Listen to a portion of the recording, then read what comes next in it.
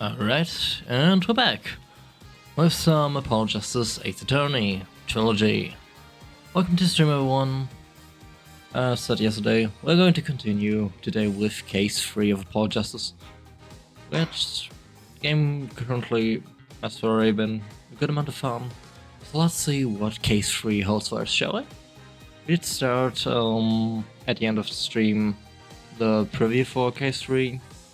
A quick reminder for this that in November we currently seem to be at a concert from Clavia. Yep.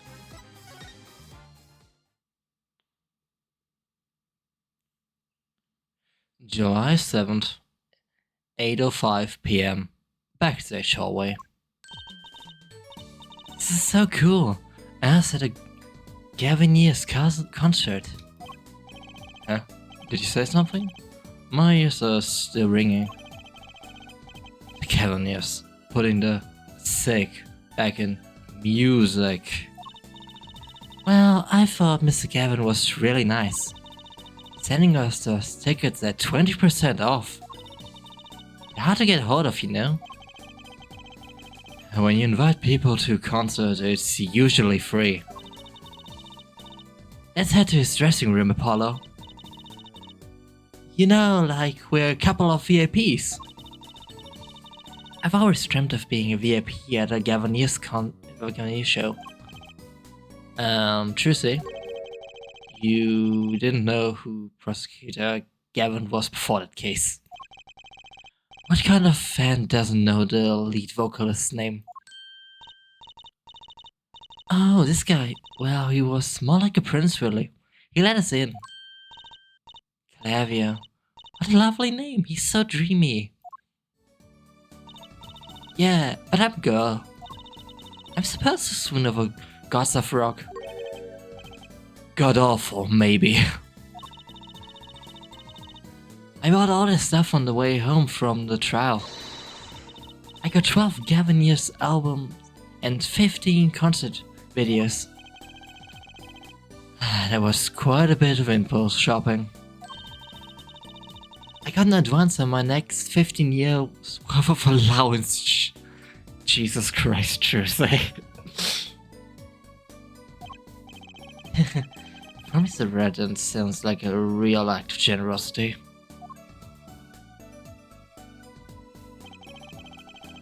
Who would have imagined here, at a Gavin Years concert, watching Prosecutor Gavin rock? To be honest, it's kind of cool, and I'm kind of envious. Now that I've admitted to Trucy. July 7th, Gavin Years dressing room. Ah, you made it! Mr. Gavin, thanks so much for your tickets. And the invoice you sent along with them.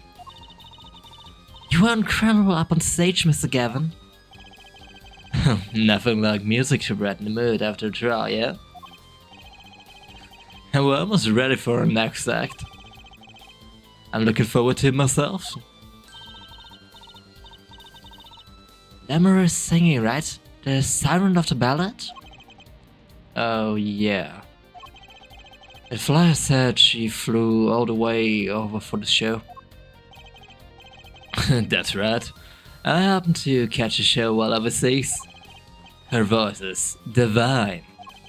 I knew I had to invite her to perform with us. Lemuroy says, you praise me too much. And it adds my voice. Wow, who's this guy? He's huge. Allow me to understand, Mr. Romanle Tusa. Lemuroy's manager and her imperator, incidentally. It is a great honor for us to be here, and a great honor for Lemuroy to be heard in this country. And symbols, okay. That voice. I wish I could understand it. It's beautiful.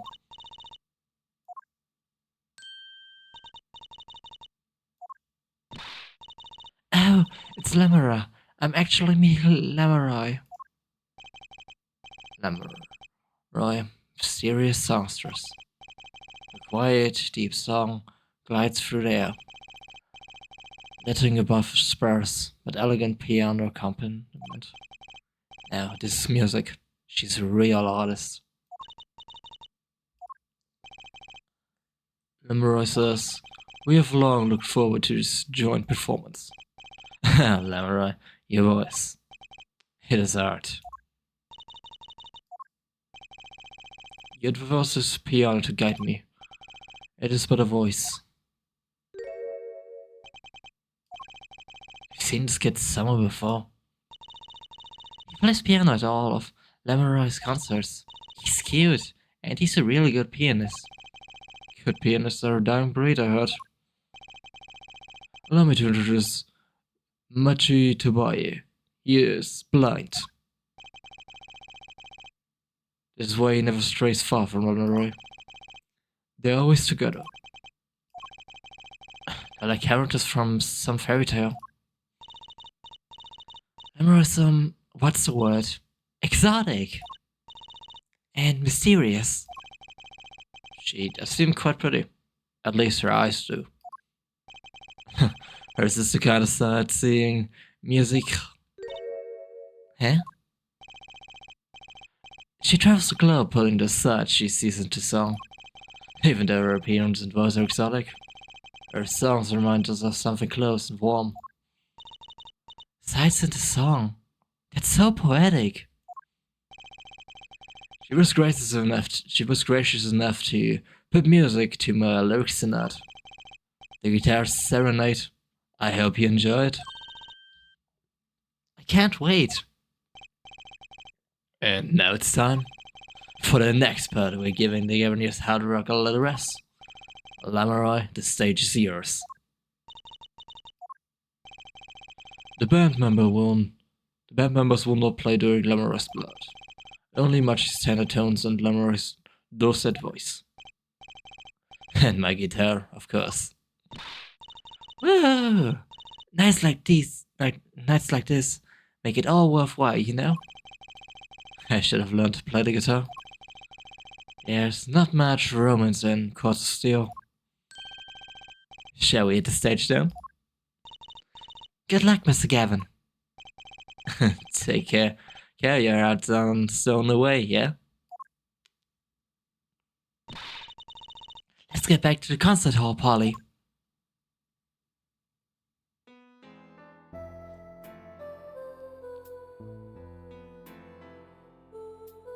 Sugar, sugar, oh, that night in your embrace, when you stole away the keys my heart held onto so tight.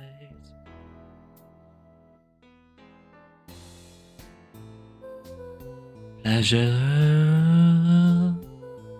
but a fleeting melody. It wraps itself around me, and now through the air I fly.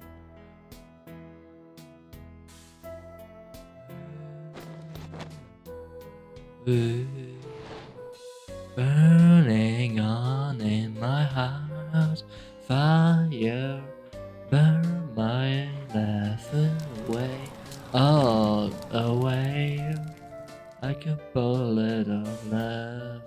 Fire, take my life away, all away. Guitar, up together to the sky.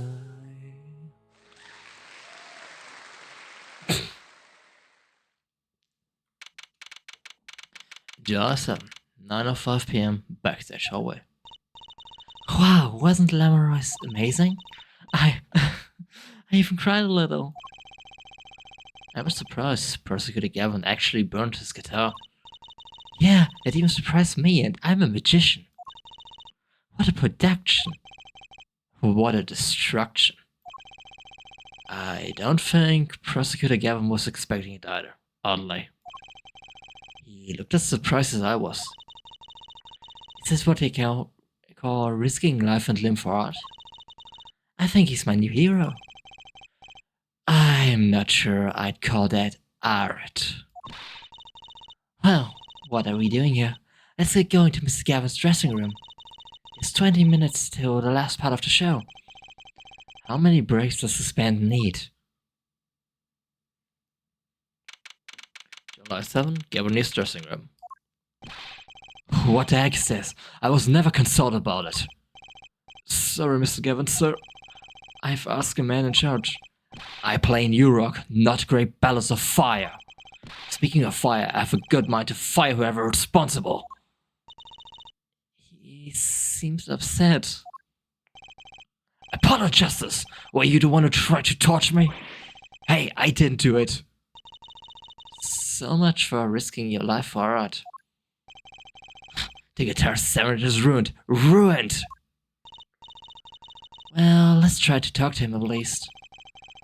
I'm not sure that's the best move right now. Well, let's first examine the room a bit.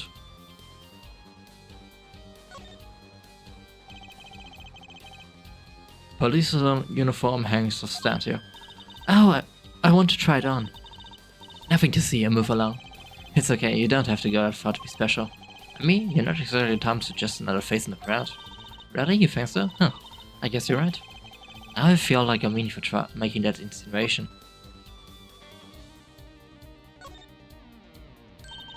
A guitar. It's a legendary AA400. The Red Badger. I thought rock was supposed to be rebellious, not Selvig. Every aspiring guitarist wants one of these. They even paint their own guitars to look like it. Ah, the fickleness of youth. You should dye your hair Badger Red too. I like my hair the way it is. Thank you very much. Ah, the stubbornness of age.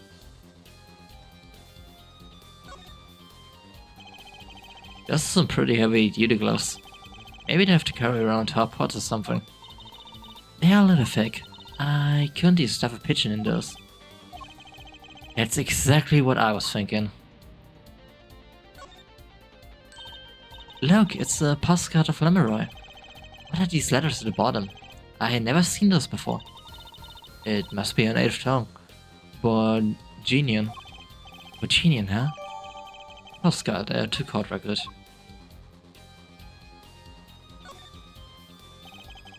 Why is that plastic ball of stew sitting here? Maybe they use it for interrogating bad guys. Fess up what you did, and we'll let you eat that stew. That's just mean. It gets worse, see, if the bad guys confess, they say. Okay, eat it. If you can. See, it's made of plastic. It's like you don't know which ones are the real bad guys. I think you need to take a deep breath, Jersey. Oh, a Crusader guitar. They sold those to commemorate 5 years of the band. Rocking it hard under the speed limit. It's a Crusader bass and a Crusader drum set and a Crusader keyboard. Even a Crusader whistle. I'm not sure about the last one. It's for blowing the whistle on criminals. I don't think that requires an actual whistle, truthfully. Okay. Someone drew the Gavinius mark in lipstick here. Lipstick? I like to wear lipstick someday. Oh, you don't use lipstick yet, Crucy? Daddy won't let me. Not until I learn to play piano, he says. Waiting a long time then, I'm afraid.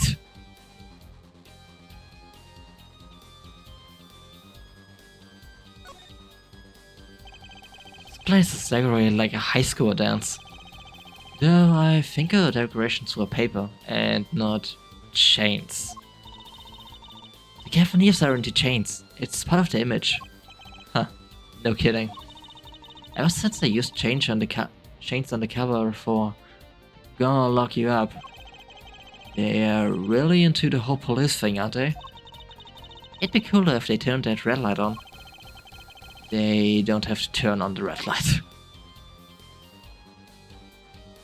Okay, I think this is everything we can... Oh no, there's something. What's a police recruitment poster doing here? Rock on. With the police. Maybe they're trying to trick kids into thinking the police are some kind of band. That's just silly. Who'd name a band the police?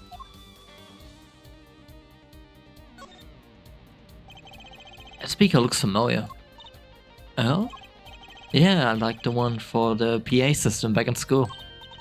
Oh, we have one of those in my classroom too. That's right, she's still in junior high. I feel old. You and me both, Apollo.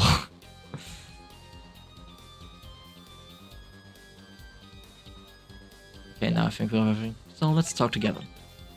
Flaming guitar. You mean the guitar that wasn't part of the act? Part of the act? Who'd burn a guitar on purpose? But it worked really well with the lyrics just then. Burning on in my heart, fire. Burn my love away, all the way. Wait, you think the audience thought it was? Sounds like you got lucky. Oh, hi. Welcome, Jessica, to stream. Oh. Thank you. I'm doing well. Just playing some Apollo Justice. How are you doing? Hope you're enjoying the stream.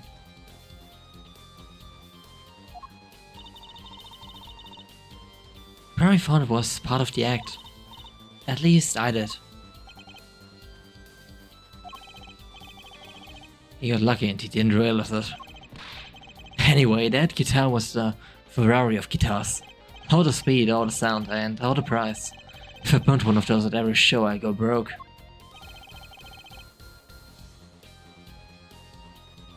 Unusual frugal for a rock band. Try saying that to Mr. Gavin. Today's been one disaster after another. My awkward run, my guitar case broken. They told me there'd be days like these. Lamoureux's song. Wasn't Lamoureux's song amazing? You worked on it too, Mr. Gavin. Too, right, Mr. Gavin? Ah, yes, thanks. It was a collaboration. I wrote the lyrics and she wrote the melody. You know, I was surprised you could sing in English. I'm sure she practiced a long time for this. Ah, yeah. Guitar 7-8. Oh, those are the lyrics. What's this? A lyric sheet. It's yours. Signed by myself and Lamoureux. Yippee, thank you so much. Why, if I get to sign our client defense agreements.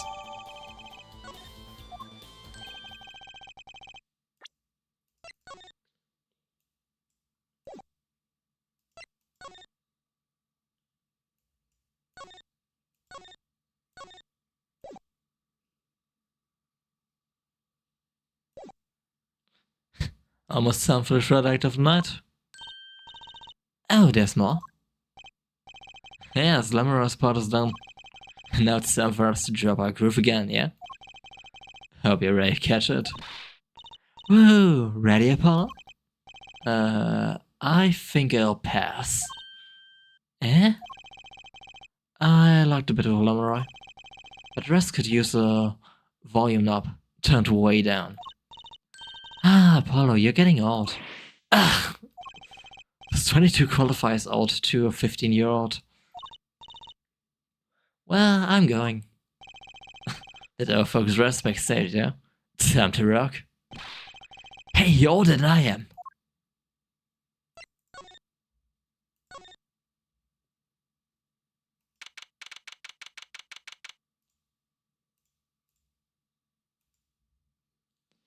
July 7th, backstage hallway. Hey, it's you. That rat kid. Detective Sky. I let that rat kid business pass. Call me Emma. There's no need for titles once you share the bottle of fingerprint powder. That's a new one. So, Emma, what are you doing here? Isn't it obvious? I'm snacking. You think I want to be here? Me, in charge of security in this pit? Security? Did something happen? There's no knowing with the glimmer with Fob. Apparently he's all upset because something was stolen. He wanted security back here during the concert. When does he get off acting like he's some big rock star? He is a big rock star. Hey, you! Listening to me? Hey, you listening to me? So, where's the store he led to? This one? That's Lamora's dressing room. Don't even think of going in there unless you want a piece of negatives in your face. Is she ever in a good mood, I wonder? The blue badger. What's that odd-looking door there? Oh, that's the blue badger. Could you try either talking or munching, but not both? She's neck to me. Stop me for going out of my way. Sorry, I don't speak Snackties.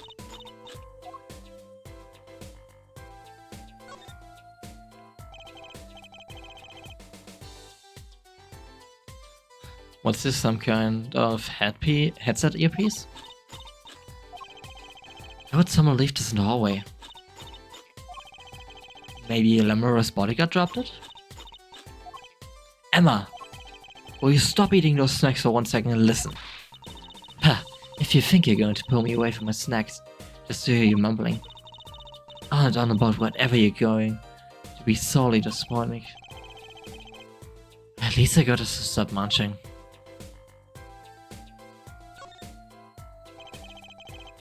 I suppose I could have the Gavoniers dressing room. But so much as a hand on the door and ask snack to you. Hold on, I just came out of there. Don't play smart with me. This is Lamora's dressing room. If you even think about going in, What was that? Was that a gunshot? Something's going on. You, out of my way. Emma! Lemeroy! It's not locked. I'm going in.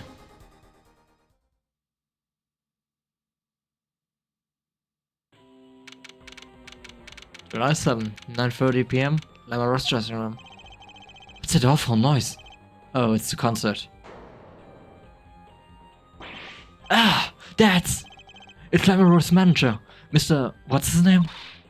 Lettuce! Oh no! Hey, you! Me? Watch this room for me. I have to call for backup. Right, understood. You want me to make sure no one comes in, right? And don't touch anything. I'll be right back. Well, that was fast. What's going on? I just talked to him and now... He's still alive! Mr. Lettuce, can you hear me? Shot. I was shot. Who shot you? I don't know. Ask what? Ask witness. Witness? There was a witness? Who? Code. Witness. You code. Don't worry. You're going to be fine. Help us on the way. Can't say. Hang in there, Mr. Lettuce. Tell me, who was the witness? Witnesses. Siren? How can a siren witness anything?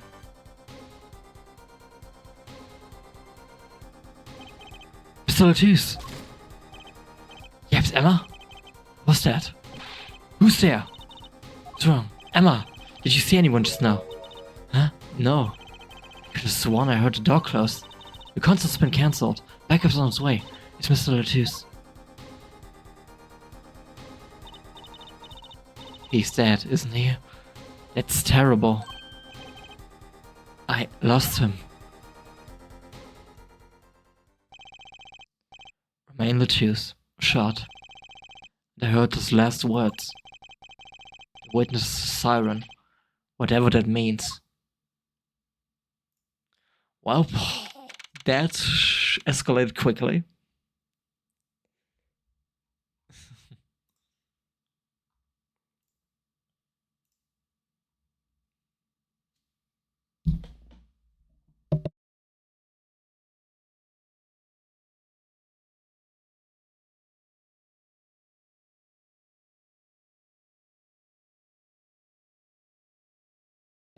July 7th, backstage hallway.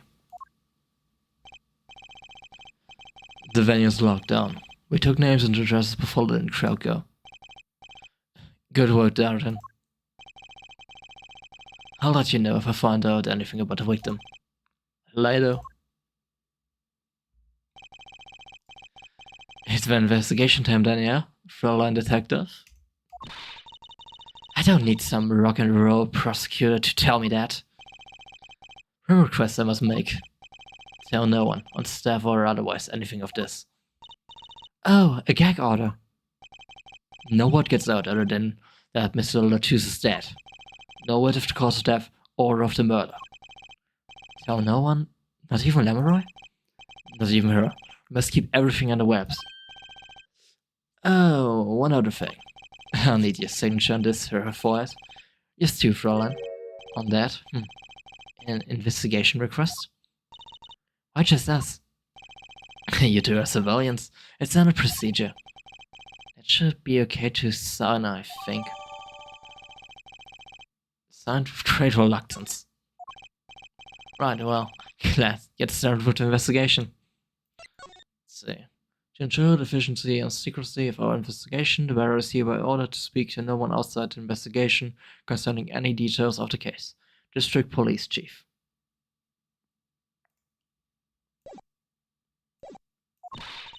I'm on it already. And a tip for you. Huh? Me? Try not to get in the Fräulein Detective's way. She's in a farm mood today. Gee, I wonder why. We were all questioned as witnesses. And no, none of us can go home. We'll investigate, alright. Our way. Somehow I don't see us getting back to the crime scene anytime soon. I still can't believe I was there when it happened. Not an experience I care to repeat anytime soon. This is no time for navel gazing. Let's crack this case. I worry about Thursday. She seems to have a very loose idea of what it means to be an attorney. Of course, that's not surprising considering who her father is. Something the matter? No. Let's get cracking. I'm the only one who was there. The only one who heard Mr. Latouche's last words. The witnesses, siren. First order of business is to find out what he meant by siren.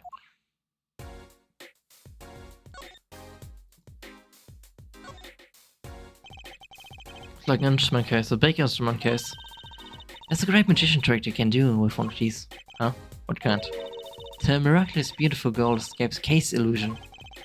So is the girl who miraculously not escape. So picky.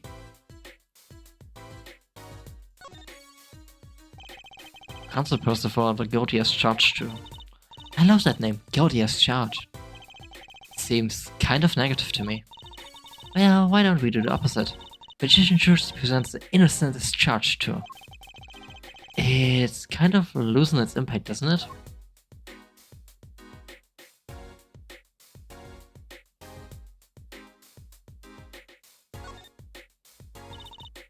I'm thirsty, Apollo. Want something to drink? How about this one?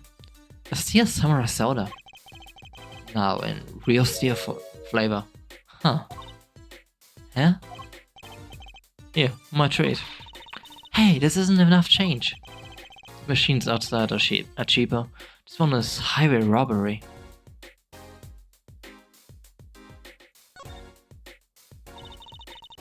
That's the Blue Badger, the police mascot. Does the Blue Badger have something to do with the band? Well, yeah. The Blue Badger is the Japanese mascot too.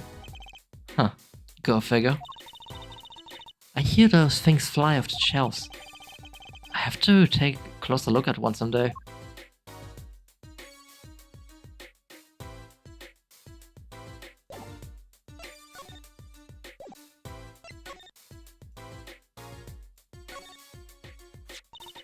What's that? It looks like some kind of future phone.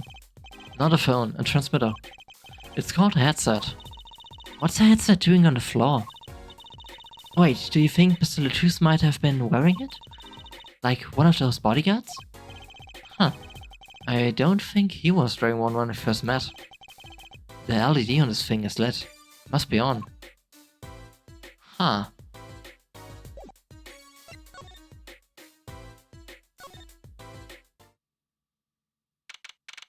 July 7th, Gavinier's dressing room. Huh. Looks like nobody's here.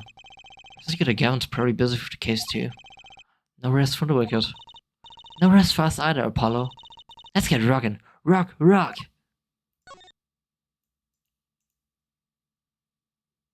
Okay, there's nothing new here, it seems.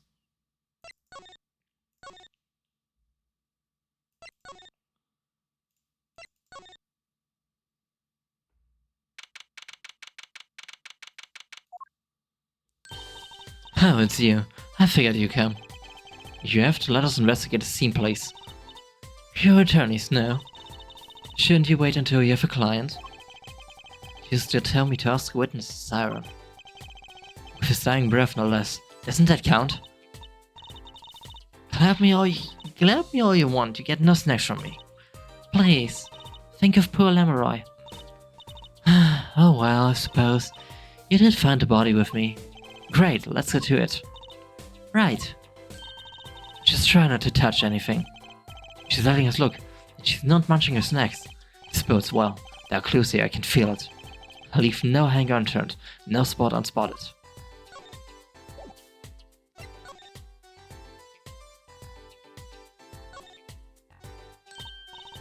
Oh, Apollo, can I eat some of those peelings? Absolutely not. I know. But still, I yearn. Look, you're not the only one eyeing this fruit, are you? Well then, what are we waiting for? Let's eat. Right.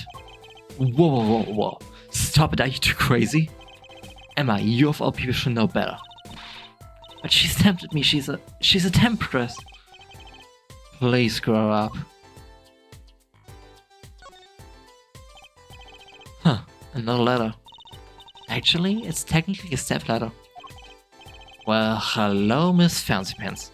Please forgive me for lack of letter discrimination. Huh. I'm less worried about a stepladder and more worried about why it's here. Why is the ladder there? Well, to climb right, to reach something on the ceiling? Still say it's a stepladder. Oh, there's a vent, so someone could use that to escape. What's wrong, Apollo? Your mouth's catching flies. Nothing, it's nothing. Maybe that's how the killer escaped. That's what you were thinking, right? When we arrived on the scene, the killer had already fled. He or she must have had a way out. And that errand is one possibility. But it's much too small. Oh. Not if the killer were about your size, Trissy. I didn't do it. I was cutting up the dance floor at the time, thank you. I know. Of course I don't think you did. It's hard to tell with you sometimes, Apollo. Hey, what have I done?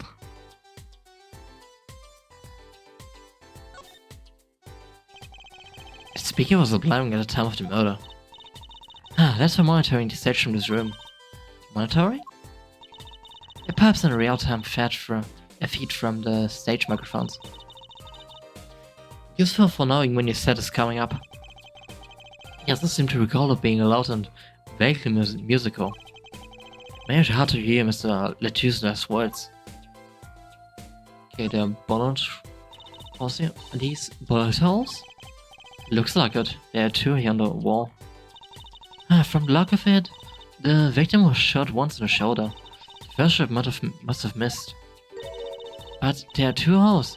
Wouldn't that mean two misses? Well, the weapon is a 45 caliber revolver. It's very powerful. I believe what we're seeing here is the mark left by the second bullet after it passed through his shoulder. Ouch, sounds painful. No kidding. I wonder about his murder weapon. Huh. Oh, what a pretty brush. Oh, Emma? You're not going to say, can I have it please, are you? Oh, Look, you may be a cute little girl of 15, but that doesn't get you any special treatment with me. Oh. It's not healthy to envy the young Emma. It's not about envy, it's about tampering with evidence. Note to self, Emma lacks a sense of humor. Use caution. You need to learn to respect your elders a little. Something seems so familiar about that brooch. Wasn't that one of Lemuroy's? Sort of pin faster for attaching things to clothes, not a safety pin type, huh? Not a safety pin? Is it a danger pin? I suppose if you stuck it in your eyes then, yeah, sure. You could do it with a safety pin too, for that matter. Thanks for taking the fun out of my danger pin. You're driving a danger pin through my heart here.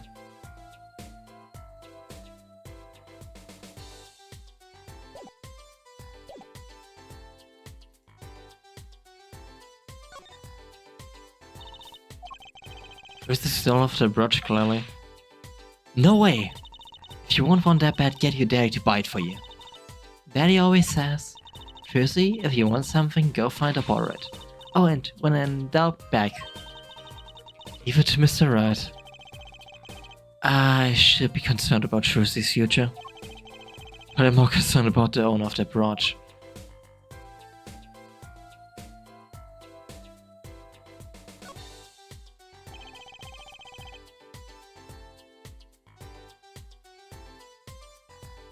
There's another Garnier's poster here. I'm just about sick of seeing those personally. Maybe tear it down. No tampering with the crime scene, Emma. Huh. Maybe there's something else they can tear to shreds. Don't look at me.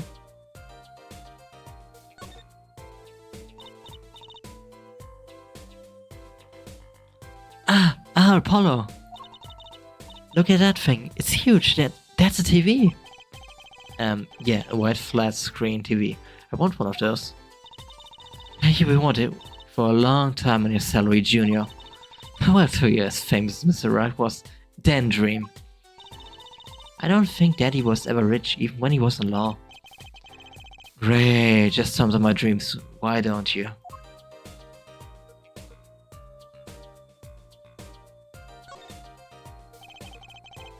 What's this poster? Let's see. This summer, a Lego Eagles production of Case Closed.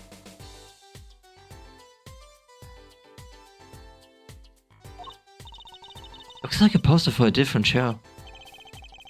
One I wouldn't mind seeing real soon. I think this is a reference to the stage play or movie, the live action one from Ace Attorney, because I think this was called Case Closed. Actually, I'm not sure, totally sure about this, but I don't know if this was around the time when Apollo Justice came out or later. Just speculation for now. Okay, now onto the actual crime scene. That's a body, isn't it? Sure is. The victim lost. Let's take a closer look. Hey, go ahead, Apollo. You first.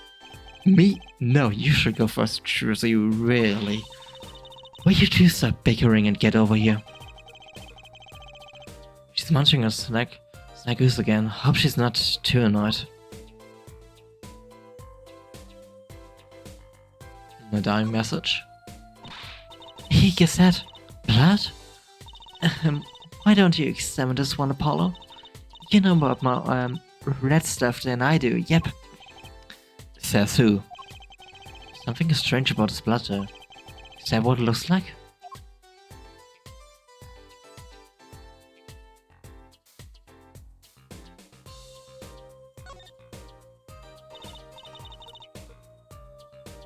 Huh. Welcome to the stream time, Revealer. Hope you're having a good day.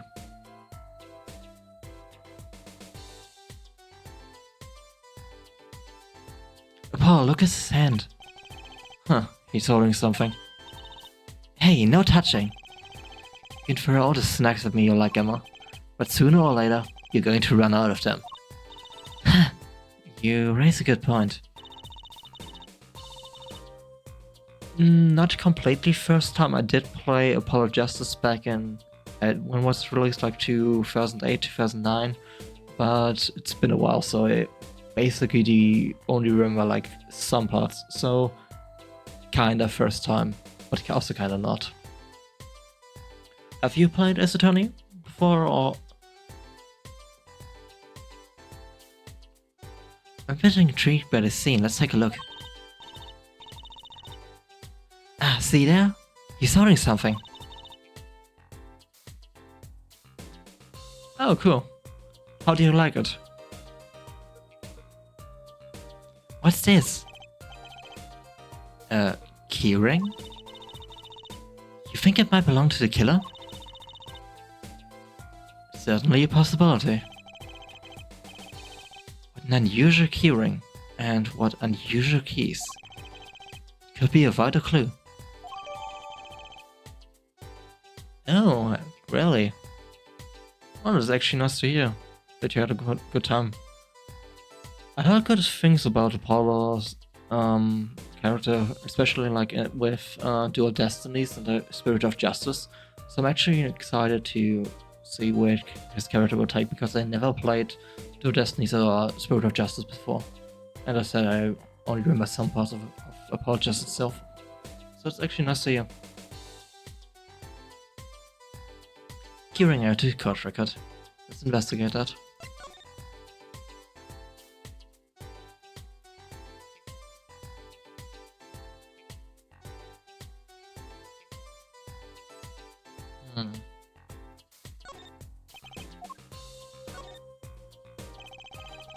There are 3 keys on this heart-shaped keyring. Huh. The middle key is shaped like a guitar?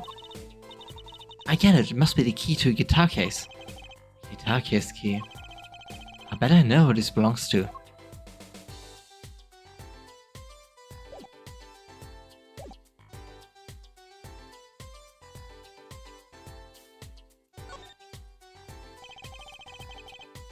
Body was holding a keyring.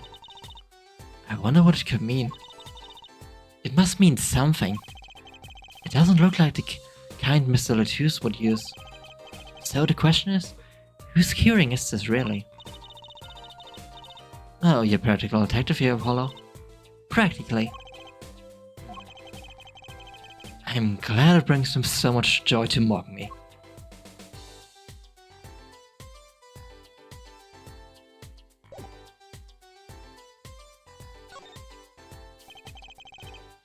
This is one of those things, right? At the barber's? Permanent dryer. Want me to call those bangs of yours? No thanks. Bear that mess with his hair, Emma. It's part of his identity, you know?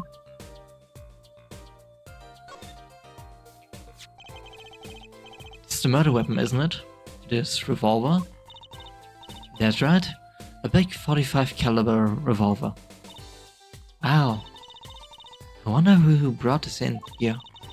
I thought only police were allowed to have one of those.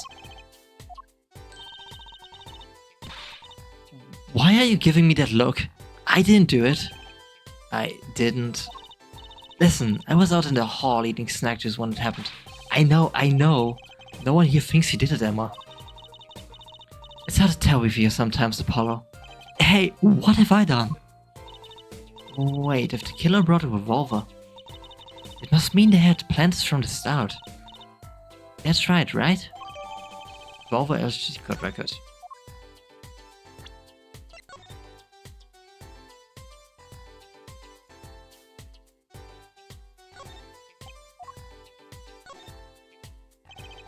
The middle of the weapon is a revolver caliber chamber.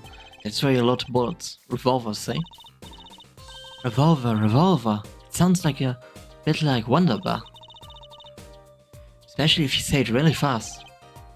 I guess? You know what I always used to think? I used to think the closest sound to Wonderbar was one liver. There's just so many words in the word Apollo, isn't that amazing? so many different words, so many different people. So many different words, so many different people.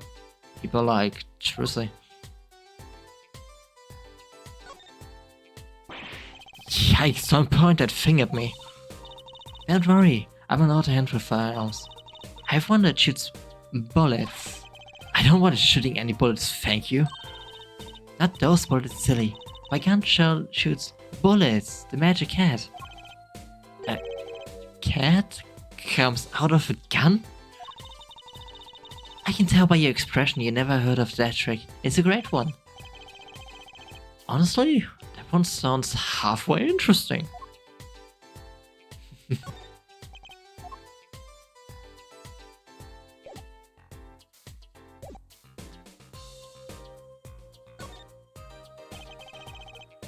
With all these presents, Lamoureux sure is popular. Oh, I wonder what's inside. Oh, hello, welcome to the stream, Rain. Oh, great, yes, yeah. Hope you're having a good day. Oh, I wonder what's inside. We can't open them, can we? Probably not a good idea. Alright, you. I'm doing fine. Been enjoying the third case of Paul Justice. Ooh, favorite Ace Attorney character. I think it comes down to either Phoenix or Edgeworth. I love both of them a lot. Who's yours?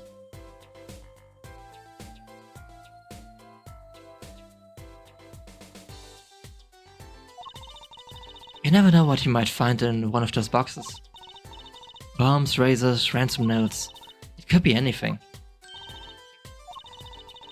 I'm never having a birthday party again.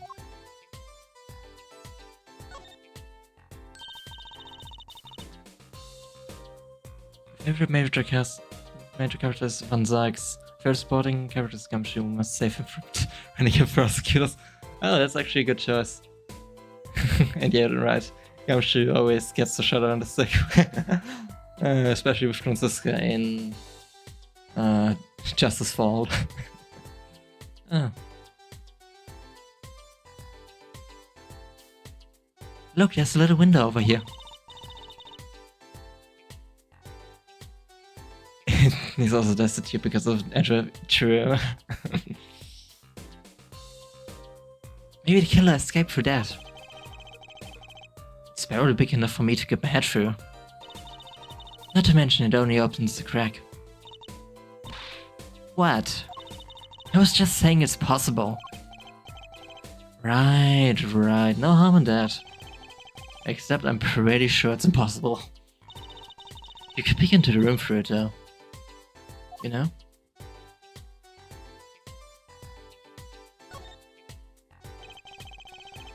Seeing those mirrors lined up like that makes me think I'm really in a dressing room. You are in a dressing room. Huh. This must be makeup. I never heard of most of these brands. Maybe they're Virginian?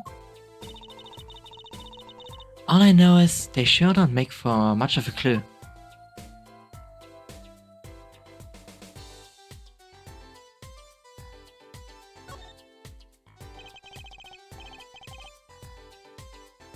What an amazing bouquet. I mean, it's giant. Not sure I approve. It'd be better if this flower was a bit more. Apartment with almost no furniture save a chair, a table. Walls and windows are covered in cracks. He holds up the candles to keep warm and he sleeps in a ridiculous one sleeping bed. This is all canon. Yeah, I know. I'm sure always just showed him this, especially with his living arrangement. I mean, I remember when in, I think it was Trials and Tribulations, when he gave to Maggie in Case 3 the lunchbox, and that was one of his prized possessions. Yeah, but Gumshoe is a fun character.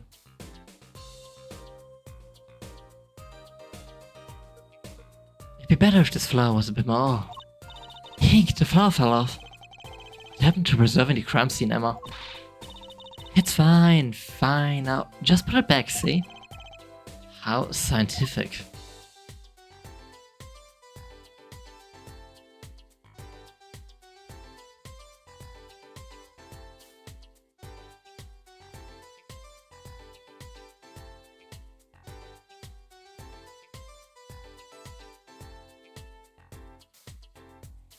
Let's see, what else do we have? Okay, another thing for the revolver. 55 caliber revolver, very deadly. Least favorite character. Well, good question.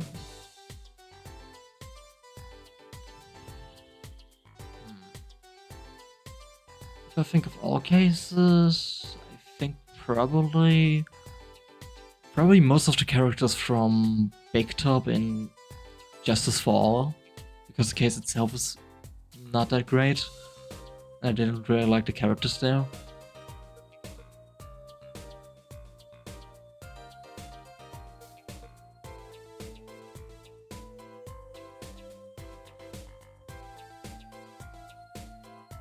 Mine is goaded from the fact that he's a potential screen and his reasoning for hitting right and feeling petty, and I hit color. Yeah, okay.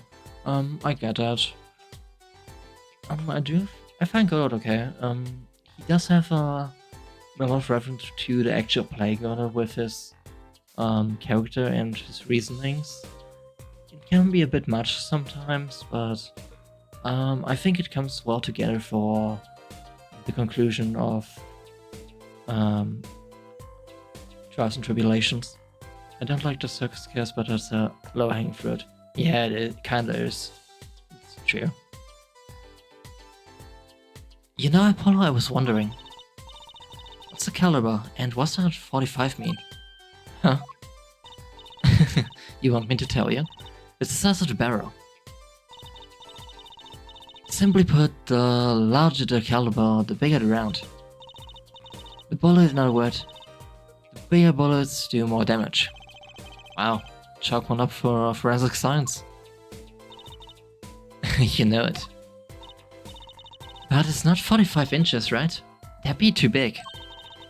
It's the unit of measurement I use, Mr. Science. Well?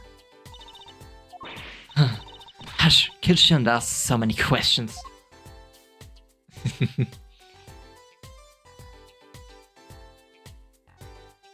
Okay, I think we have everything we can investigate, so then let's talk to Emma. It also doesn't help then with how Gordon was introduced his insults and attempts at going right, and by extension player aren't that impressive, since unlike Edgeworth and both Fangamas, he doesn't have a track record of any kind. Yeah, that's understandable, yeah.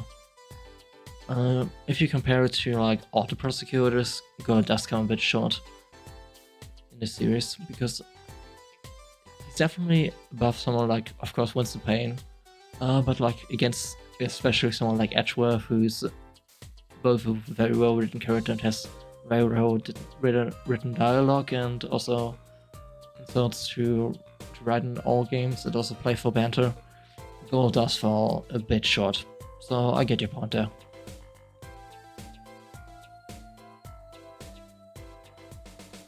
The remaining Latius, wasn't it?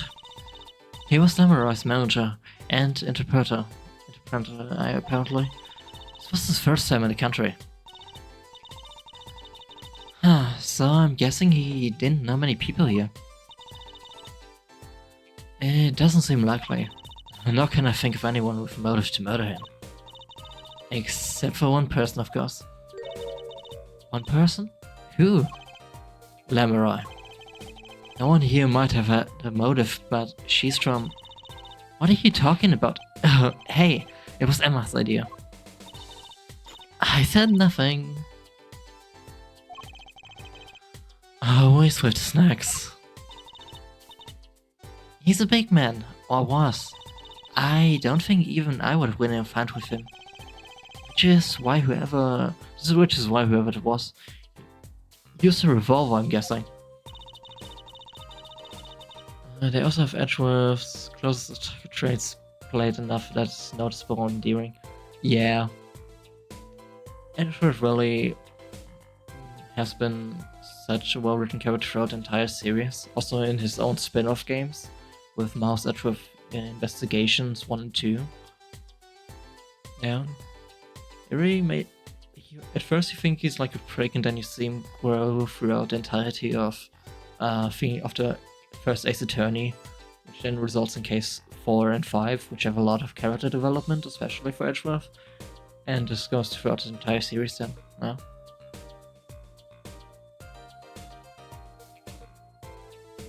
We've sent a request to the Bajie Ambassador for more info on him. Well, you and I know more about the crime than anyone. You do? I think Investigations is possibly to be remade since they are both on the mobile versions and have similar updated graphic and sprites like these games. Yeah, definitely could be. Would make a lot of sense considering they did the Great Ace Attorney, which also only were 2, so they could definitely do more Edgeworth Investigations as a collection. I think they probably will do it. Probably for the next actual new Ace Attorney game will release. Well, so it's definitely a possibility, and it would be nice to see those games again.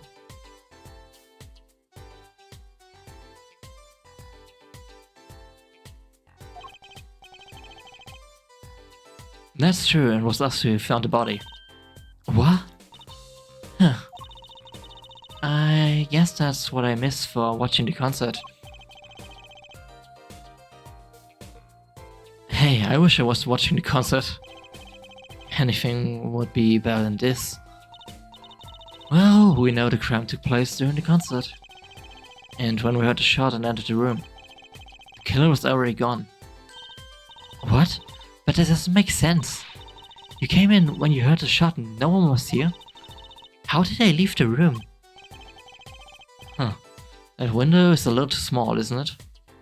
I also wonder if Christoph or Calibro speak with fake German accents. Yeah, could. Ah, Klavier. Oh yeah, right. Potentially? I mean, they do speak German from time to time, so... I think they also can Kanaraki part German, I think. I would assume a bit of accent probably you could hear. But speculation.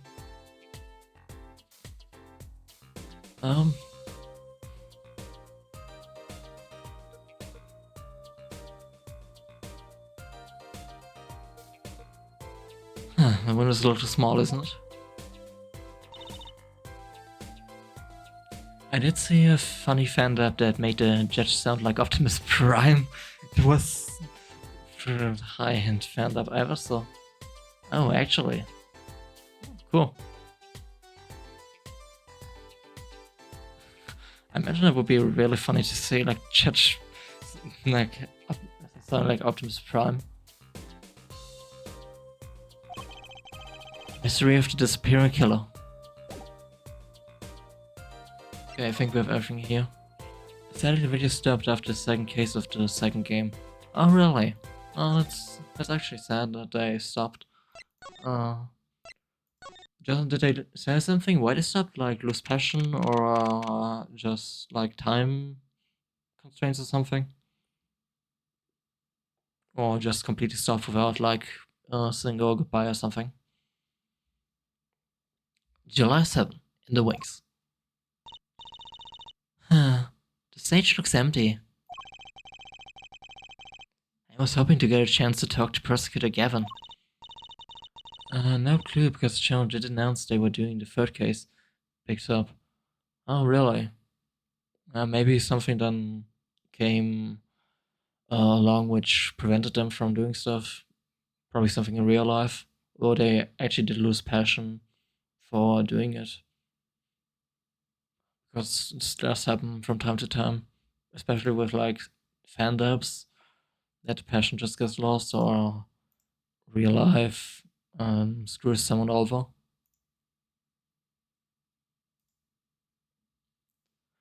Oh well, nothing to do but go to the crime scene, I guess.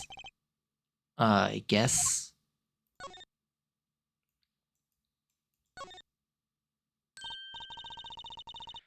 Wow, the piano looks so much bigger close up. Must she played so beautiful. Yeah, like a real pianist. That's just silly, Apollo. How can he call someone as good as Machi a pianist? Why, it's like throwing him in the same class as his daddy. Wow. Truly. throwing Phoenix under the bus. Good thing Mr. Wright didn't hear that one.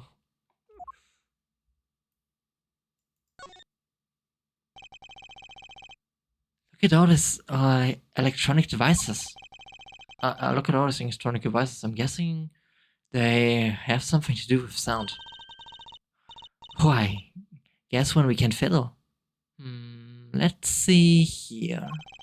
Don't touch that. A healthy curiosity is the key to good investigation. In doubt, fiddle. That's what Daddy always says. They should require parental testing clearly. If I read X in this game, I heavily set it back. I'm used to his neurotic, only sane man personality. Yeah, that's one of the big contention points with apologists in general, how they wrote Phoenix in this game. I'm also not big on Phoenix and Apologists. That's why I'm happy that they return to like more classic Phoenix in Dual Destinies. Because he's way too cynical to a degree, and like I know what they were trying to do with Phoenix in this game, but it just kind of fell flat.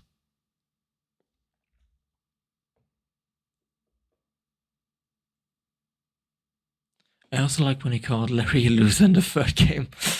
Yeah, I remember that.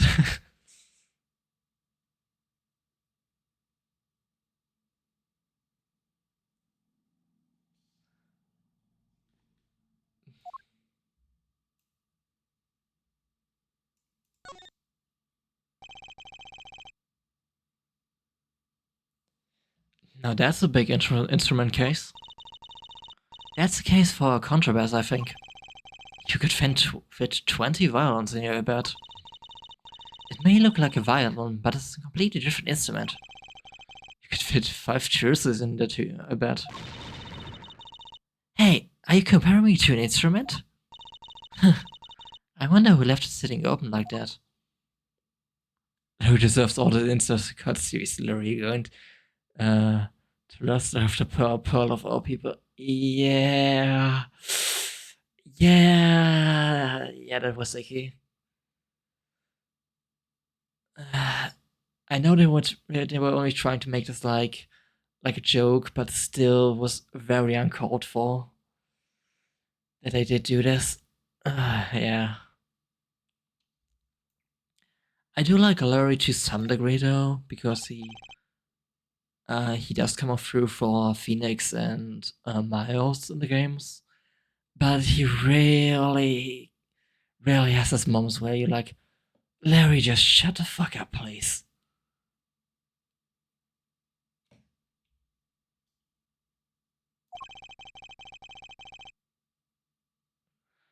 Hey, look, a ladder. I guess they need one to work in the lights and such.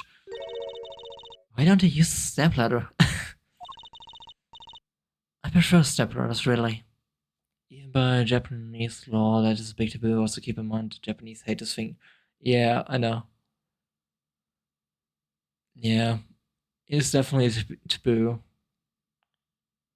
They they really should have just kept that um out of this the dialogue when it happened. I know why they I don't know why they did it because they wanted to like make a joke of that a bit, but they really shouldn't have. But well, it happened and we can't really change anymore.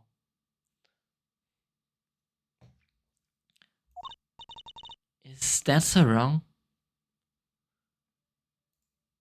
I wonder if they had to show Larry as an unlikable cretin. I don't really think they wanted to make Larry completely unlikable, because I said does have his likable moments.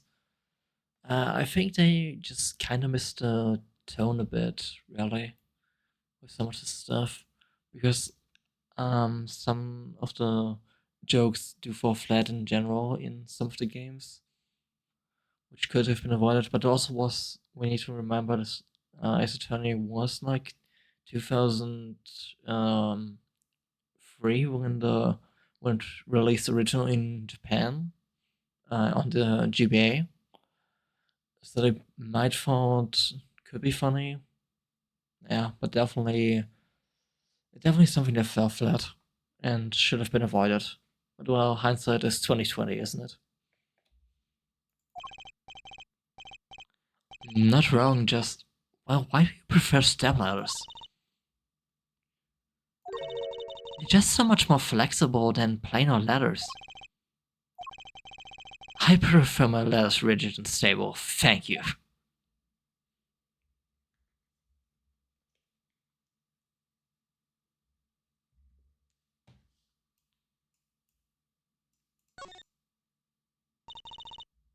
What a big stage. It's on a whole other scale than the Wonderbar. This place would scare me to no end. Oh really? Do you not like large gathering places, like a concert or something? Or what exactly?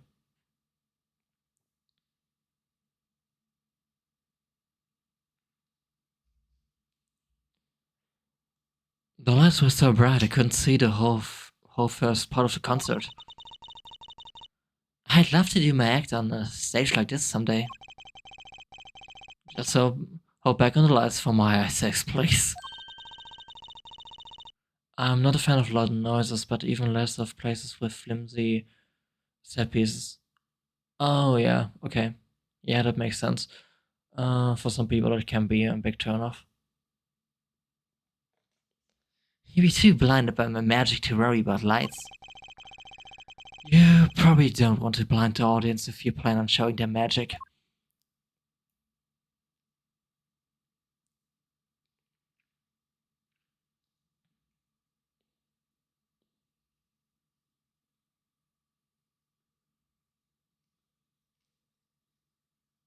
Okay, I think this is everything. I miss when we had literally, which is like Mia.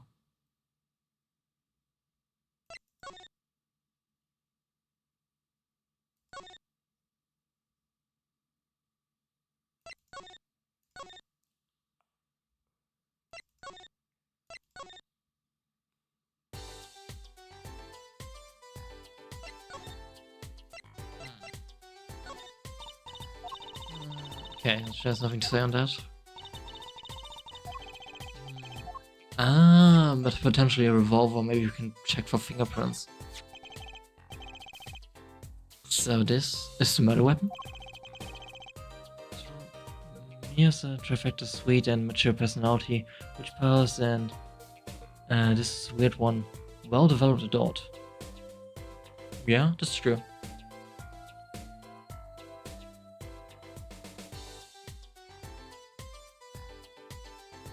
Well, it's more spirit powers than witch powers, really.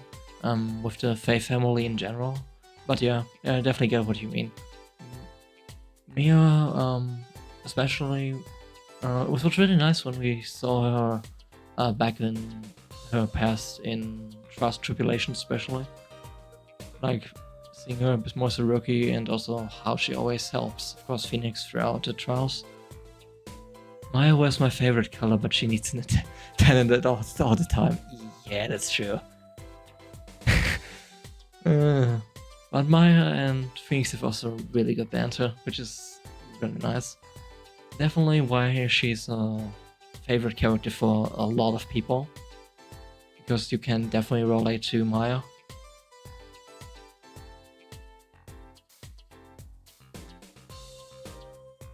The revolver is incredibly heavy.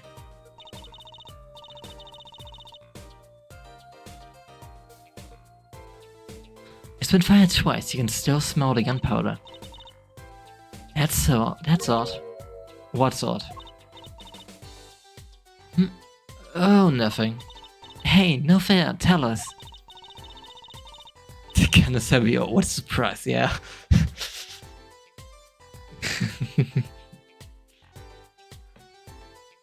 Just something about this revolver seems strange. Strange? The murder weapon. What do you think about this revolver? Well, it's pretty big and heavy. That's right, it's 45 caliber. That makes it one of the deadliest revolvers around. Even the police don't carry guns this big. This is Japan-Fornia. The fact there's a gun here at all is baffling. Yeah, they decided premise like a combination of Japanese and like in California. It's also why it's a big meme in like the Ace Attorney fandom. Definitely, of course, that there's a gun here would definitely be baffling in real life.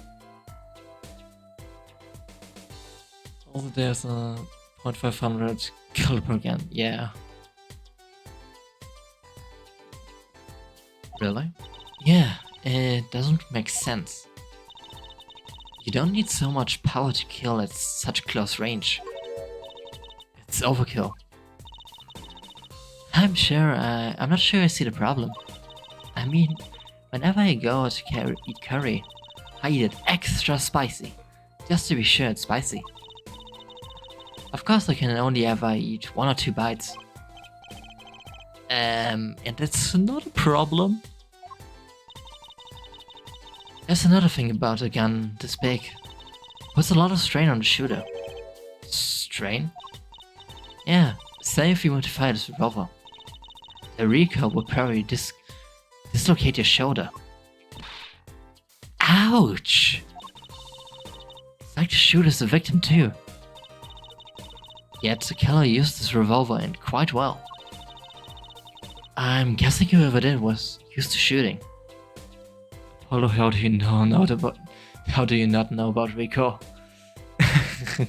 True. Used to shooting a high caliber weapon, huh? Well, that's about it. I think we looked at just about everything there is. I guess you're right. I know your feeling. It's hard to stop it's hard to know when to stop. But anything more involved has to wait until the squad gets here. I suppose. I'll go report the evidence. Sorry, but could you wait here till I get back? Huh? Oh, actually you have to. Great, thanks. She left. What do we do, Apollo? She told us to wait. Great. Now how are we supposed to investigate? Oh well, I guess it can't be helped. Let's go. Huh? Go? Time's wasting, Apollo. We got a lot of ground to cover. Well, that's true, but... On second thought, why not? I'm sure everything will be fine. You can definitely tell how strong the gun is by those dents in the wall. Yeah, definitely.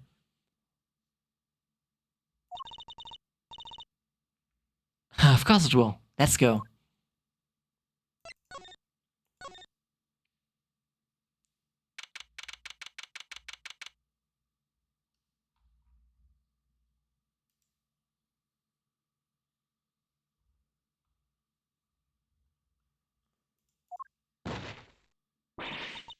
Eek! Who's there?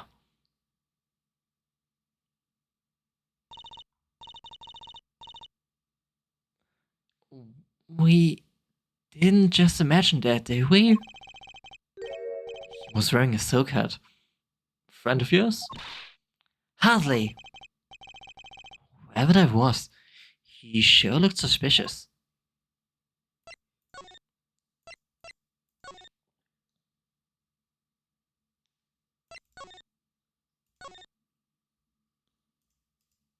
Man should get a better magic staff, that's for sure.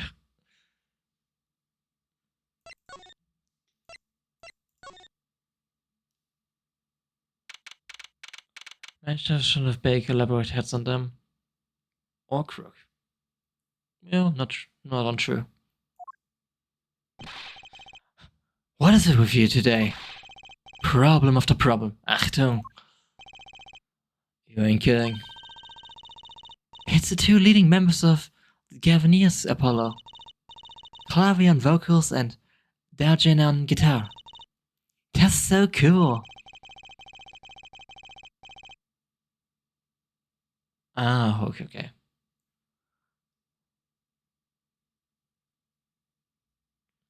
I have a hard time thinking of Clavier as anything but a prosecutor, honestly. Huh? What are they arguing about? Probably a case, I bet. My hawk wants up, my guitar case is busted. My guitar's been burnt to a crisp, and to top it all off, someone's dead. And then there was that performance just now. What was it all about? Hey man, don't blame me. You were the one who missed the cue. Me, miss the cue. How could I conceivably get the most important part of the song wrong? How? And what was all that tiny playing of yours? Who are you calling tiny? Sounds like they're having a spat. One of those differences in musical direction bands are always splitting up over. This is hardly the time. Huh? What are you doing here? Hiya.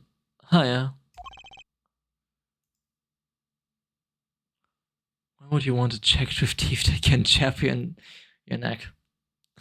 Aesthetics, probably. But definitely unpractical. We were just discussing the investigation, if you don't mind. Sorry. Wait. You were what? Listen. You need to confirm that with the Republic of Virginia Detective Crescent. Right. Anything else? What did you just call him? Detective? Ah, greetings.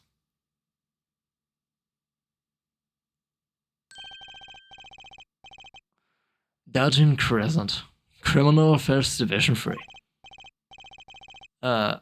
Hello? Criminal Affairs? Apollo, you really don't know anything about the Gaviniers, do you? Something tells me that's about to be remedied.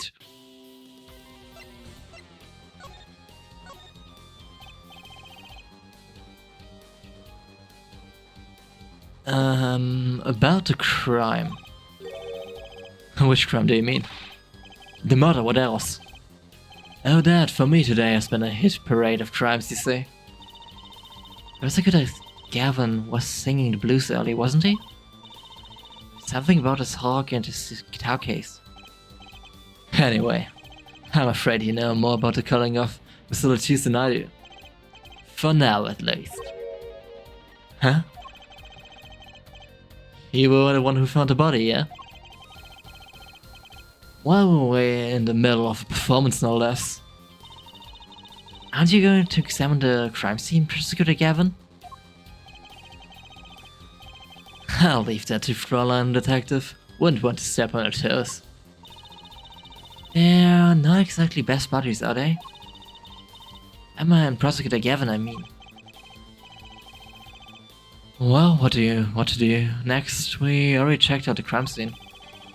Prosecutor Gavin may be right. He might be the most informed for once. Maybe Prosecutor Gavin can shed some light on things we found. I don't believe you, Apollo. How can you come to this concert and not know about the Gaviniers? It's not surprising. Why? Even our ancestors knew nothing of Americans' existence. I know America exists. The Gaviniers aren't just an average rock band, Apollo. Each member is connected to police somehow. The police? The real police. By day they pack heat, but by night they heat up the stage. By day those lips interrogate, by night they sing songs of unrequited passion. Okay. They debuted 7 years ago with 13 years hard time for love. Then came Love with No Chance of Parole, and My Boyfriend is the Prosecution's Witness. What the title? The list of hits goes on and on. This year my right hand man, Jordan Crescent. I make the melodies and he attacks them with his guitar. He's a bit of a rogue, really. And this guy's a bit of a perfectionist. When a performance goes the least bit wrong, he goes into this funk, just like today. I'd hope Moda would be a bit more off-putting than a ruined concert. The concert today, a disaster. I'll get to the bottom of this and then we see who's missing a Q. Miss Q. They were arguing about that before.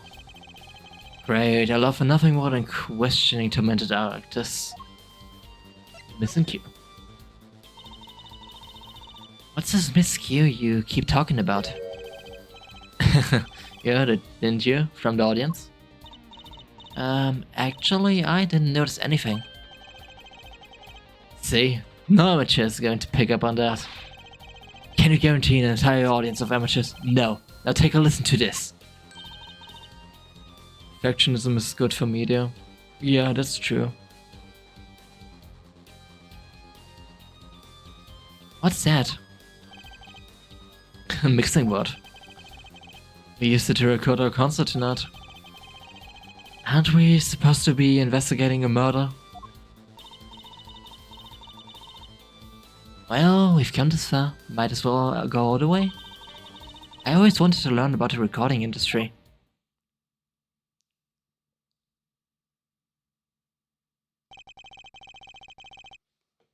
Huh.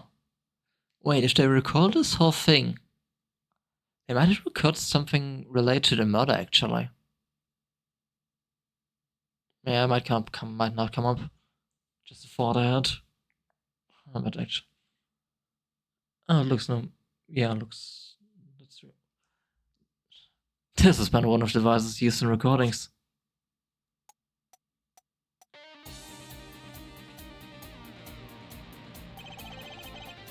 We're a 5-part band. This does records each member's performance separately. You use the sliders to adjust the volume for each part. Check it out.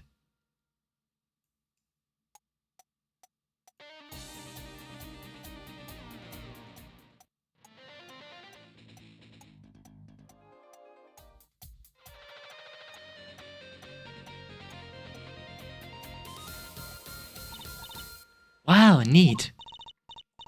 So, could you say he only did drum part? Of course. That's how we found the criminal guilty of missing his cue tonight. I'm more concerned with the other criminal, the one who kills people. If you want help on the case, then help me with mine. I guess rock and roll comes before prosecuting. Let's begin. First, we bring up the part of the performance in question. You simply choose a section of the song you wish to hear on the uppermost bar. Like so. There it is. Now listen.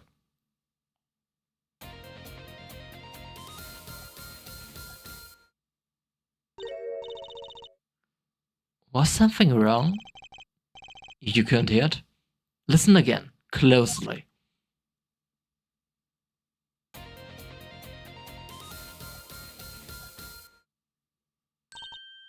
Ah, the timing's a little off, isn't it? You see? There, right at the most important part. And even an amateur can hear it. An amateur with a mixing board, actually. Ah, you're missing the point. We never stamp out crime until we're perfect. Perfect! Here he goes again. Right, her amateur. You will prove my point. Huh? Me? You will find the miscue. You will tell us which instrument, which part is the guilty party. But how? Do you not just explain it? With the sliders with nothing else to adjust the volume for each part. Then you will find the part that hopelessly bundles the Q with and D. You find it, and with your untrained amateur ears. Nothing to do but try, Apollo. I guess.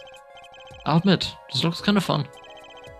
Just quickly, use W and S to adjust volume, pause volume, jump to another section of the sound wave. Use A and D to switch parts, right? Got it. Once you've fought again, the party, press R to pump out. Time to rock.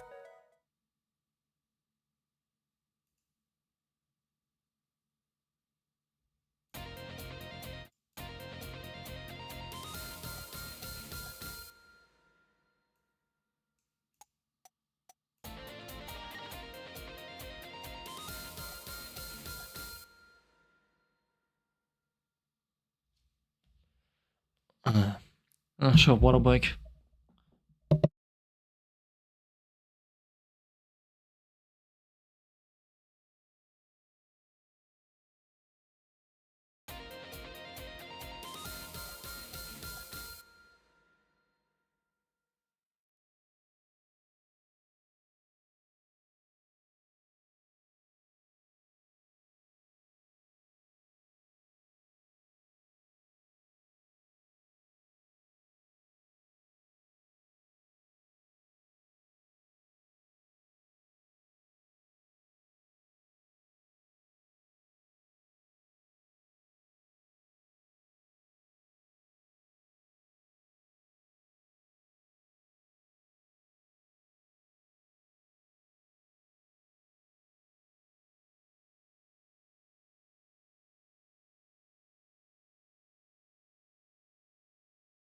And it's better.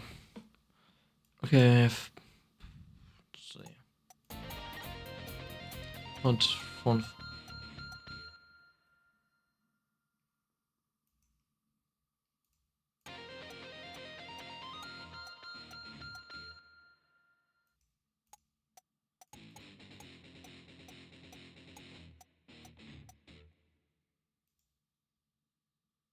Yeah, it was 2.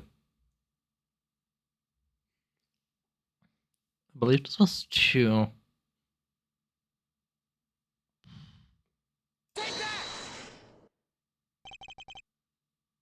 This part is off. Which is, guitar number 2. It was you, Daojin. Ah, well, looks like the cat's out of the bag. Ah, well, that's all you have to say? That kind of attitude lets killers walk away free, Daojin. Here they go again. Maybe it wasn't such a good idea to ask about the concert.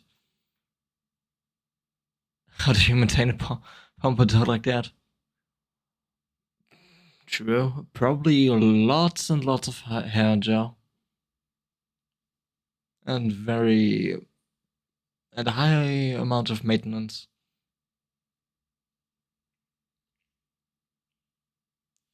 There's no way any law enforcement or office setting would let him have a hair like that. Yeah, that's true.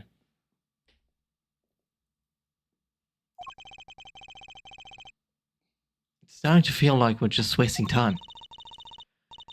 It's our experience under our belts. That can't be bad. Mixing board Alatino Records. Clavier and Krista styles styles so unorthodox with some air of professionalism. Yeah, definitely.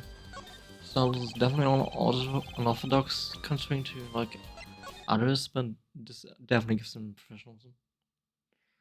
Okay, considering we have this, I think my suspicion might be correct that we are able to hear something of this maybe later on. And probably for the first trial I also. Still can't go over the title for the song. Guilty left? Let's see, let's show him the murder weapon. Nope.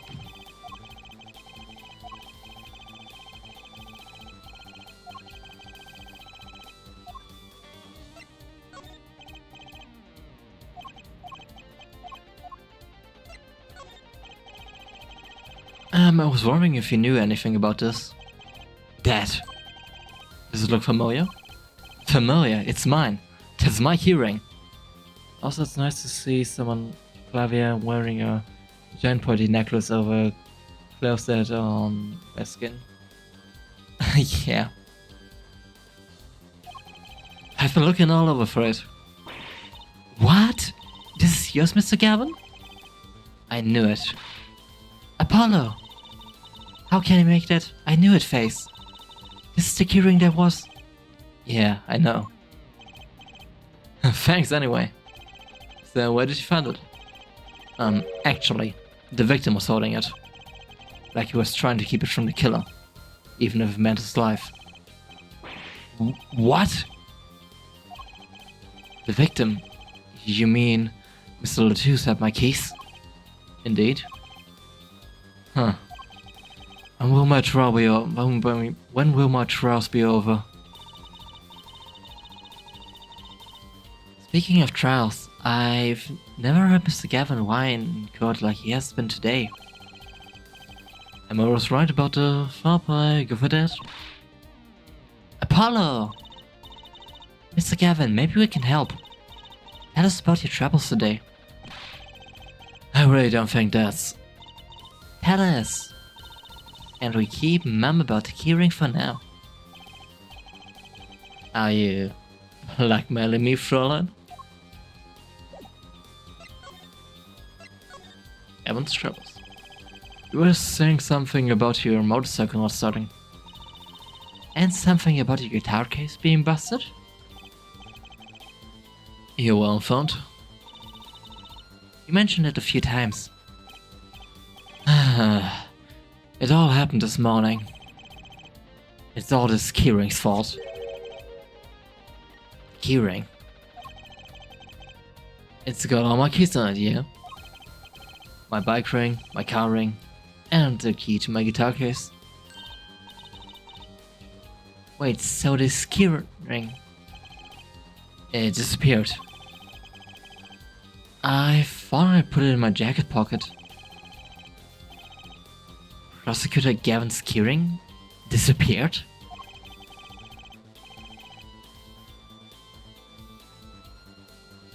I had to come to the concert by taxi.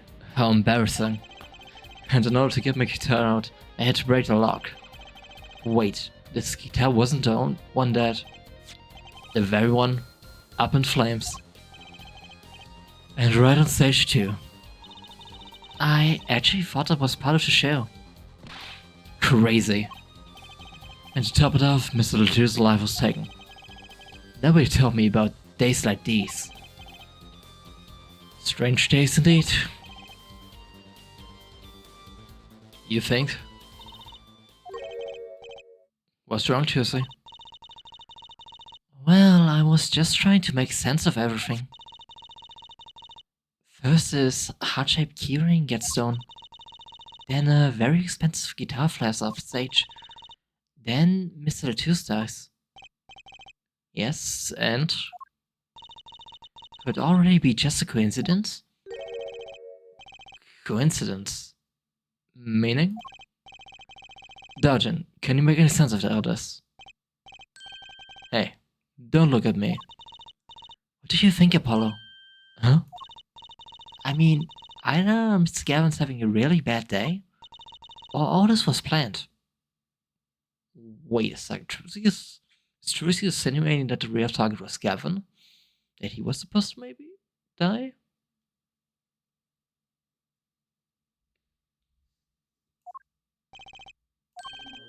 You aren't thinking what I think you're thinking. Are you, Fräulein? I am. What? Hey, don't leave me in the dark with spikes here. The name's Apollo, but yeah, I agree. Don't leave us in the dark. What are you talking about? Haven't you noticed a connection, Apollo? A curious connection between all of Mr. Gavin's troubles today? Well. Yeah, you know, something was bugging me too. That keyring and the guitar, and the body. Slow down there, Polly. You look a wee bit dizzy. Yeah, dizzy. He's bluffing. He hasn't figured it out. Fess up if you're a man. You're as clueless as I am. Huh?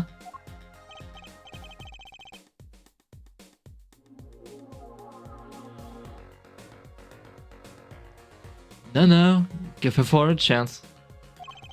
Let's see your evidence of the connection, shall we?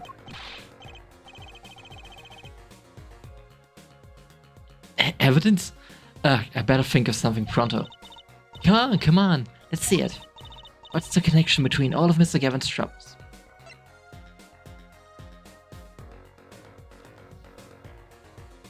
Let me see. The lyric sheet, right? You stole away the keys?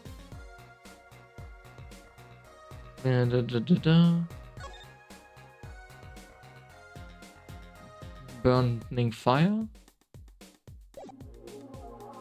And yeah, of all of those things we have is only the lyric sheet and could be possible connection. It's this, isn't it? Lyric sheet? The guitar serenade. What's that got to do with anything? It has everything to do with everything. Though I wouldn't have believed it if Frollo hadn't pointed it out. What are you talking about, man? Enough of the riddles. Maybe it's a coincidence, or perhaps it means something. Don't you think, Fräulein? I do. Everything that's happened to Mr. Gavin today is predicted in the lyrics to the song. What? No way. Song's prediction. Okay, just think about everything that's happened to Mr. Gavin. Let's system in the order that they occurred. While reading this lyric sheet. First, the keyring was stolen. And not just any keyring. A heart-shaped keyring. That's right here. You stole away the keys my heart held on to so tight. There's the heart holding keys. And next, his guitar burst into flame.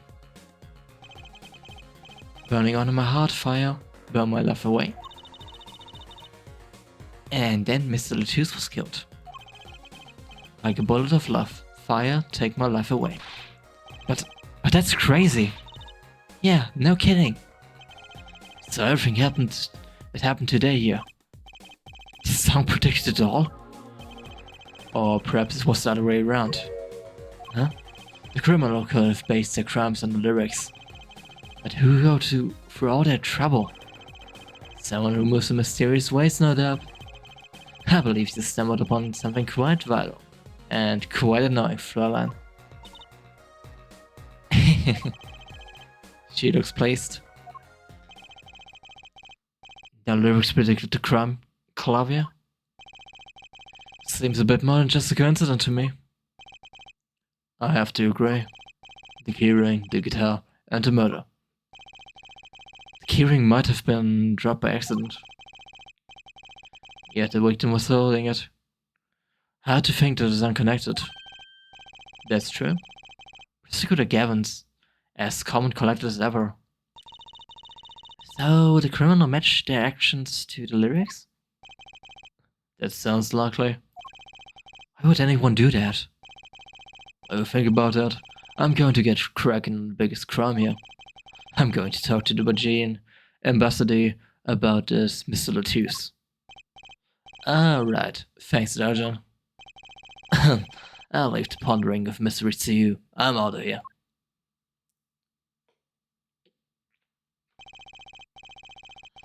Foreign national, Mr. Lettuce was killed. It seems like that would have been the point of all this. But they did more than that. They left us with not only a murder, but a mystery. Mr. Gavin sure is irritable today. Maybe this is the real prosecutor Gavin we don't get to see in the courtroom. I've had enough, frankly. If you find any more mysteries, do me a favor and keep them to yourself. Yeah? Yeah. I guess this is all we're going to get from Prosecutor Gavin.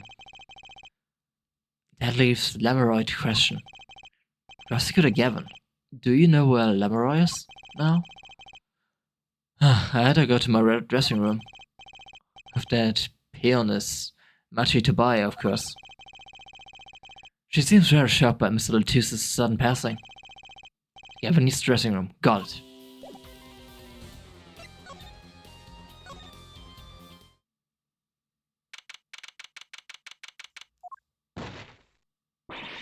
Eek! Who's there? There he goes again. Who is that guy? Huh? Trucy? You know, he did look sort of familiar. So he is a friend of yours? No, that's not it. Sorry, I don't remember. Curiosa and Curiosa.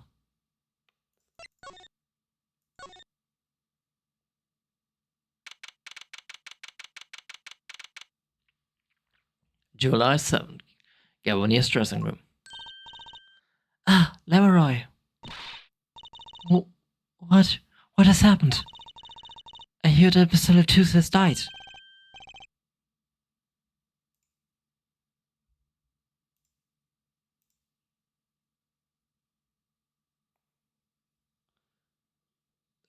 Leroy, you speak?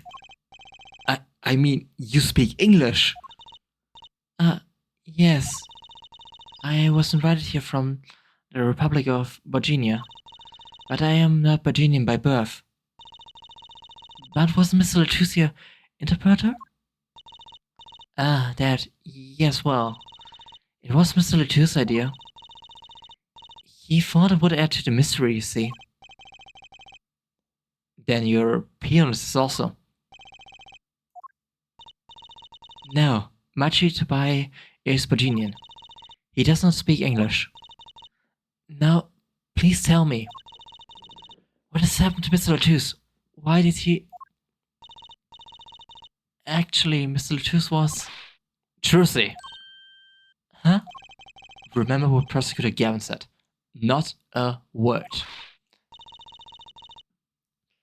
But Mr. Latouche is Leroy's manager. That's not fair to her. I mean, isn't she a related party? Precisely who Prosecutor Gavin doesn't want to alert, I suspect. All we have been told is to wait here in this room. It is very unsettling. I'm sorry, we're trying to figure it out ourselves. Do you think I could ask you some questions? Of course, I'm always willing to help. She's as calm as she looked on stage. I can't put my finger on why, but I like this Leroy. What is this, Maki? What? But you be alone. What seems to be the problem? Maki, he's not good around strangers. He wishes to go out for a breath of fresh air. Would that be alright? Sure, of course.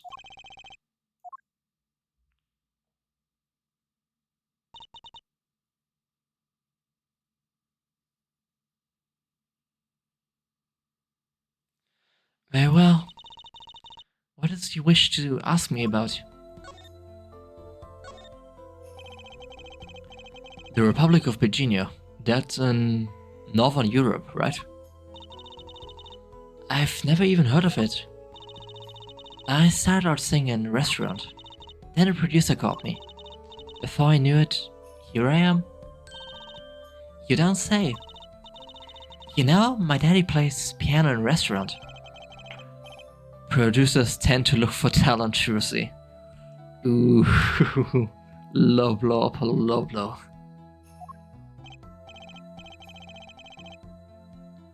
Leroy, you're not from Virginia originally? Were you born here?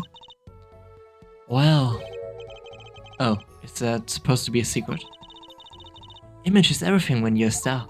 I know a bit about that, of course. Yes, it is something like that. A contract, you might say. I'm also not to speak anything but Virginian in public. Image is important, I guess. She's not all image though. Her songs are lovely.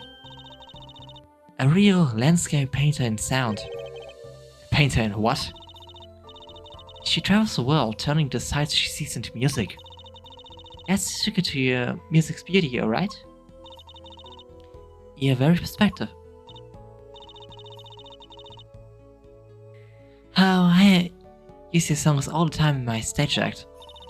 I don't have to pay royalties there for that, do I? Stop while you're happy, Trucy. This landscape painter in sound too is an image. Yet without it, my songs would not be so widely heard.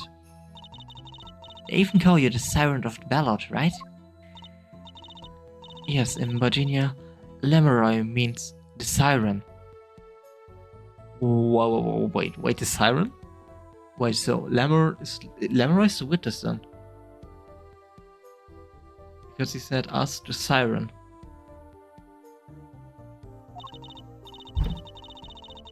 I fear that perhaps already I am not the siren I once was. Your pianist, Maki, was it? He's cute, like a porcelain doll. He's very European. I met him while singing in restaurants in Virginia. He's an orphan, yet his playing is exquisite. Soon he came to live with me. It's like a fairy tale, almost. I notice he hardly leaves your side. Yes, well, he's blind. At first I hesitated at dragging him across the world. He doesn't speak English either, does he? He had never left Virginia before we met. I made his present part of my contract. Maki and I together are Lemuroy, together, always.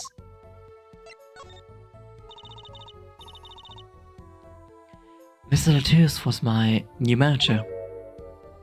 New? Yes, from 3 months ago. Around when I received Mr. Gavin's invitation to come, I met Mr. Latius at my office. He was to be my manager and bodyguard. And as it turned out, my interpreter. Even though you speak English. Yes, but we were to visit more places than just here. We had a concert in Japan scheduled after this one. Though I fear that may have to be cancelled now. Was Mr. Latius from the Republic of Virginia too? Well, he was only with me for 3 months. I'm afraid there's much I don't know about him. And now I shall never know. No one will even tell me why he has died. I'm sorry. Prosecutor Gavin said we weren't to talk to anyone. Mr. Latius was a talented man. The Siren of the Ballad. That phrase was his idea, you know? I am happy for him that it has become so well known. The Siren, that's what he meant. Huh? Apollo? You are the Siren, right, Lemuroy? That's the meaning of my name in Virginian, yes? It was the name my producer gave me, but why do you ask? It's very important. I had to know for sure if the Siren was you. What do you mean, important? I'll tell you. You deserve to know. Siren. Turns out that's a very important word in this case. How? When we found Mr. Latius, he was still alive. What? I heard him say something. His last words. Mr. Latius, can you hear me? Ask. Witness. Hang in there, Mr. Latius, tell me, who was the witness? The witness? Witnesses? Siren. He said Siren. Really? I was the only one to hear it, but I'm sure it was he said. Mr. Latius said that? Ask the witness. And you're the Siren, Lemuroy. Did you see what happened? Lemuroy? Might I ask, are you with the police? Well, no, I'm a defense attorney. An attorney. Yet there have been no arrests, yes. Is that a problem? Does an attorney not work for a client? If you have no client, you should leave the investigation to police, I think. But Lameroy, I am sorry, but I cannot answer your questions. I'm afraid you lack the authority to ask them. Why? If she witnessed the crime, why won't she tell us? I believe you're through here. I believe so.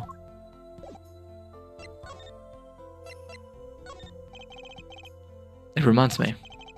Does this brooch look familiar to you?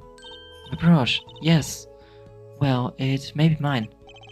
Yours, Samurai? I was wearing a brooch earlier, you see. I must have lost it. Well, that explains the brooch we found. It was Lameroy's. Thank you. I was wondering where you dropped it. So this brooch belonged to her. That begs the question. Is something wrong, Apollo? What was this brooch doing at a crime scene?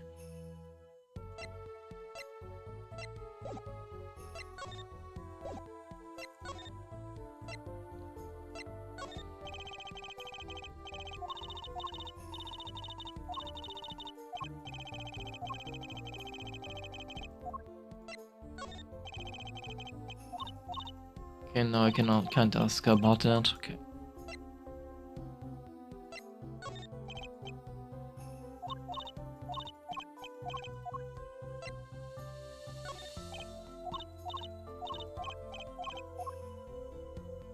Okay, no. Does not seem like you can ask about anything else.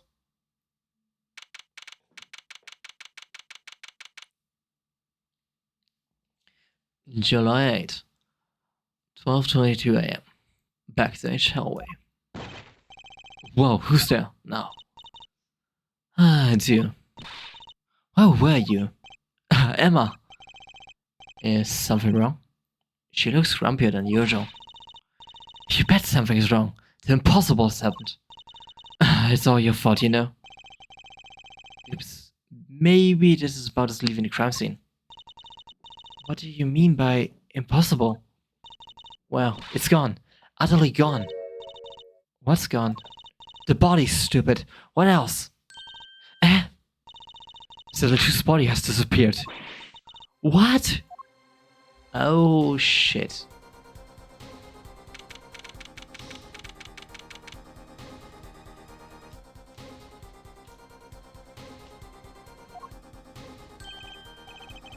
Prosecutor Gavin. From a vacant stir, I gather you heard the news.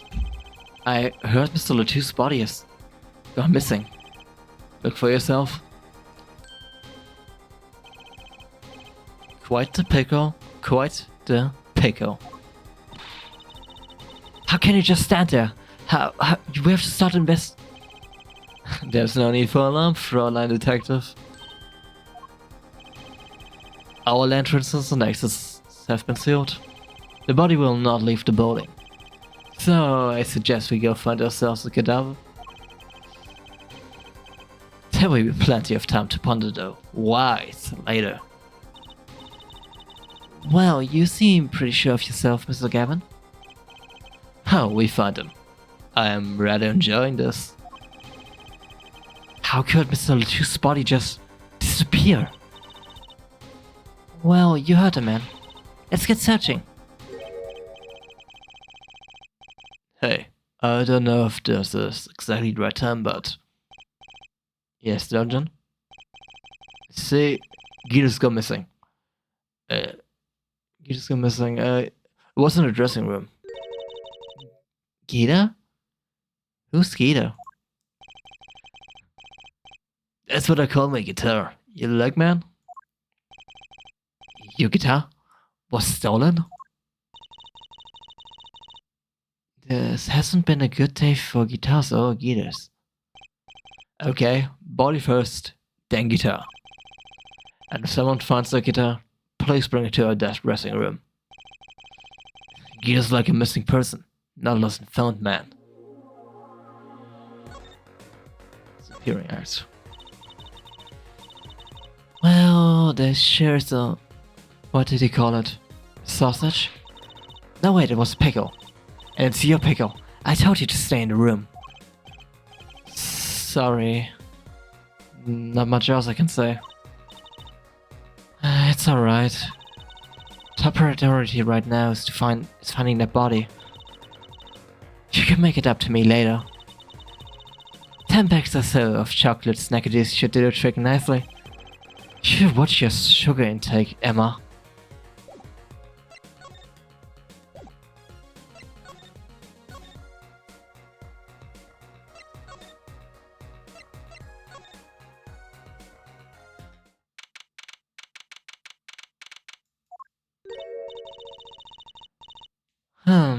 Does something seem different to you, Apollo?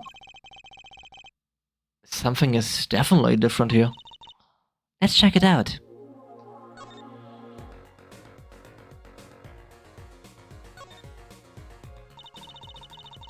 That stage there must have been lowered before. That's the tower that Lamoray and Prosecutor Gavin were singing on. Someone must have raised it. I don't see a way to control it from here. Apollo, what about that ladder there against the wall? We could use that to take a look up top. Maybe we should get Emma. What are you talking about? We have to see this sort of thing for ourselves. I'm not so good with heights. Stop whining and start climbing.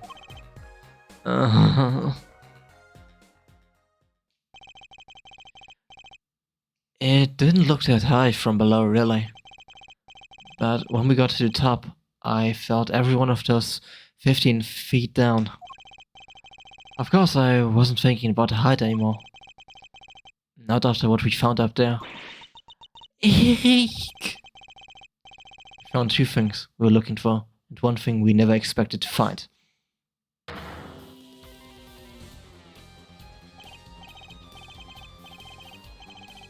The body, guitar in hand, and a pianist. Maki Tobai.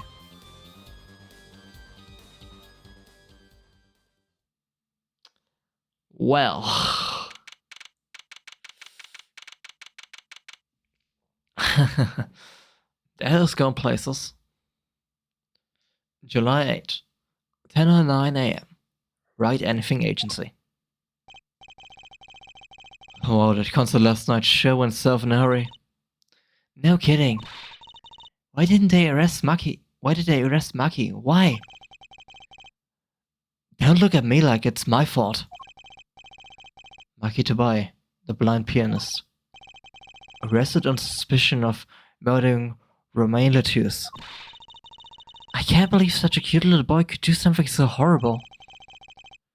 I guess they approve of some kind. What proof could possibly prove that? Money. Prosecutor Gavin? What a night, eh? I apologize for being so upset. Mr. Gavin, do you know what's going on? Why did they arrest Maki? Why? Don't look at him like it's his fault either. It was tough for me too. We performed together that night after all. Yet? How's that let me say that given the circumstances it could have been him. Only could have been him. What do you mean by the circumstances? Lamoray was invited from Virginia as an ambassador of goodwill.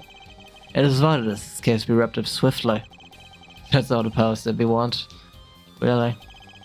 Well, the circumstances are right. But what makes Maki the only possible suspect? For that. You seem to have forgotten that you're talking to the prosecution. The enemy.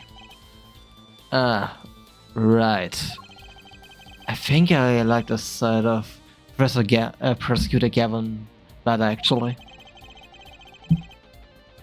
I'm not at liberty to discuss the particulars of the case. Especially not to defense attorney. What did you say, me? What did you say? Me? The defense attorney. That's what I came to tell you. He's down at the detention center. He wants to request your services. You mean Maki? Maki wants me? This is what we've been waiting for, Apollo. Let's get going. Right. Good luck. I'm off to question Lemurai. Right, later. I hope I'm up to this.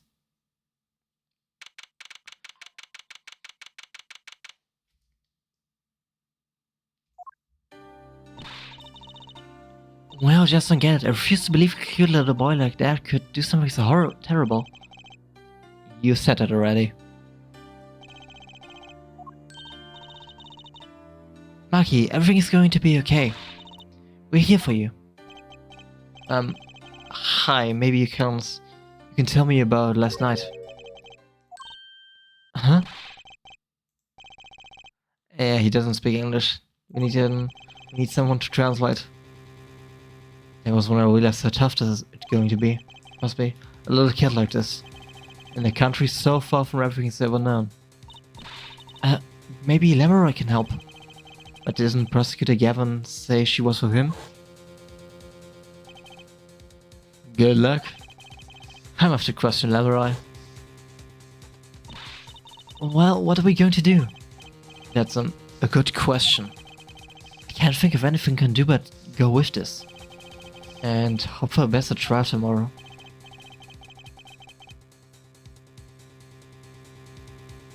Oh boy, what an interesting first investigation day.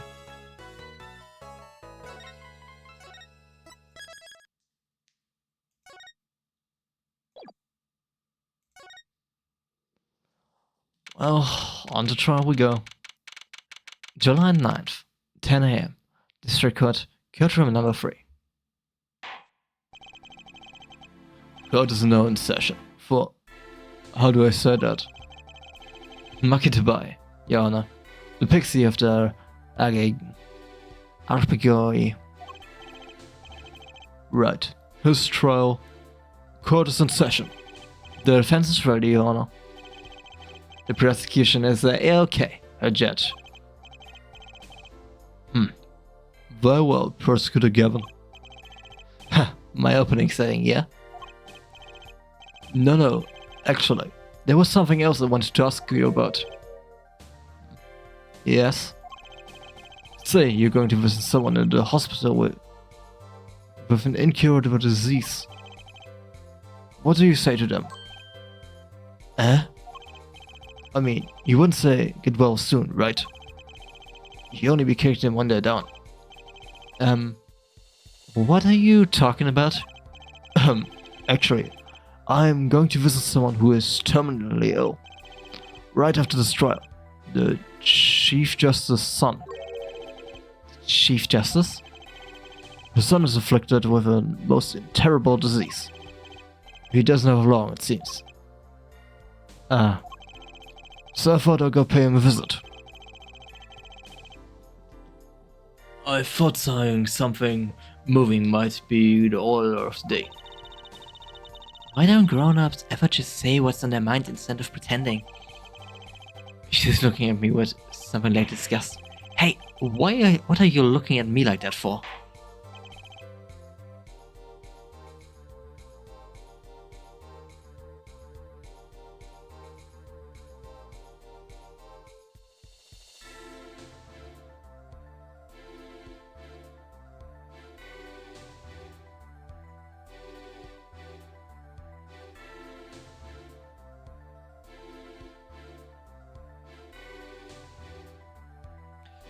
In any case, I'm a bit busy today, so let's wrap this up quickly. Here's the good Gavin, your opening statement briefly.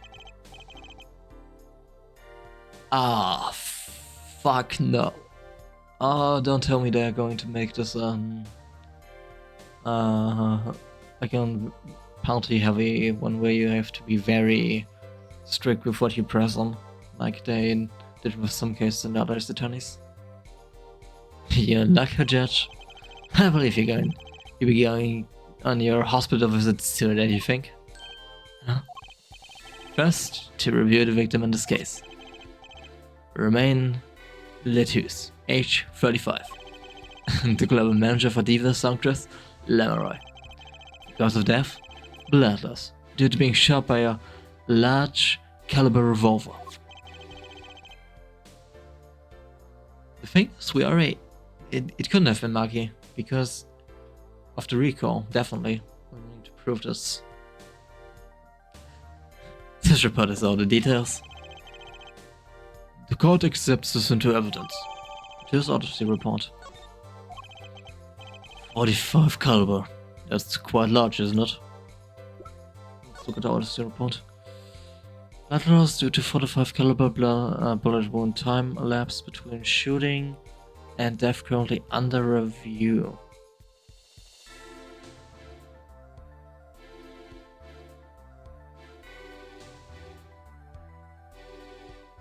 Huh. Time between shooting and death are under review.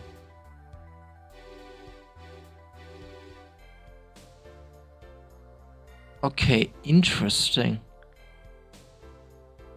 Huh. Okay. A direct hit from there could knock a man off his feet. However, the bullet struck him in the shoulder. The damage to the body was slight. Death was not immediate. The damage to the body was slight. Death was not immediate. Sadly, his blood level was such that he could not be saved. Huh. I suppose the victim's condition could have been much worse considering.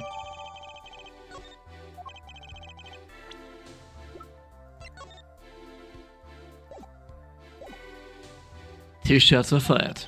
One shot missed, the other penetrated and passed through the victim's shoulder. Both bullets were found in the wall of the scene. Observe the diagram. This is where the bullets hit. I see. The court accepts this evidence.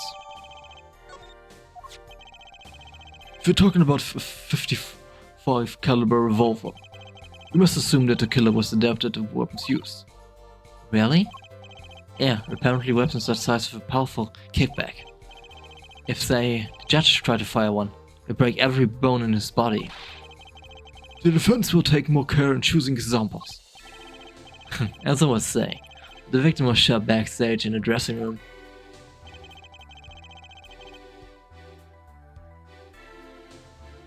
This streaming room has only one entrance, this door. That does seem to be the case, yes. However, there were witnesses who heard the gunshots. He's talking about you and Emma, huh? Yet when the witnesses entered the room, it was empty. Save for the victim's body, of course. But that's impossible! Exactly. This murder was impossible. Oh, I know what he's going to say.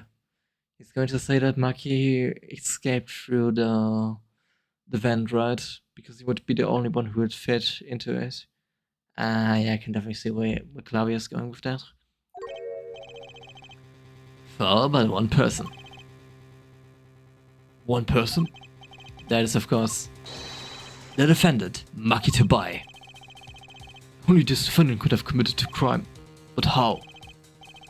It's quite simple. The circumstances of the crime seem to make it clear. Very well. I assume you have testimony to back up this claim. Please show the witness to the stand.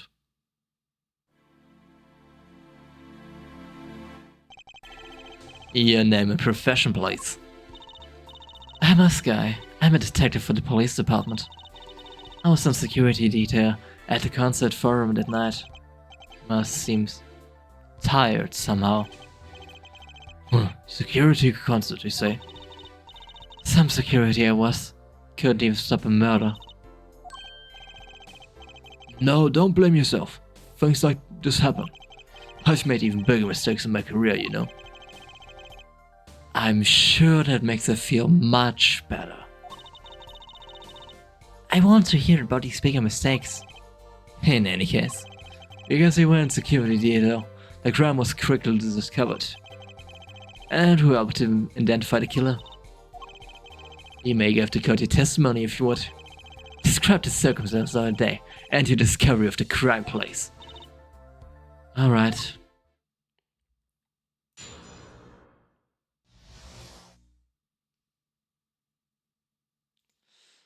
Murderous circumstances. The night of the murder, I was on security backstage at Prosecutor Gavin's request. Only people involved with the concert in some way were allowed backstage. At the beginning of the first set, I heard shots. I went into the room filled with blaring rock music and found the body. I examined the scene and determined that only the defendant could have done it. Okay, there's nothing we can attack directly, we need to process for information. I was lucky that the detective was the first on the scene. But the door was the only way out of the room, right? Yeah, pretty much. Then I don't get. How can they say that Maki did it? Looks like we need a bit more information. Very well. The defense may begin the cross-examination.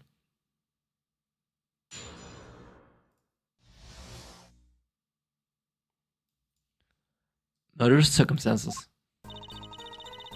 Night of the murder. Let's see. Night of the murder was the night of the concert, yes?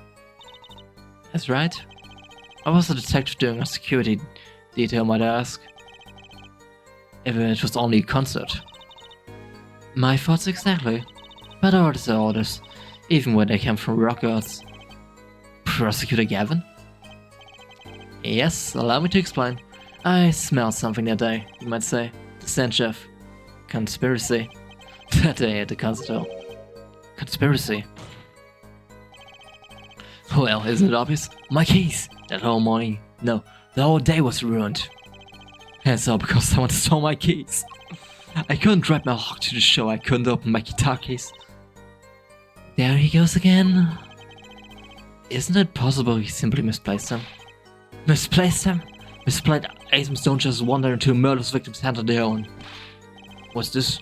Prosecutor Gavin, if your keys were in the victim's hand, that makes you a prime suspect.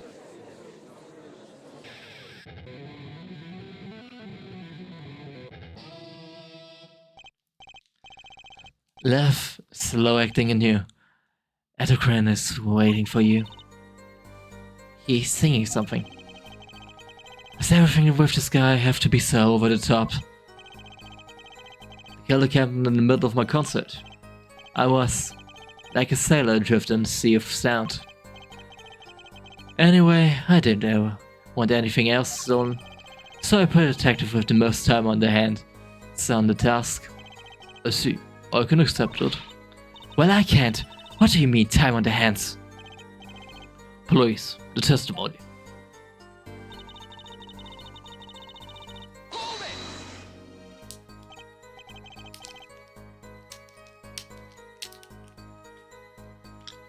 We were let in though. I didn't know about that. I certainly didn't invite you. I gave the Fraulein special permission to be there. I wanted to see her again. Oh boy, did you hear that? We are officially involved now. Gee, great. Some other hanger-on tried to get backstage, but I drove them back off. So no other outsiders were there then. And then?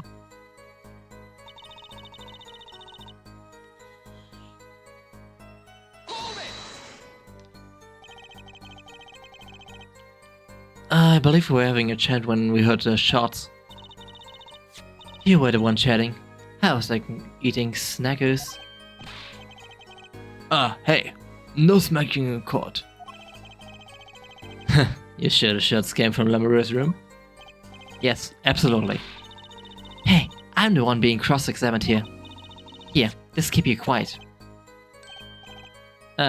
Thanks.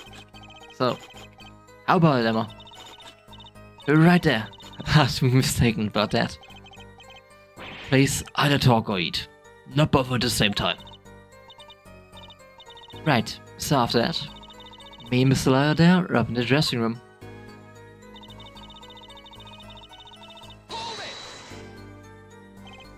Rock? Blaring, yes. When you say rock, are you preferring perhaps To this rock and roll music that's so popular these days? That's right. We went into the dressing room. Music was blowing over the speaker on the wall. They piped sound from the stage into the backstage for speakers. That way people on the back can hear when they're supposed to be on stage. Did it have to be so loud? You don't listen to the Gaviniers with your ears. You feel it with your entire body and soul. I always have the backstage monitors at full volume. We walked into the room. The band was playing Guilty Love, I believe, making it easy to determine the time of the crime. Huh. If you could hear that music playing, then everyone on the stage for the song is an alibi, including myself. Anyway, I closed the scene and started my investigation.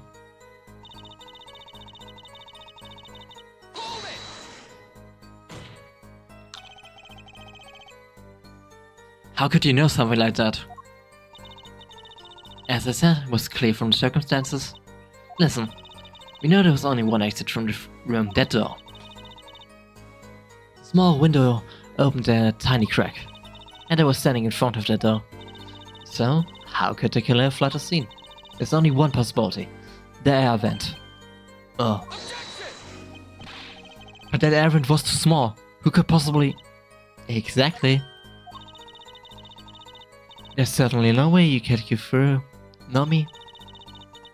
The only one who could fit through it was a child. A child. Remember? Access to rooms was limited. Only those involved with the concert were allowed.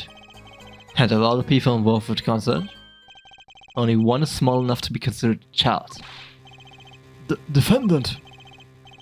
Basically, if the Prager floated up towards the sky and disappeared from the scene of the crime. But that's just conjecture. Oh, there was no other way out of the room. You were there. You should know for it. And there's another vital piece of evidence. Evidence? What? Marks were found on the air vent grill. Traces that had recently been opened. Wait, what? And something else was found quite clearly. The defendant, Maki Tobias' fingerprints. What? What? Ooh, things look bad for us. Order, order, order! That evidence was the only way out of the room. The defendant's fingerprints were found on the grill. Well, for it? What fairy tale does it suggest to you? Only one could pass through that vent, that doorway to heaven. And that is our Pixley. Why are you looking at me, Apollo? Hey, I was all whipping it up in the audience. So this was decisive evidence.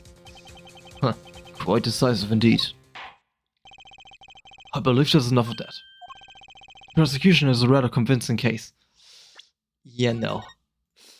How do we trump that? Oof. The only way in that the crime scene was watched. I can defend the only one who could possibly leave the scene. Simple and decisive. I believe we had enough to determine our verdict. Even if I wasn't in a hurry to make a hospital visit. I'm sure the Chief Justice will appreciate the gesture. Unfortunately, we have no direct witnesses. Fortunately, the criminal left a vast of evidence for us. That will have to be enough. It can't be over already. Very well, I believe this trial is finished. If the defense has no contradicting evidence, the prosecution has presented our proof clear and plain. If you have contradicting evidence, it better be clear and plain. Apollo, they got us in the ropes already. We better come up with something quick. I know. Think, can you get us out of this? We need evidence or witnesses that can prove Maki is innocent. Down. Out dead. Mr. Justice, do you have evidence can be overturned? Prosecutor's case. If you do, you better tell us about it now. This is it, and so soon. If I mess this one up, it's all over. Yeah, this is one. The only one I can think of is Lemeroy. Because Maki's always with her. First one of concrete evidence? Call a witness. Prosecutor Gavin, you claim that there were no witnesses to this crime. because of what the victim said, and also because Mikey was always with Lemeroy. Are you absolutely sure? Absolutely. I swear to my career as a prosecutor. And on my million-seller hit song, Hetero Queen My Love. There he goes again. That's too bad, because there was a witness. Oh, really no. But how did she come to possess the knowledge the prosecution clearly does not? Because I'm the only one in the world who knows this. What's going on? I just talked to him now. He's alive. Mr. Latus, can you hear me? Code. So code. Witness. You're code. Don't worry. You're going to be fine. Help us on the way. Can't see. Hey, Mr. Latus, tell me, who was the witness? The witness is Siren. What? The victim said this before he died. Perhaps he did, and perhaps he did not. What do you mean by that? Oh, he knows what Herr Ford says, he said. Has no testimony especially, since it came from the defense attorney himself. But it's the truth, he said it. I even told you about it, but apparently you ignored me completely. It's my policy to fully investigate everything I deem relevant. Clearly this rookie lawyer thinks he can tell me how to do my job. That's enough. Mr. Justice, we need clear contradicting proof from you. This witness of yours, unknown to the prosecution. I hope you're right. Failure carries a stiff penalty. Perhaps a stiffer penalty than usual is called for? It's not backing up now. Let's hear the name of the witness, Mr. Justice. Lemeroy. But you claim that I witnessed the murder. This is a bit unexpected, and you have proof? Well, actually. Yeah. Wait, did I choose the wrong one? Wait, did I choose the wrong one accidentally?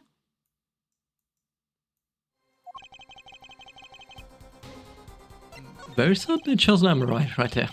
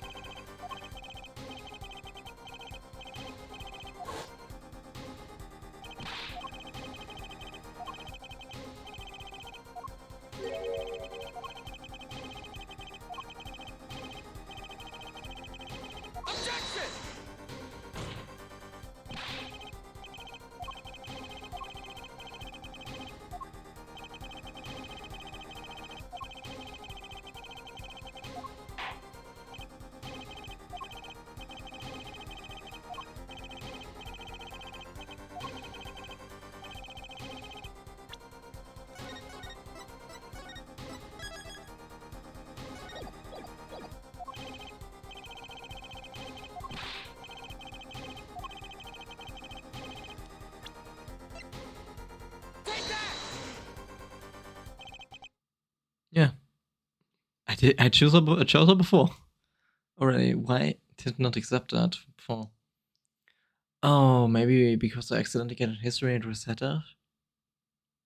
Or could that have been the case? Lemeroy? Recall Mr. Latus's last words. The witness is Siren. Siren. Oh, you meant to Siren. That's right. Siren of the belt. Lemeroy. Lemeroy is only in the stage for the second set. And she had access to the backstage area. She could have been a witness. I see. Well, Prosecutor Gavin? My claim still stands. There was no witness to this crime.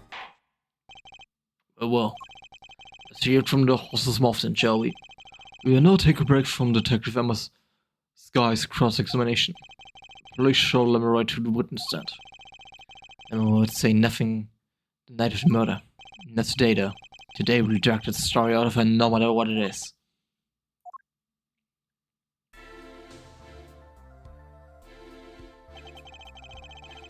It is my distinct honor to welcome the Seven of the Battle to our courtroom. You are too kind. Ah, you can speak English? Yes, I can. Though I am not very good. There's much I do not know. You speak so well. Have you spent time here before? Actually, I do not know how I came by my knowledge of your language. Nor where I studied it. Huh? What does she mean she doesn't know? I too thought to call as a witness, but I did not. I had a reason, of course. What's that? Lemurai suffers from amnesia. Amnesia? Lemurai is not my true name. Yet I remember nothing of the time before I was given it. Nothing of the time before I started singing on stage. Wow, she's even more mysterious than I thought. As a learned singer Lemurai, she lives a good life. There are little difficulties for her thanks to her success. Yet, I did not wish to subject her to unnecessary stress. I see. I care surprisingly little about people's past. You have nothing to fear in this court, Lemurai. Thank you. Yet there is something I do not understand. I am being called as a witness. What might I say? No one will tell me anything of what happened. Lemurai, let me be frank. I didn't want to ask you up here to testify. Yet the young gentleman with the white forehead over there was adamant that you stand. Oh my. Congratulations, Apollo. You're the bad guy.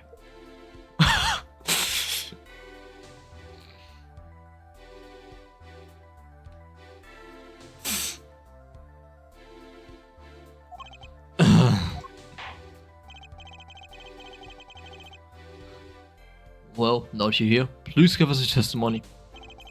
If nothing else, the sound of your voice is welcome. Tell us what you saw the night of the crime. Witness testimony. What I saw. As for what I saw nothing. That night, I was ready to sing on stage, and this I did. I did not return backstage after the second set. I was led by the police to Mr. Gavin's dressing room and told to wait there. It was where I learned that something had happened, but I wasn't told the details. Nothing concrete. We can only press now for more info. I must say, you saw wonderfully just testifying. I hope he was distracted to hear what she was actually saying. He says that she said nothing that night, so we can only pray the defenses submit defeat and refrain from retaining her longer than needed be. Wow, you just got better, Apollo. Way to go. Well, Mr. Justice, keep it short and sweet. Emma wouldn't talk to me the night of the crime. She must know something, and I got to find out what. We need to drag whatever she knows out of her.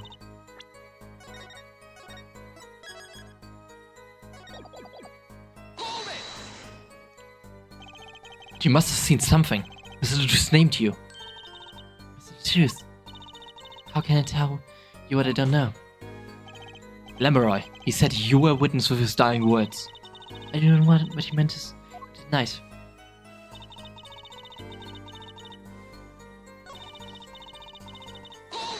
Where was she? That's important. You did not return backstage once? Where were you then? What were you doing? I was cleaning up on stage. There are many things I must do for a performance other than simply sing. And was Maki with you at the time? Unfortunately, I do not know where he was. For an alibi for Maki.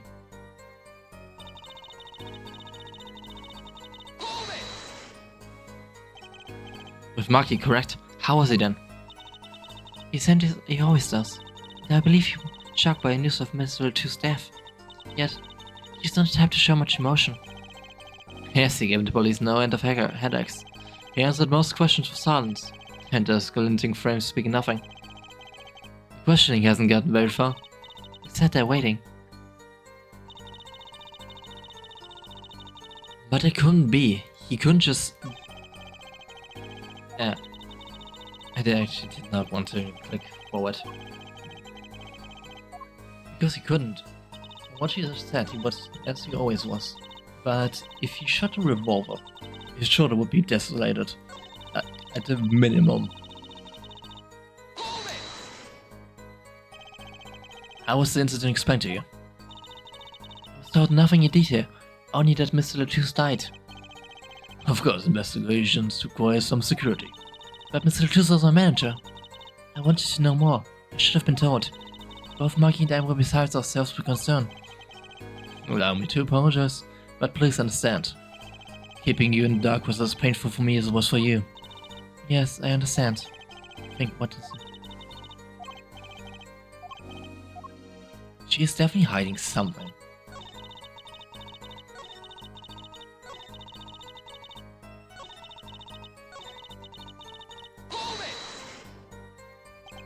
It was a great concert. You had me sing? Thank you.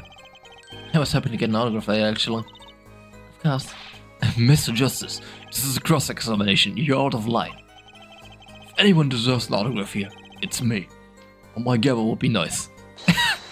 Her judge. What's this? It's my autograph. Now keep this tram moving. What? Oh, my grandchild will be so happy.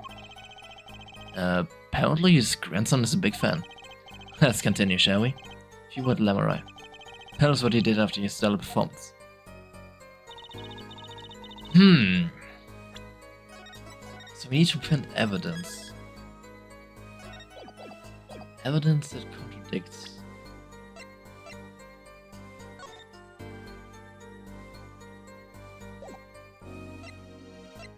Oh!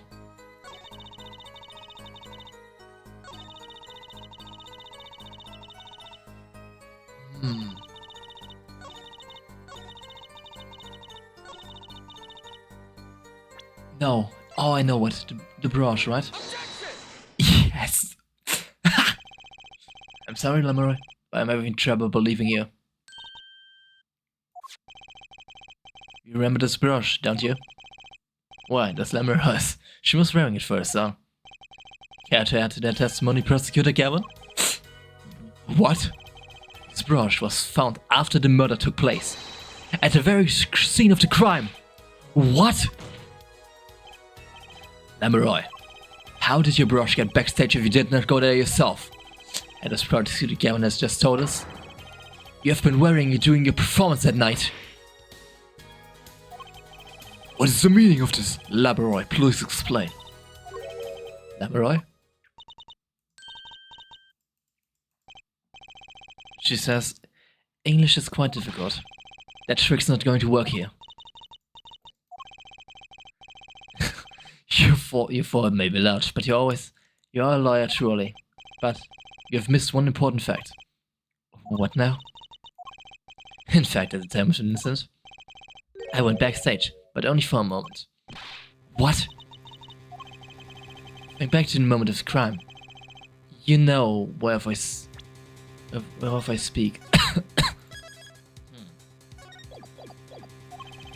She really saying all that? She talking about Apollo? Prevent the incident. Ah! She talking about that? Watch this room for me. I have to cover backup. Right, understood. You want to make sure no one comes in, right? Mr. Juice, can you hear me? Oh, it's so cold. Witness. You're cold? Don't worry. You're going to be fine. Help us on the way. Witness is... Siren. Siren. How can a siren witness anything? Yep, Emma, what was that? Who's there? What's wrong? Emma, did you see anyone just now? Huh? No. Just when I heard the door close. I looked into your room. Just a glance, mind you. So this one your brush dropped? That explains that. It does. There was no other time I could have dropped. That's ridiculous. You only looked for a second but you dropped your brush? Yeah, this is ridiculous. For that. She has raised the possibility. The only thing that can counter that is evidence. I don't know. No need to prove that she did not just drop that when she looked in. So she looked in the clumsy. Actually, I intended to go into the dressing room. I knew nothing of what happened, of course. The moment I opened the door, I heard a horrible voice. Her voice shouting, "Who's there?" No doubt. A horrible voice indeed. I closed the door immediately. Well, that explains the brush. Let's return to your testimony. That's too convenient. She's hiding something. Lamoureux, you did look into the room though, right? Yes? Testify as to what you saw. Well, there was only the briefest glimpses. Let's see. When my performance is finished. Oh, I can look.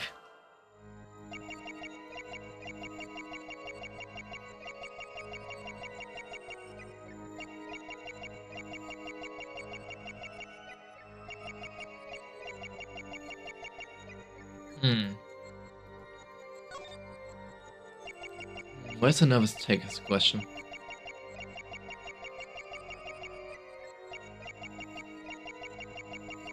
Eyes? No? Does not seem to be in the upper area.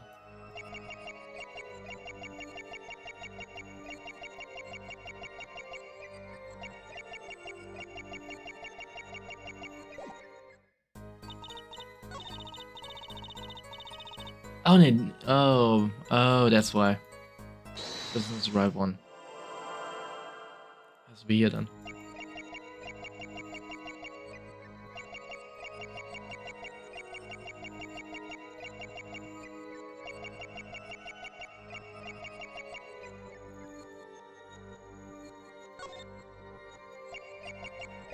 Wait, I don't even need to perceive. She says the late Mr. Two's body was behind a wall. But if you look at the layout...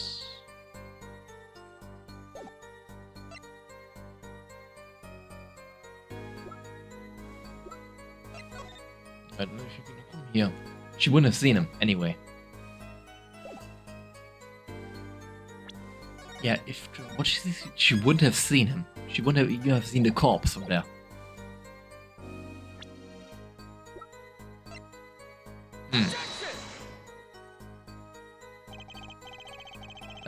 Not there.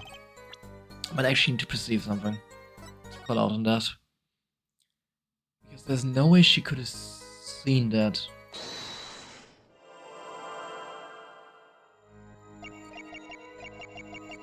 She definitely would have seen the wall there, but she wouldn't have seen his body.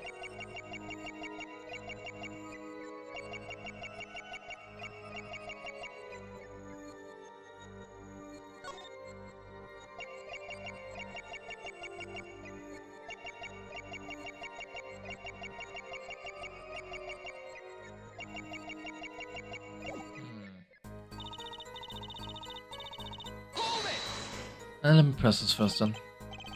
Well, was there war there? Is what in English? Division or partition, I believe.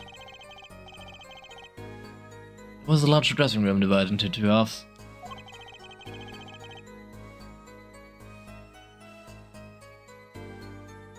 And the murder took place in the inside half. I guess that partition might have hidden the body.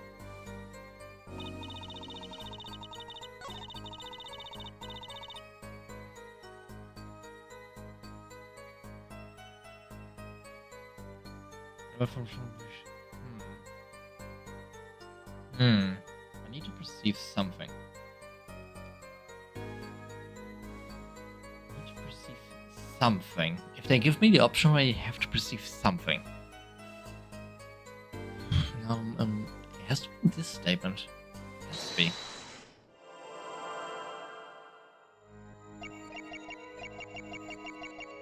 It has to be something. I don't see anything in the upper area.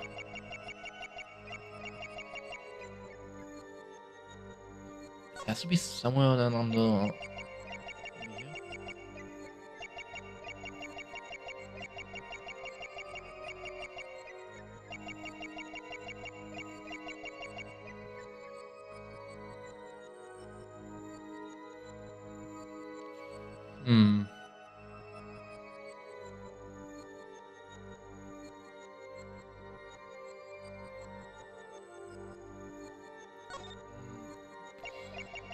valid?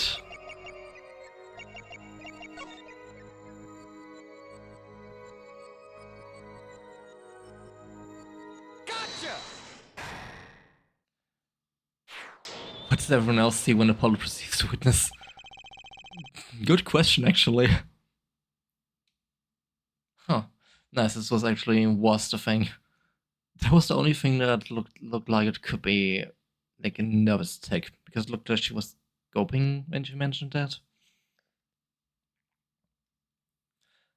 The late Mr. Latou's body, you say? Yes. You know something more about Mr. Latou's death than you are saying. What? I can see you trying not to remember. Whatever made you swallow? You can't fool my eyes. It is true. It was horrible, after all. Why did Mr. Latou have to be shot? Whoa, wait. She couldn't have known that. She could not have known that. One moment, Lemeroy. Yes? What was it you just said? Why did Mr. Latou have to be shot? Yes? She was hiding something, I knew it. Lemeroy, I'm afraid you haven't realized it, but yet. Your words just now contradict your testimony. How could that be? Take this! I will contradict your own testimony and have the evidence to prove it.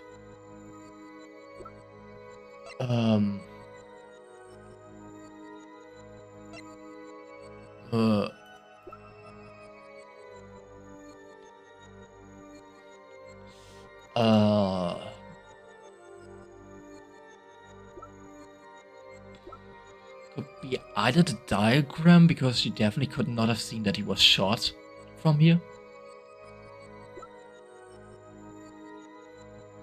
But I think they want an investigation request, because nobody told... Yeah, right. No, wait. She said nobody told her anything. So she doesn't know what actually happened. But she just told us he was shot.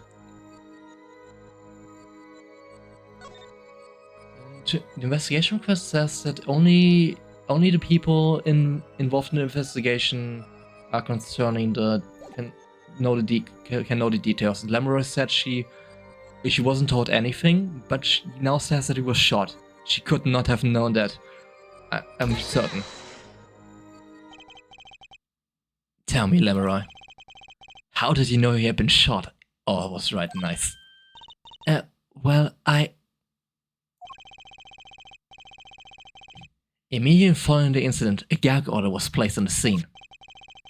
This is the document proving that. In your testimony, you told the court, no one told me anything about the incident.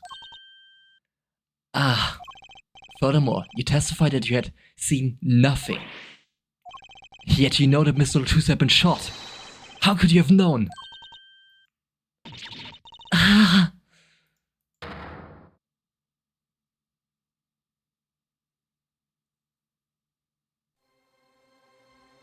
Nice, whoever. Lemeroy, you aren't hiding something from this court, I hope. That sweet song of hers was sounding a little too sweet. Now I remember. Please, allow me to add to my testimony. Of course. How we want to know is the truth. She looks kind of pale, right? She saw something, I know it. Even the victim said so. Okay, what's her addition? I saw bullet holes in the hole in the wall and knew Mr. Lemeroy had been shot. No, you could not have. If you look at the diagram, if she opens the door here, the door would be here. She would stand here, so she could only look there with the petition. If she looks a bit like here, she can say she's here. She could not have seen the bullet hole. No. This is an objection. Lemeroy, they call you the Siren of Belt. But lies are hardly becoming of such creature. Put on worth naughty of our prosecutor, Mr. Justice. Such put-ons are hardly becoming of you, Apollo. Stop polishing your forehead and start polishing your character, yeah? Come on, can I be cool for once? Observe the diagram. Lamorai, you looked in from the door just for a moment, correct? Yes, that is so. There were bullet holes in the room, yes. But they were in the wall the door is on. You see, assuming you merely glanced into the room, you couldn't have seen those bullet holes. Yeah. Ooh, slowly but surely testimony false. Nice. Lamorai. Yes. I'm afraid the defense has raised a good point. It appears you have been holding back something. And I must tell you what it is that I saw? Yes. The happenings in this trial are being recorded, and I'm certain it will be on the news in Borgini. You understand your reputation is at stake. It forces you to avoid tarnishing it.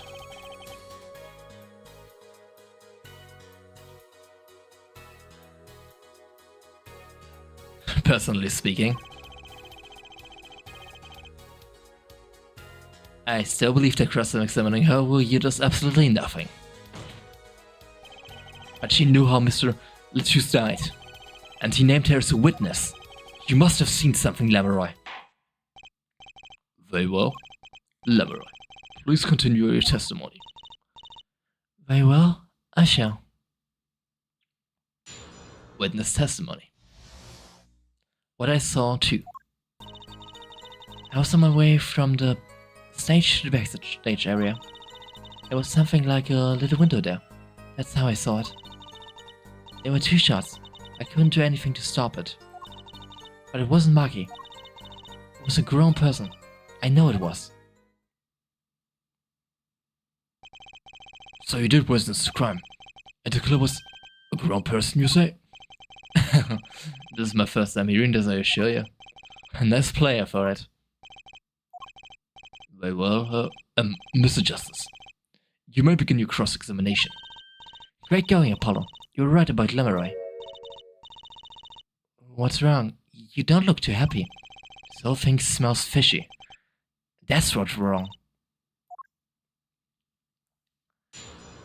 Yeah, because now she said it was Maki. But before she was claiming to know nothing.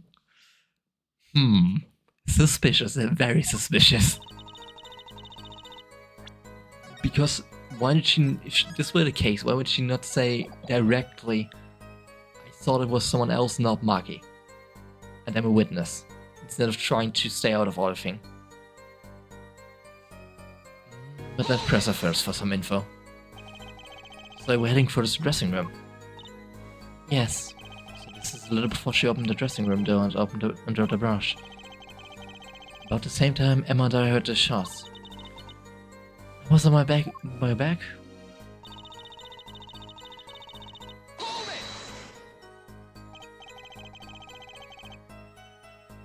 What exactly is something like a little window? Yes, well, window is the best word I know in English. I think this is how it's said, yes. You need not worry, Lamorai. Lamorai here shares the words is impeccable. There's a small window in the dressing room in question. Perhaps the defense remembers the detail? A little window in the wall. I saw the crime from there.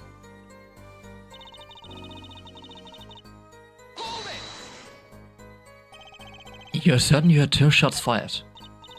Yes, quite certain. I was on my way to the backstage exit. This was when I heard a faint sound, like a gunshot. Wondering what it had been, I peered through the...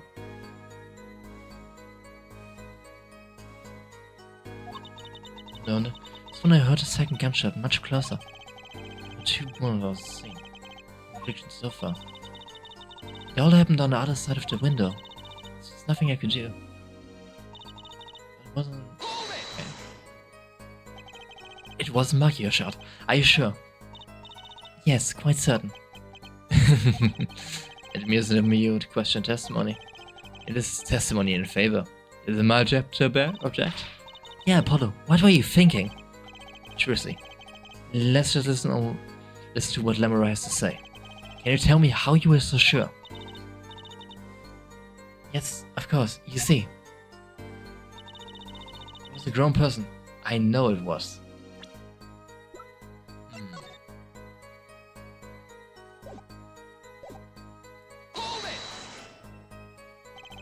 grown person. That's a little vague. I'm sorry. My skill with your language is lacking, I know. Certainly you could at least see whether the shooter was male or female. It was a man. A young man. Are you sure of that? Yes, his voice was quite clear. Voice?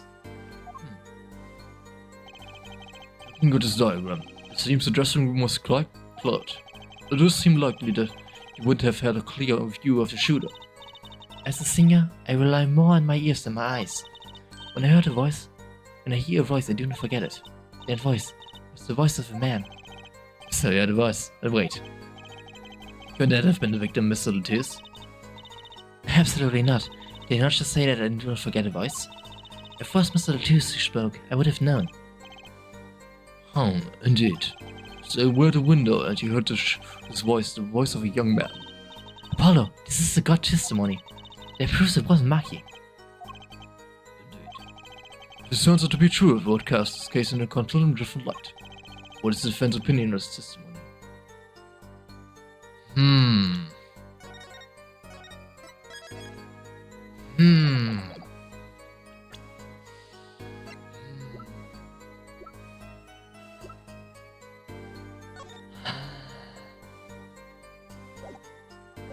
I think there's a contradiction here. Because the thing is, would she be... Because we know there was blaring loud music in the room because of the speakers. They were at full volume. You couldn't have heard a voice, could you? It's contradictory. Though it pains me to say this. There's something about Lamar's testimony that rings false. Bravo for that. You caught an effort. I'm sure you remember what the problem is as well as I do, Gavin. It has to been established. No grown man could pass through it. No grown man could pass through that event. He couldn't have fled the scene of the crime. But that means Lamar has to be lying. I know, and I know this it's bad for our case, but I can't shut my eyes to this. Believe me, the idea was tempting. It is a misfire for it said. Yeah, this is not the only contradiction with the testimony. What next? What is he talking about? Lamurai? I understand why you would want to protect Maki. Yet remember, you're the servant of the belt. And lies did not become such a creature. What does the persecution mean? Apollo, what is he talking about? How come no one bets an eye when he says stuff like that? He literally stole our line. I recall the state of Crumbsy quite well. The state of the room? Yes, and when the murder took place. That the window was closed. I find it hard to believe you could hear a voice through it. Ah, yeah, the exact same thing I was also thinking. What? But I'm sure. Lamurai? I have nothing but the highest regard for your musical sense. But my opinion of you as a witness is somewhat lesser. But she's the only eyewitness we have. So you say? And the victim named her the Siren as a witness. That's right. That's what Mr. Choose. Where do you claim? We even entertained the possibility, and it brought us to this. A judge? Yes. The prosecution requests that the witness be excused. Please. I'm afraid I must honor the prosecution's request. There is indeed a question of the witness's credibility. But if Lamurai can't testify, then we don't have a chance of proving Maki's innocent. The first examination is over, Prosecutor Gavin. You may continue making your case. Danke. Now where were we? Ah yes, I would like to hear from Friday Detective again. Wait, let me hear Lamar's testimony one last time. The cross-examination is already over. Until such a time as I need rice, this witness may leave to stand. I'm sorry I couldn't be of more assistance.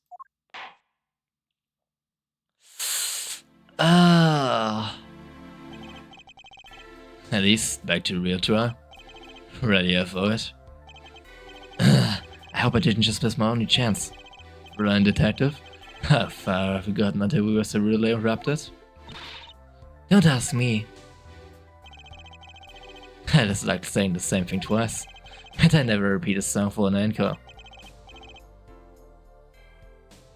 If you would, Miss Sky? Huh.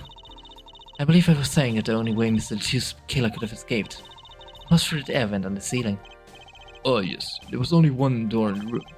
The witness, you say, was standing in front of it. That air vent isn't very big, you see. Kind of limits the people who could possibly get through. I certainly would have a difficult time. You sure would? Not that you would have been there in the first place, though. Remember, the whole backstage area was off limits to people not involved with the concert. The only one who meets the condition for a killer is the defendant. Virtuous performance. I couldn't have put it better myself. If you just said a clear case. So, reading the report, something caught my eye. Oh, what's that? The circumstances of the defendant's arrest. Circumstances. Again? Hey, that's right, Apollo. Remember when we found Maki? It was bizarre. She's right. Why did Mr. Lechu's body disappear from the room? And ended up on top of that stage tower? Holding a guitar, no less.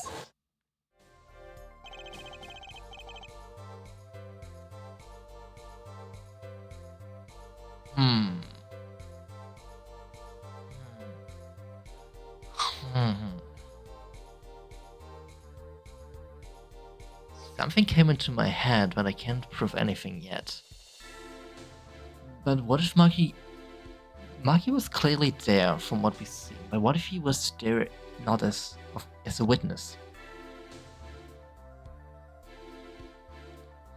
What if Maki is one of the witnesses and he saw the actual crime happen? And maybe that. But how would he move the body? Now we're way too early for speculations.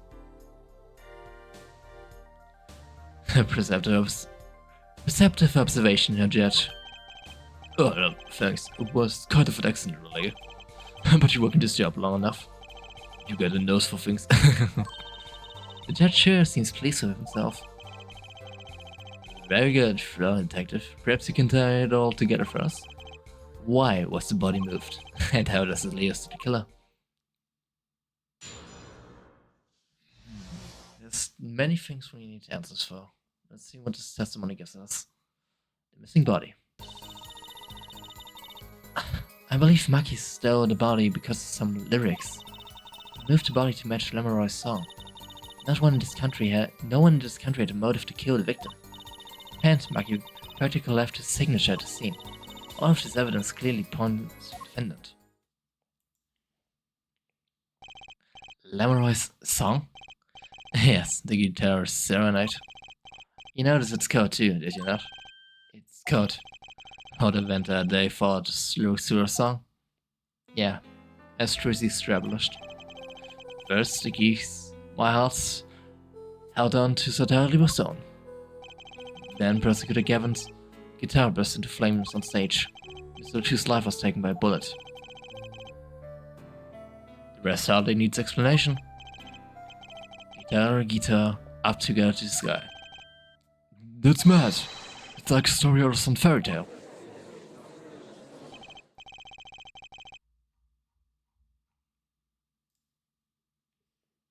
I admit, I forgot about the song. But there it is now, waiting for me. The grand finale, as it's here, well.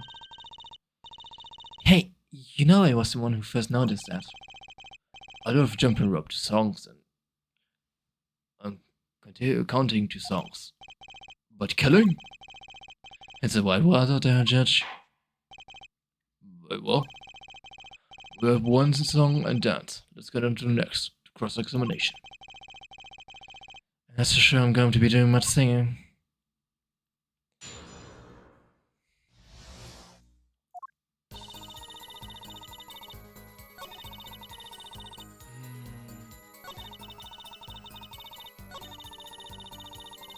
That's the one I want to press first because the signature. What do you mean by his signature? The bullet holes in the wall, of course. Bullet holes. The revolver was fired twice. One shot missed and left a hole in the wall. That means what exactly? The dressing room isn't exactly spacious. Picture the shooter facing off with the victim in there. They can't have been more than 5 feet apart. It would be difficult, almost impossible to miss at that range. Difficult to miss, you say? Very. Assuming the shooter could properly aim. No, you can't be serious. Maki, he can't see. But if you split it that way, he's blind. How would he even remotely be able to pick up a firearm? Like, actually. If we go from this logic, how would he be able to have a firearm with him?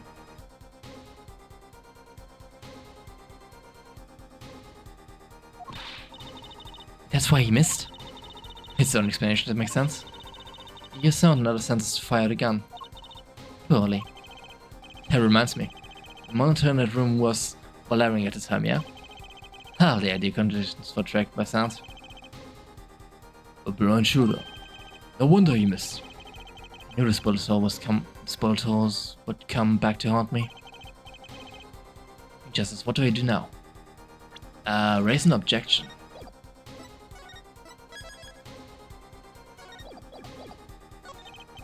Sure, there were bullets left in the wall. But that doesn't prove the shooter couldn't see. Oh, how so? Well, there could have been a struggle with the victim. It's only possible. And it might have been the revolver's fault. Oh, right, because the revolver is heavy. Because it's a very heavy revolver. Oh, yeah, right. The revolver was very large caliber, correct? The shooter wasn't used to firing such a large weapon. Why, it could dislocate the shoulder. Exactly. The defendant, Maki Tapai, is that he can see tiny. It is no so hard to picture him firing the gun missing entirely. The kickback alone would throw off a sign. Convincing argument to be sure. Take that, smug prosecution. Apollo. Yeah, he didn't even realize that he just made a case. Huh? What? That bit about Maki being tiny. And the gun throwing off his aim. Aren't you kind of admitting that he did? Oh. Fuck Apollo way. It doesn't matter whether he missed. What matters is that the shooter was, without a doubt, the defendant. Even the defense seems to agree on that point. Cripes. I re-put my mouth in it this time. Re-put my foot in it this time. Shit. But let's get to the facts of the matter on record, if you would, for land detective. I want to witness for others to your testimony. Right. We got a new testimony part of that. From the state of the crime scene, I was conclude the shooter was blind.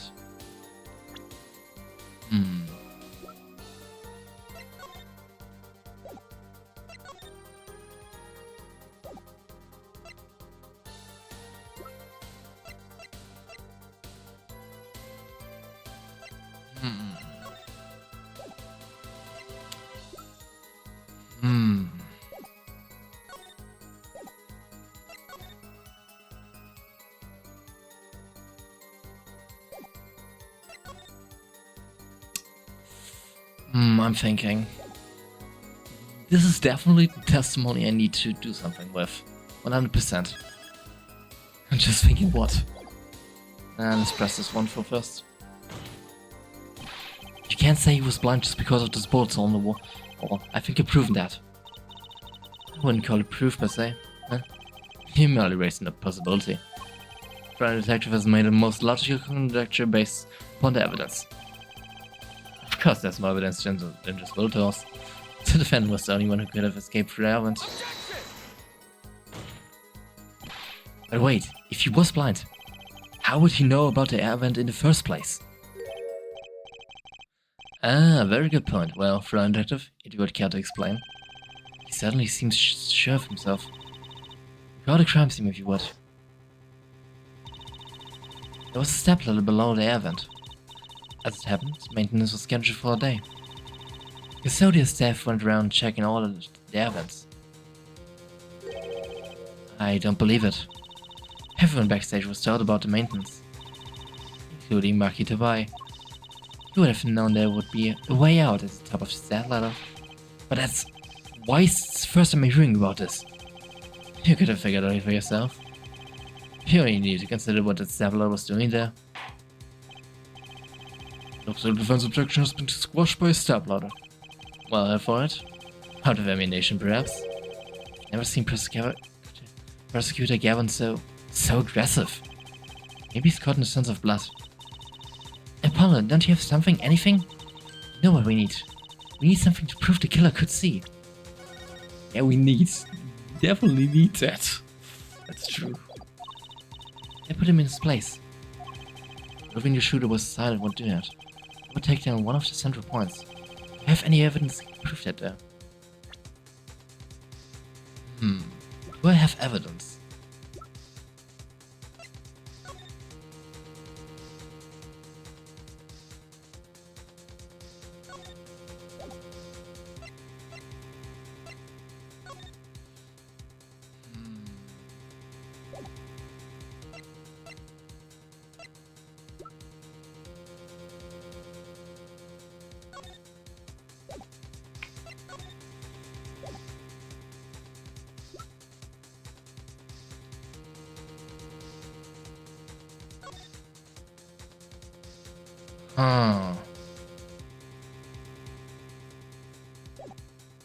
Wait. Yeah, I think my logic is actually correct. So what I'm thinking... the thing is, Maki can't speak English as we established. And they say that he used the lyrics. But you would have to read the lyrics to know about the song. And to understand the song, you have to speak English or understand English. And Maki doesn't. Fine, I accept the persecution challenge. I knew you would have for it. What exactly am I up against here? The persecution is saying the shooter missed because they couldn't see. Therefore, Maki's blind did it. The defense will present evidence. Evidence that returns to claim the shooter couldn't see.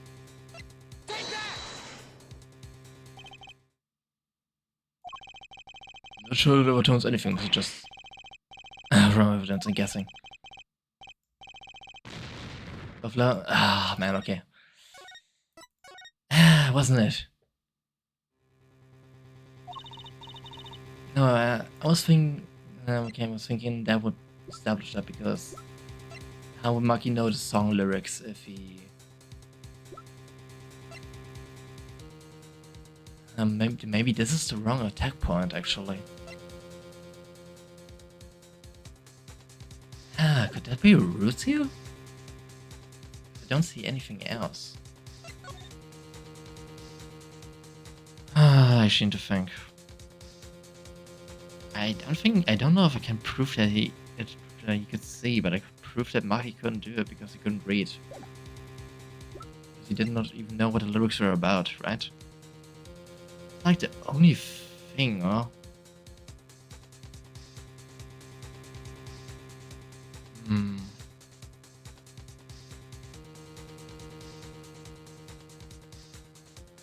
Oh, what else could be? I think that this should be correct.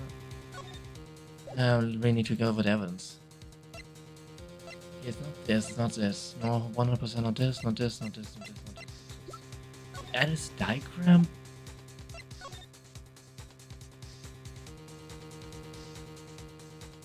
Wait a second.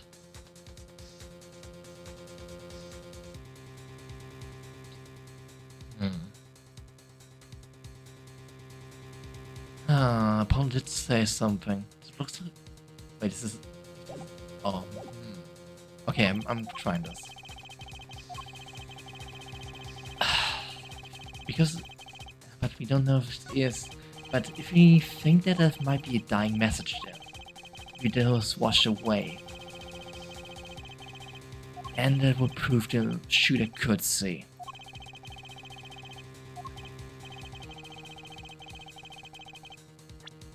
But as well, I'm actually not sure if this even is. Okay, that's it. I'm actually surprised. I was so not sure with that one. Okay, this is the evidence. The photograph of the crime scene.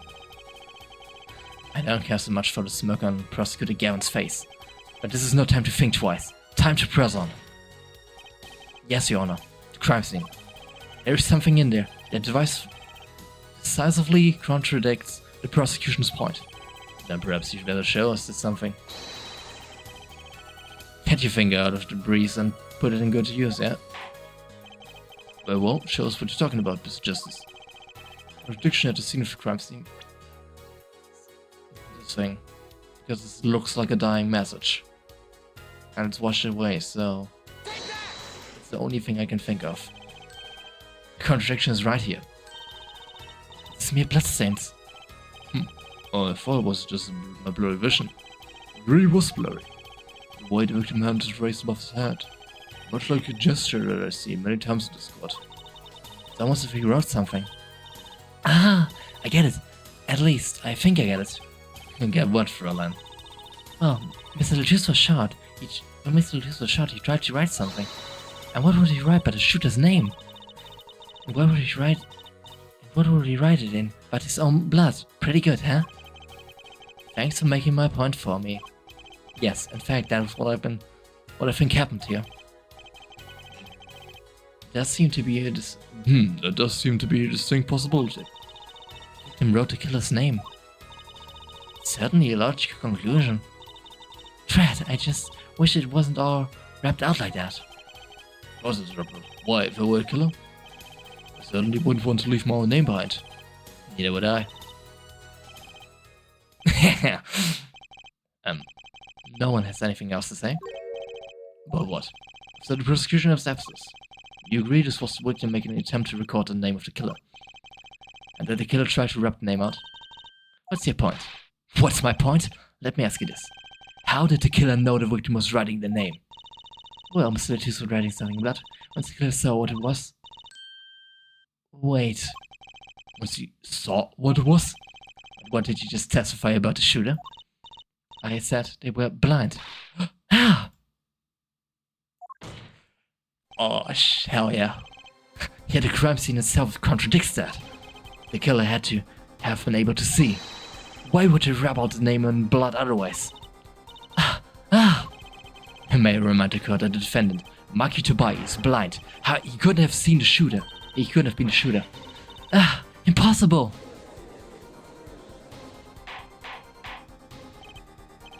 Order, order, order! Prosecutor Gavin, please explain to me what this all means. I mean, looking at this photo, it seems quite clear that the shooter could see. Yet up until now. It seems I only cut an apology. The Gavin here is their bandwidth for law enforcement ties, yet the murder occurred during our concert. Apparently discussing confusion over the section. As rare as though some reports were not filed in an entirely timely manner. I'm not sure I like the vibe I'm getting here. Hey, Apollo, look at him. Why is Prosecutor Gavin all relaxed and smiling like that? Like he knows something we don't. And he's about to tell us. I've got an idea. Let's rock. These documents before that. I have a question for the Fräulein detective, if I may. What? Tell me, why do you think that Maki Tobai... He's not going to bring... He's not really going to do what I think he's going to do, you see? He's going to say that Maki's not actually blind. That he just pretends to be blind. Ah, fuck. Huh? What did he say? What are you saying? Of course he's blind. Of course. He's the blind pianist, right? So he's... Doesn't Lemery lead him around by hand all time? No way. I have a report here on the defendant Makitabai. According to this, Makitabai can see perfectly well. Oh, fuck. Oh, fuck, that just... Oh no. That just brought our entire case so far down. What? Oh, this bastard. He purposefully kept us. Oh, smug freaking bastard. His blunders was merely publicity plot by those clever Bogenians. He can see quite well. But he said, what did I say exactly? For it, not once in the course of this trial. They claimed the defendant was blind. The only one who did this was Fräulein Detective. But that's... significant fact, yes. Consider Makitabai sees. And he was the only one who could have fled through the event. I see no problems with this. But what about the bullet holes in the wall? Yes, the bullet holes. I believe I've already nearly explained those for us. He didn't miss because he couldn't see. It was a kickback from the 45 caliber revolver. Simple accident, in other words. How's that? I'm afraid your objection just as flair enough for brighter skies. This is where the real fun begins for it. Oh shit.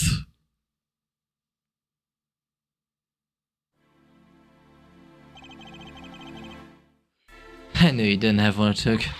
You joke! Just what was I in here for? Comic relief? Yeah, apologize. Oh, sorry. There's no way to apologize. He's angered at Trucy now. Look out. If you can please end the bickering, no. Whatever, I'm not leaving. I can't leave like this. I come up with some clue to solve this case that kills me. But your testimony has always given us enough to convict this defendant. Don't say that. What? It's Blood Saint. The criminal tried to wipe it off, right? That seems to be what happened, yes. We might be able to find out what's really written here. Really? You can do that?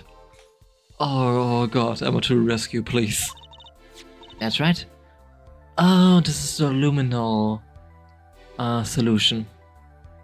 I remember this from the fifth case of Ace Attorney 1. It's got luminol. Maybe you know of it. Is the chemical reacted to blood? Ah yes, have we done those tests yet? As if I'm going to tell you. The blood stains covered a section of the carpet. In order to perform blood tests, the section was removed and submitted. Perhaps you should regress it. You're in court now. Right, go for it, Apollo. Huh? I have to do the test? You just have to spray the luminol on it. Simple. Chemical reacts to blood. I've heard of this somewhere. Yes, I believe an analysis is called for. Have at it. Right, ready? It's easy as pie. Just press spaces to spray an area. Here, give it a try. I have the entire course of focus on me. Apollo, your hand is shaking. Let's do this.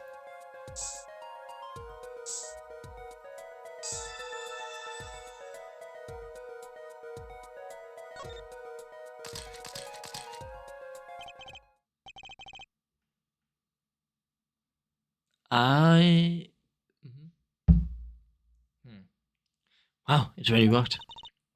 This must be the power of science. It says IPXX314206. Huh. that the killer's name? Maybe it is. If the killer was a robot.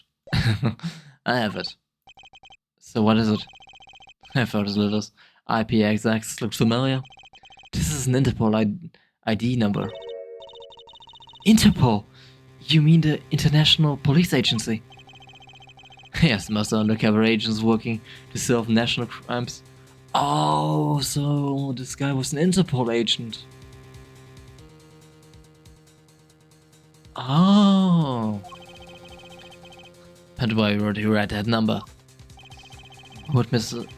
Tooth even know a number like that? Good shot from Detective Rock on. Eh? Your Honor, we can verify this number immediately. Sergeant, are you there? Come on to the witness stand.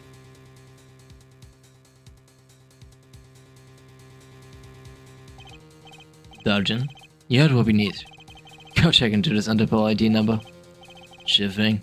Give me 30. No, give me 27. I'm not sure what to think of all this. Prosecution's case is airtight, so it seems. But if this number is really that of an Interpol agent. Oh, wait, I know. What if Maki Tobai really not a Interpol agent? That would be a possibility. Possibility, yes. I wonder if Markham is the killer for certain.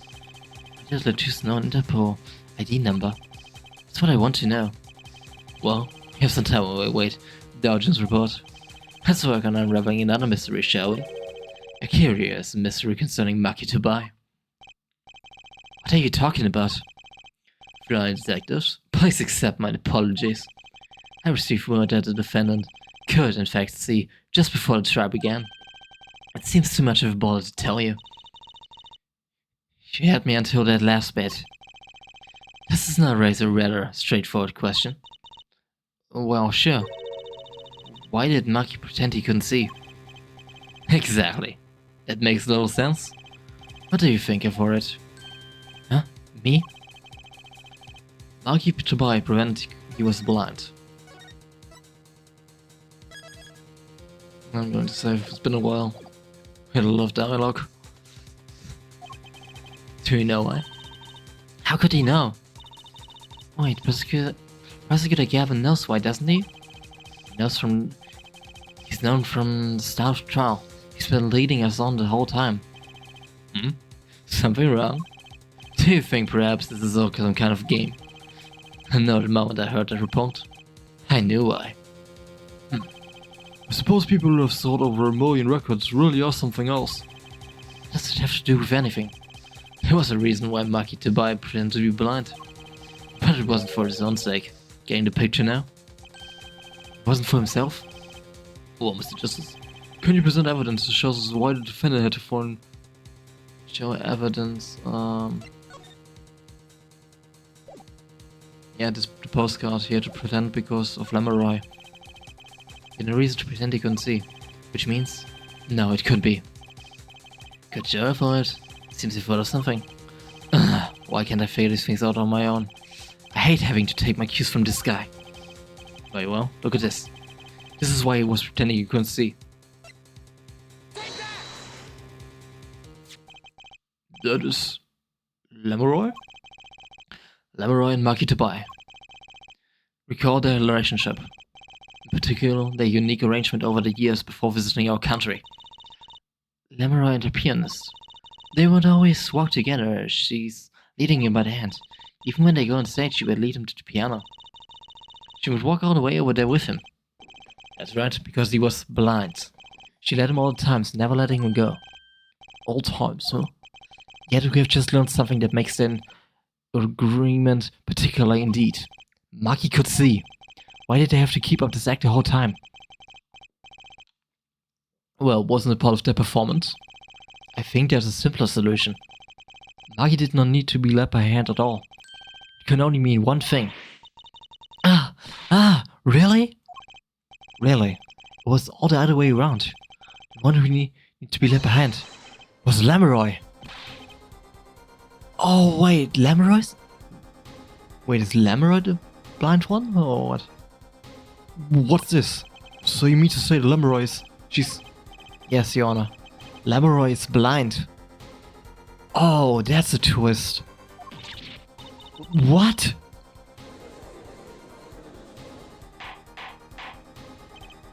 Order, order, order! This is crazy. Prosecutor Gavin. Is it now? Please shed some sanity in this madness. The defense has made an outrageous claim.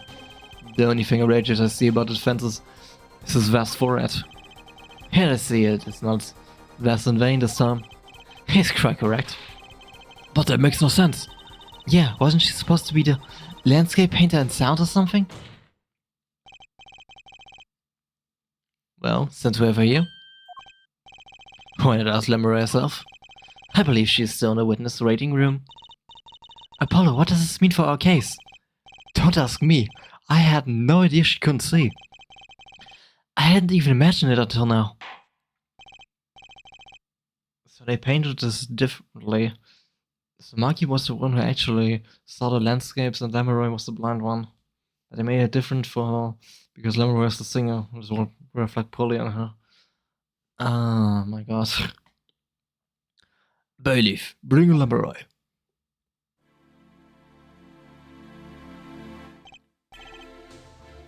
Lamoroy.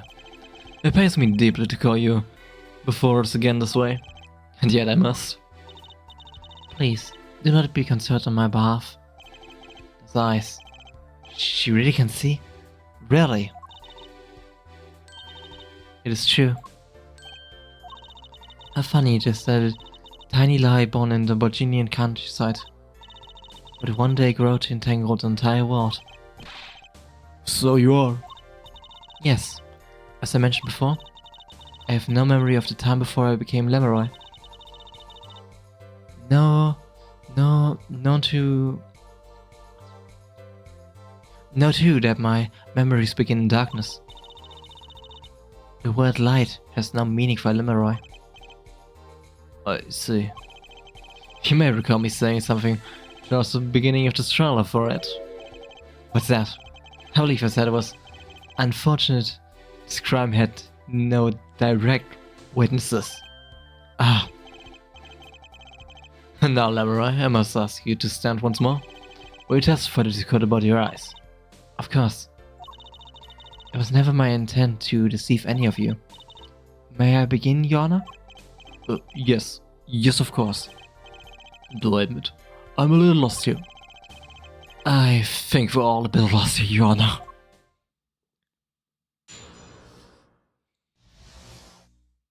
Lamoroy's eyes. I have no memory of the light. I have debuted in the world of darkness and sound. My producer came up with my PR line before he knew this. So silly as it may sound, I had to pretend I could see. Everyone on my staff knew, of course, but no others. Oh lord. But this is murder trial. I apologize. It was part of my contract, you see. I was to keep my blindness a secret no matter what. Music is everything to me. I never imagined something like this would. She told us the truth in the beginning, when she said she saw nothing. Very well. Does the defense have anything to add? I'd like to cross-examine. But what is there left to ask? There was one thing in her testimony that bothered me. Perhaps it's best to let you get out of your system. Someday you come to understand the importance of thinking for yourself. Very well. The defense may proceed. However, be aware this court will not tolerate any questions deemed too stressful to the witness. Okay, there's only one part that bothered me. Just let me ask about that and I'd be happy.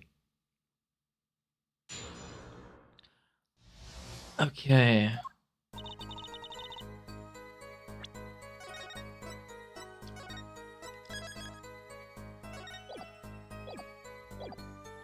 I debuted in the world of darkness. Yeah, that's not important. Came up to be no. Society of Mason I had to print I could see. Everyone myself knew, of course, but no others. I think that's the one Apollo wants to know about. When you say your staff, do you include Mr. Lettuce? Of course, he was my manager. So you knew. And that's what been bugging me. Something about a bit of justice?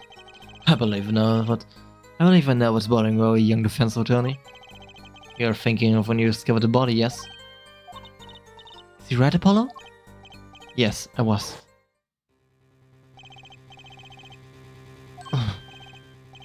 He's alive.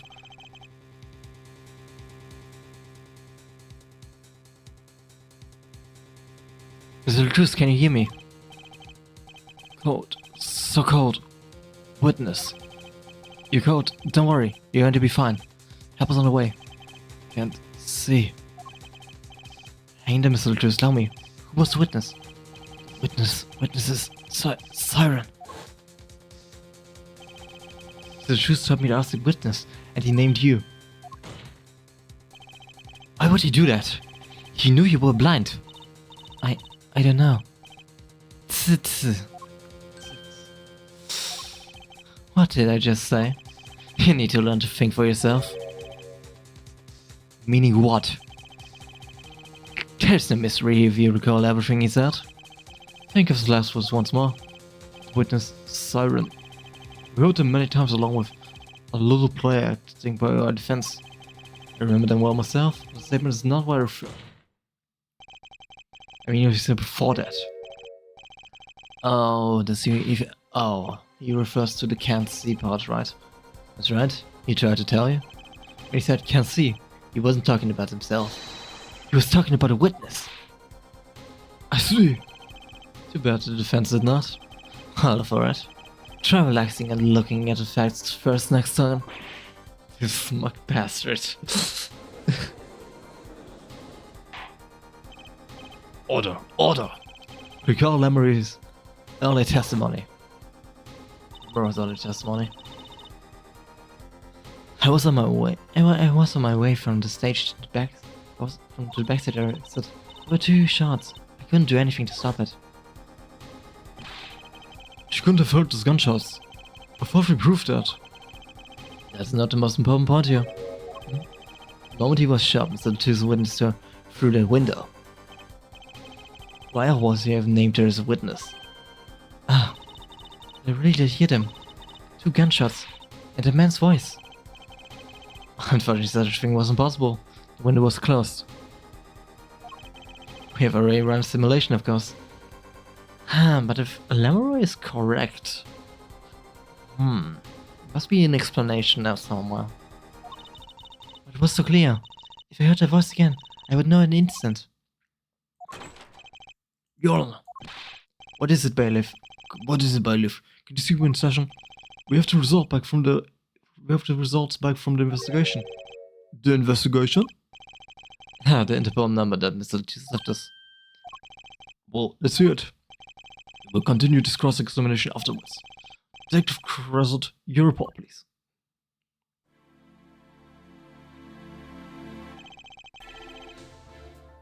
I asked Interpol about the number. I'm sure you'll find their answer intriguing. Quick as always, Dajin. Well, tell us about the number. Is the defendant a secret agent? IP XX 314206. The agent registered under this number. Mr. Romain Latrus. What? Our undercover Interpol agent was Mr. Latrus himself. He was apparently in the middle of an operation, so when he wrote his letters, he was trying to tell us his own identity, and the cautious killer tried to wipe him away. The Latrus was an undercover Interpol agent? So him being Lemery's manager was just a cover, most likely.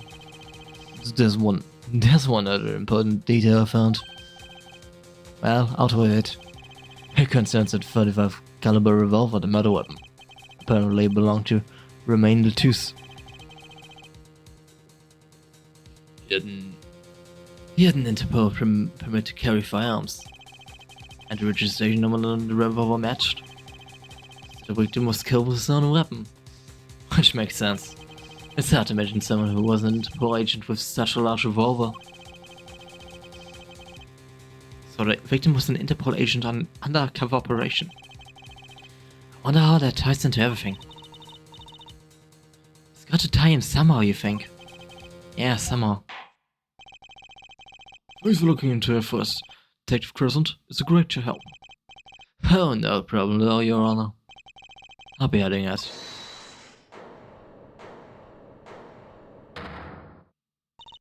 Wait! Lomoro, is something the matter?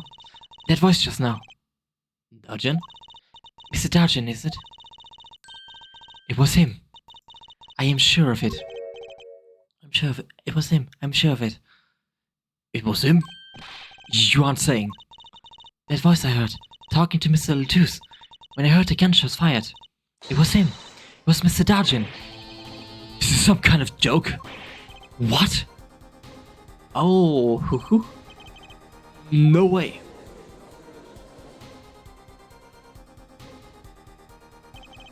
The courtroom fell into such a chaotic state, the trial had to be suspended temporarily. I'd never seen it happen before. Of course, it's not every day that you get an accusation like that one. Amaroy, fingering Sergeant Crescent, not only is he a guitarist, he's a detective. That's all killer, huh? Could it really have been his voice Amaroy heard? Things were changing fast, and frankly, I wasn't sure I could keep up with it. Hey, no wimping out about Apollo. What a way to end the first trial day.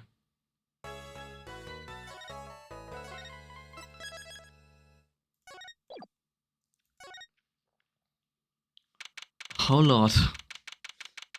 July 9th. 2:12 p.m. Write Anything Agency. Hey, Apollo. What? Well, you know, actually, nothing. I mean, something, or maybe not. Out of it. The suspense is giving me an Yosa. Well, you know, the trial today, I was thinking, if you gave it a score, what score would you give it? Score, G. I guess I would, or maybe, well. Bah, I'm just as bad as you. See, it's so vague. Clearly. Argue avoided a guilty verdict, which is something. Though I can't say I'm any less confused about the case. I asked Interpol about the number. I'm sure you found the answer intriguing. IPXX 314206. The agent registered on this number was Romain Latus. And the victim is Latus. I would have guessed he was actually an undercover Interpol agent. What a mess. And we don't have an idea what he was investigating. Well, true, but we know who shot him now. Emery told the whole court. Wait, that voice just now. It was him. I am sure of it. That voice I heard, talking to Mr. Latus, when I heard the gunshots fired. It was him. It was Mr. Darjan. It's another mystery, Apollo. I love mysteries. I don't. Speaking of mysteries, what's Mr. Wright up to? I wouldn't mind asking his opinion. Now that you mention it, I haven't seen Daddy around. What, is he some kind of stray that just wanders in and out of will? I wouldn't say that, but he's been going out a lot. Some top secret mission, he says. Top secret? Anyway, you can't just rely on him to save the day. And you've got me to help you. We'll be fine. Fine, right. Well, time's a wasting, as they say. Let's investigate. That's the spirit.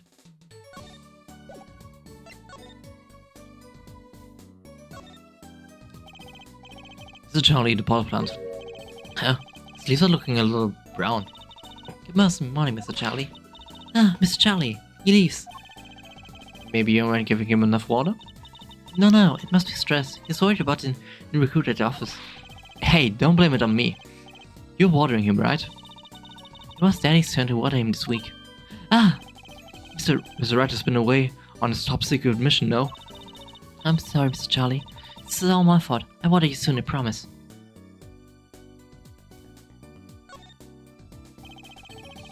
Some rules of magic mixed in with them. I dusted him recently. Nothing at the gleam of clean books. Well, how about some tea? Here you go. Thanks, it's nice. But this is not the time to be drinking tea. That's right, we have to get investigating. Ah, that was a close call. We almost relaxed.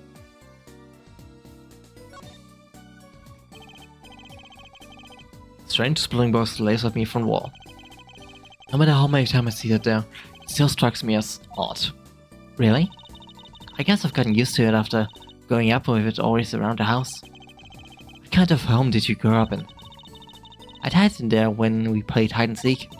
Just get in, slide the section around, and be impossible to find. I bet you would be.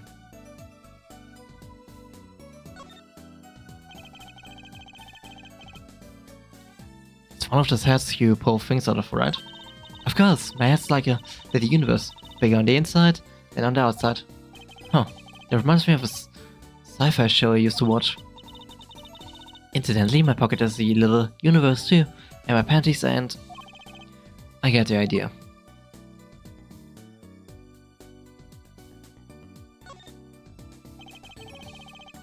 How's the magic act coming along?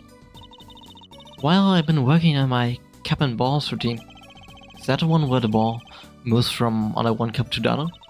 That's right, the very same. Here, watch. First I put one of the cups over the ball, then I snap my finger. Tada, the ball's under the other cup. It's not there. Watch him pull something off my magical panties. Nice try. I guess I know what I'll be doing tonight. Practicing. You can be my audience, Apollo.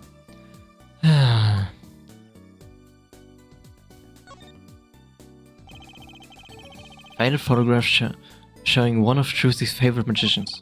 She talks to Daily for good luck, I hear. I almost forgot. I hope I become a famous grand magician. Oh, and I hope Apollo becomes an ace attorney. There, all done. Oh, I suppose you're going to talk to inanimate objects. A photo isn't so bad.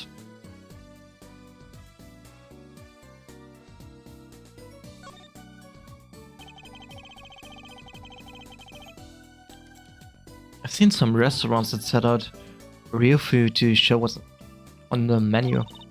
I have too, but I noticed something strange. One time there was a sandwich out and I lettuce. Like it had disappeared. Magic. I'm sure someone just swiped the lettuce and ate it. Wait, the sandwich. You didn't. Apollo, you shouldn't eat sample food, no matter how hungry you are. Just how hard up do you think I am?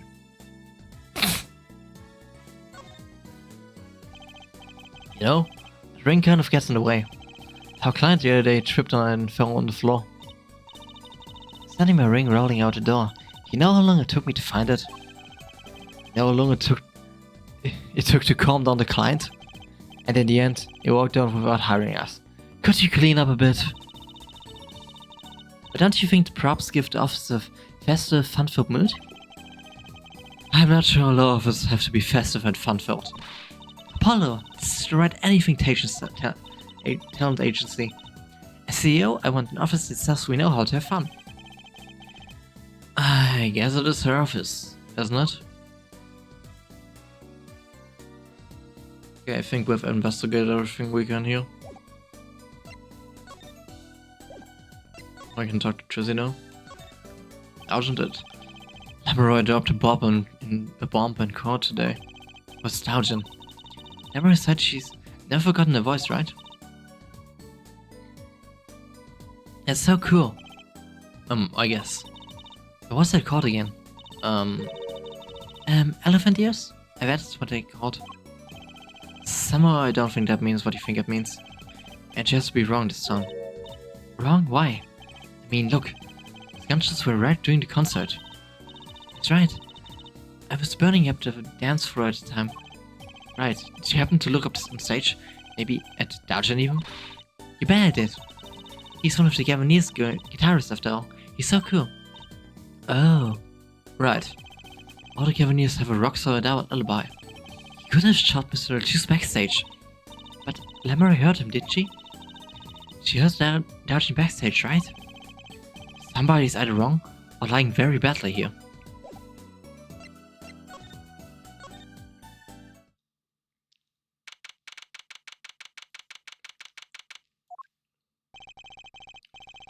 Maggie may not be guilty, but he's still a suspect. But I don't have any conclusive evidence. Yeah, but only someone as small as him could have gotten out of that room. Right, they haven't. And he lied. Lied? Maki Tobai can see. Ah, Maki. Speak of the devil. You look like you're doing okay. Forget. Why did we come here? It's not like we can talk to him or anything. What's overrated? Feelings that would matter, Apollo. It's kinda hard to build a court case on feelings. Since we're here anyway, might as well get what I want to say out of my chest. If you need someone to complain to, I'll listen. I think she's actually worried for me. Try today. So what did you think of the try today? I'm glad he doesn't understand English after all. If he did, he would have been scared of his mind by the trial. Hey, all well that ends well. You have to be more goal-oriented. If he's innocent, we win. No, if he's found not guilty, we win. Maki might not understand English, but I bet he gets that better than you do. Huh? Wait, oh wait, we don't have it. Huh, oh, Bracer reacted. I'm glad I'm glad Lamoureux testified. What a great person. She even got Maki off the hook by naming another suspect. The Sergeant of the Gavoniers, the detective. I wonder if Maki knows what happened. I mean, if he could, follow how the trial went at all. If no one told him there's the new suspect, how would he know? Hey, what is it, Apollo? No, it's nothing. I must be imagining it. Imagining what, Apollo? It's just, I couldn't help but feel that, I don't know, Maki, he doesn't understand what he's saying, right? How could he? He's a young Virginian, he doesn't speak English. Yeah, but my bracelet is reacting to him. Huh? Maybe it's my functioning? Oh, it's scared, because you keep making those I'm so mad faces. Was I that bad? But you're valuable not being able to see. But what if it isn't all he's lied about? If you're curious about it, there's only one thing you do. You should ask him. I think there's something big to get to him. Some kind of undeniable evidence. We'll be back, Maki. Okay, so I need evidence that he actually understands English.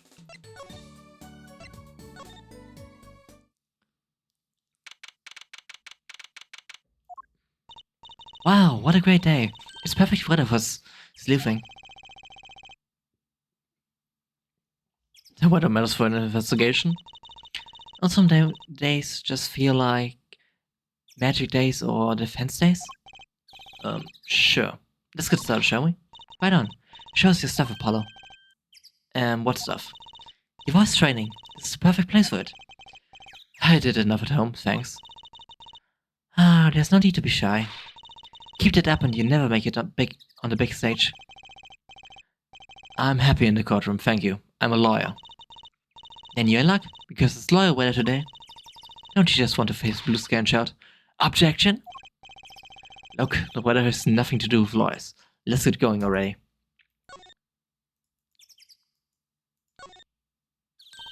Look, a blimp. These balloons next to it have sponsor ads on them. Let's see. Big sale. All shirts 50% off. Oh, it's an ad for the department store next door.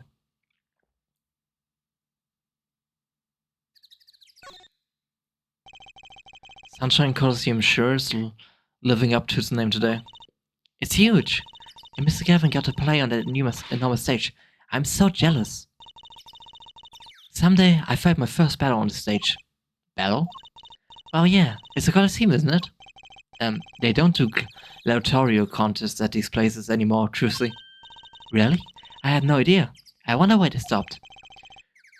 Sometimes I worry about her.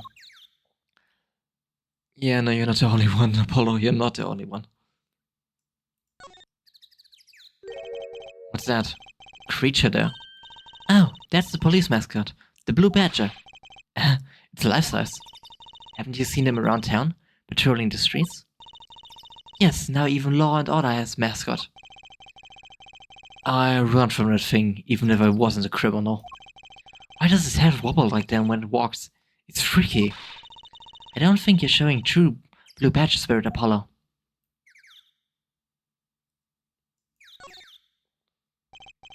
Look, a massive sign for the guilty as charged too. Giant prosecutor Gavin stares out over the arena. Oh, maybe I can take it to the office when they're done with it. Where would you put it? You couldn't even get that thing through the front door. And they put it outside. I bet it'd be good for business. Just as long as no one comes expecting us to prosecute.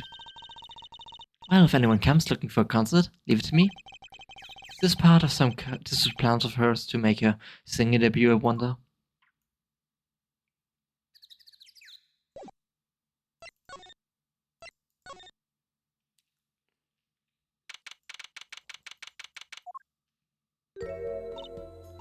Ah, Mr. Attorney. Lamoroy. I'm sorry about today, There's nothing you need to apologize for. You were merely defending Maki.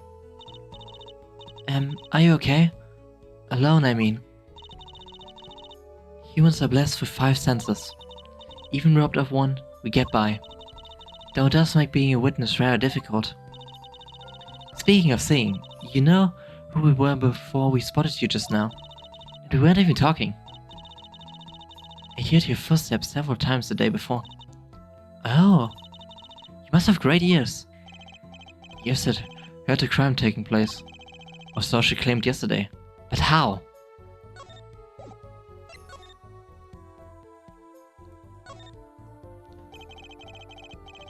That would be the Blue Badger, the police mascot. There's a guy outside in a Blue Badger, giant Blue Badger costume lumbering around. He stands out even more than those Scavenier posters. It's all the same. He's a bad mascot too, you know. Can't picture Prosecutor Gavin going for that kind of thing. Neither can I. I bet there's a story there. They're just waiting to be told. It's been lying there since the day before yesterday. That definitely is a vital clue for something. It's small, maybe no one noticed it. I kinda want to pick it up. It'd make a cool souvenir, don't you think? That's the out in my mind for some reason.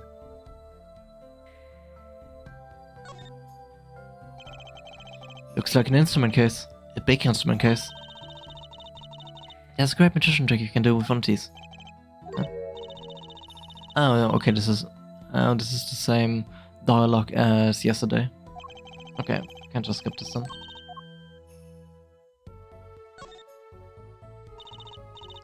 I'm thirsty, Apollo. Oh, welcome to stream, Casita. Yeah, I'm playing the Apollo Justice trilogy. From the sounds of it, I would assume you're probably also an Ace Attorney fan. How goes it? Have you been liking it? Been looking forward to getting it at some point. Yeah, I've been liking it. I basically it's my kind of first playthrough. I played Apollo Justice back in when it came out in like 2008, 2009, but I have basically almost no memory of it anymore. I'm on case 3 currently, kind of towards the end of it probably, and I've been enjoying the game a lot more than I remembered it enjoying when I first played it. So yeah, it's been fun. Yes, played the whole DS genealogy. So this is something I'm looking forward to. Yeah, same. I actually never played Dual Destinies and Spirit of Justice as well. I only got to like case 2 of Dual Destinies when I played it on a friend's 3DS one time. So I'm actually really looking forward to finally playing those 2 games. I heard really good stuff about Dual Destinies. Oh, thank you for the follow, Casita. Thank you so much.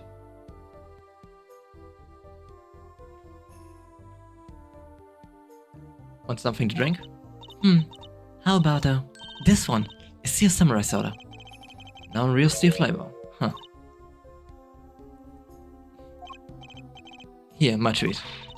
Hey, this isn't even enough change. The machines outside are cheaper. This one is highway robbery. Supposed for the guilty as charged, though.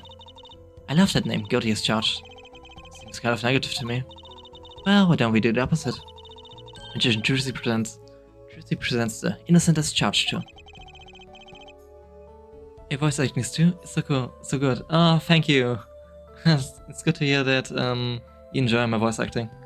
Yeah, especially with like visual novels. I always want, when I play them, I want to try to do voice acting with different voices as well, so that the audience can be really immersed.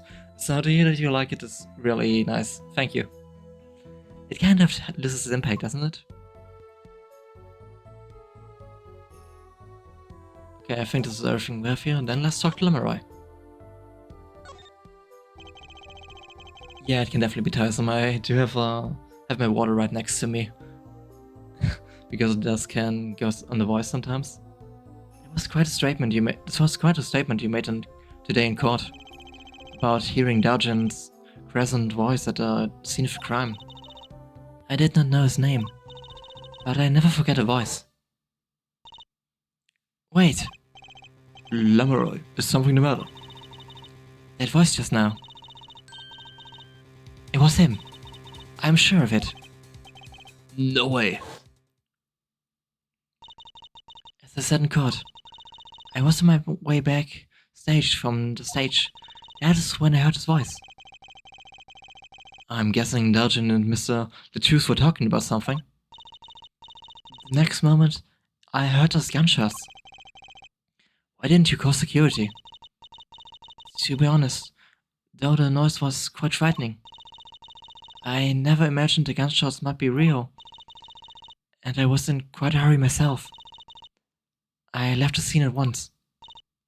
So, it really was Daujin's voice that she heard. Yeah.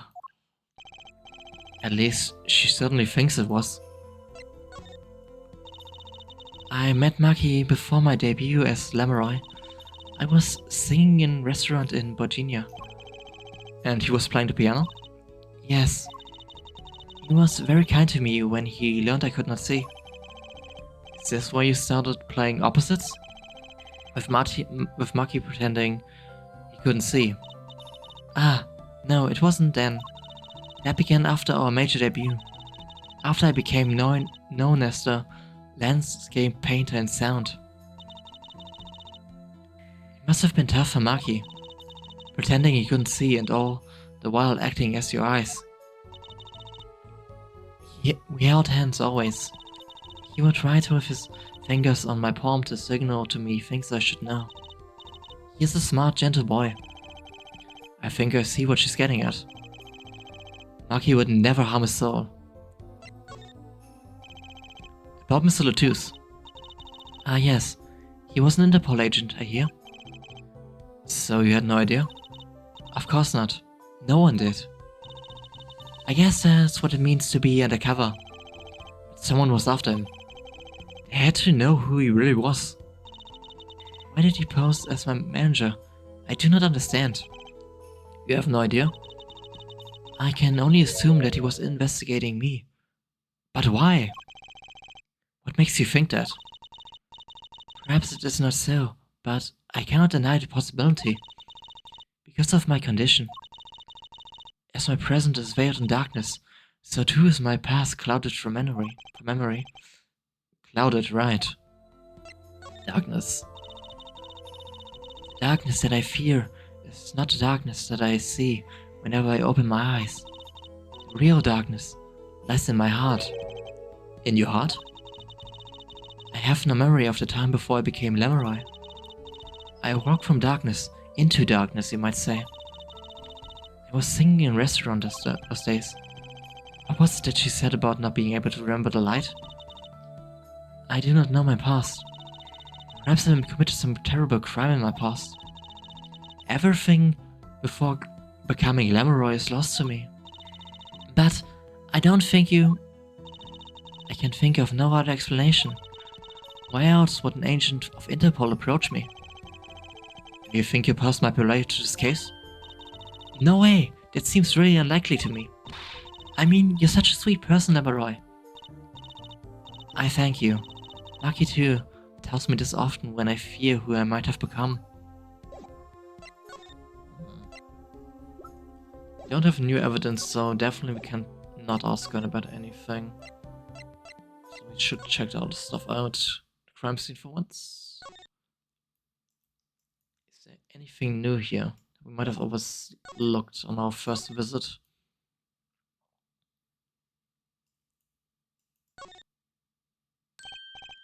Hey, look, a part of the carpet has been torn up here. That was the part we did the Luminar testing on in court. Luminar, right. You know what I couldn't stop thinking of? Who's going to pay for this carpet?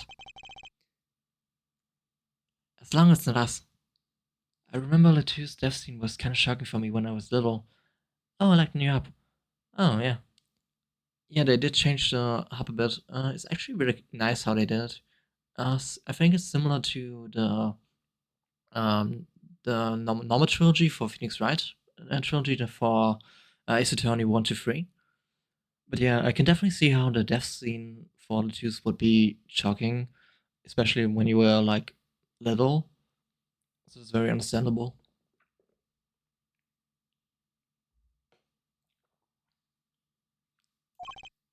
Maybe the shooter? I guess it's true what they say. Crime doesn't pay? I would hope that car replacement costs weren't the only thing holding you back.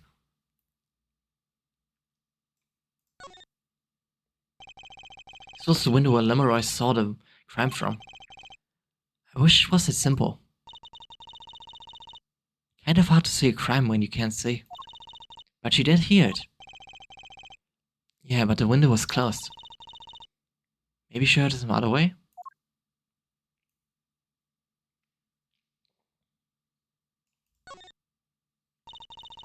There's one heavy-duty bouquet here. There. I have trouble thinking of flowers as being heavy-duty. But they call lots of things heavy-duty. Not flowers, they don't. What about a heavy scent? I think you mean heady. What if flowers are plastic? They still wouldn't be heavy. Okay, what if they were made of metal? What, like a magnolia made out of steel? Exactly! Now I hope all my fans don't start throwing metal flowers at me.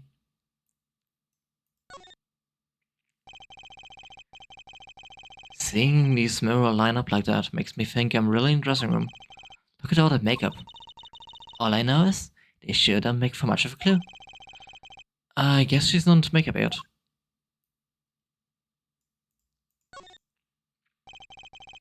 It's one of those permanent dryers you see in hair salons. Is that what they really called?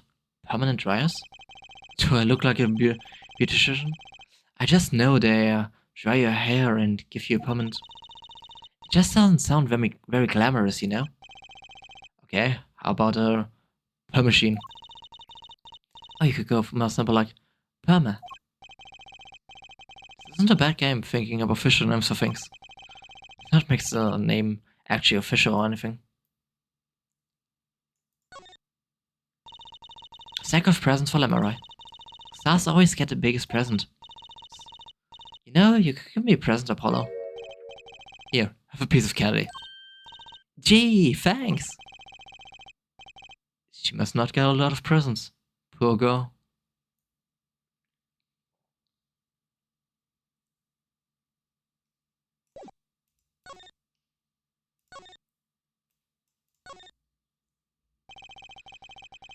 Sure, I must have used her to climb up to the vent. All this tragedy, because someone left a step ladder here. I don't think Mr. Tooth was shot because of the ladder. You think it was Maki? I guess that event is pretty small after all. To prove he was at the scene. Did he escape in time between the gunshots and us opening a door? It's one of the biggest, most expensive looking TVs I've ever seen. Too bad you never own one. Never's kind of harsh, Trucy. Huh, how about for all eternity then? Same difference.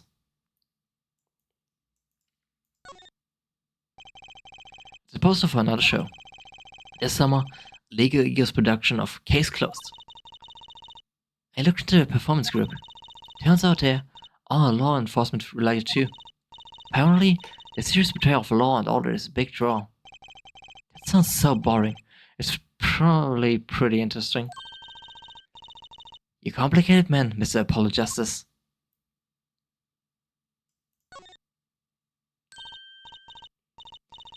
Look, it's fruit. Fruit, Apollo. Fruit. I heard you the first time. It sure is a lot of fruit. I doubt anyone would miss a bit of watermelon. I know. I might get vanished into my stomach. Well, not. They might make you pay for it. And if you have the money for that, you should probably repaint the office first. Watermelons are that expensive? They could have been imported from some exotic locale for all we know.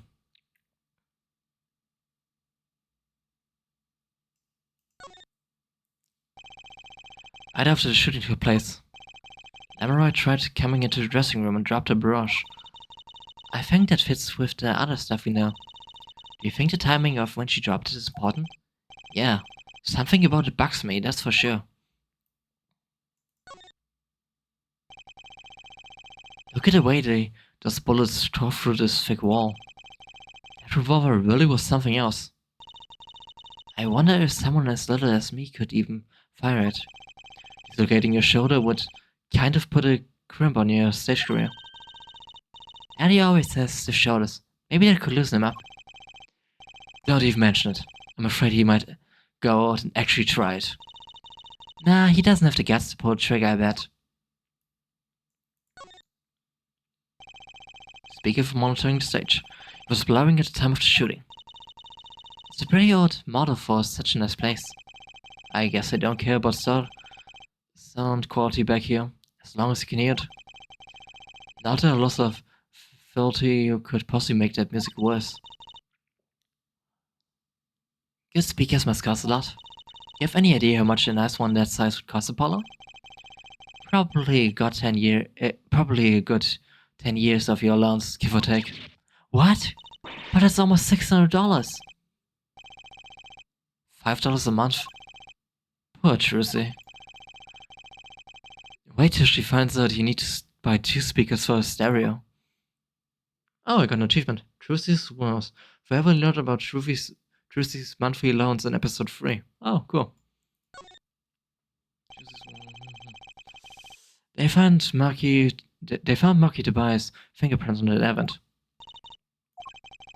What's with the long face? It's a little lackluster, you know? Lackluster? I mean, using the event is so obvious. No audience is going to pay good money to see a trick like that. Things must look different through a magician's eyes.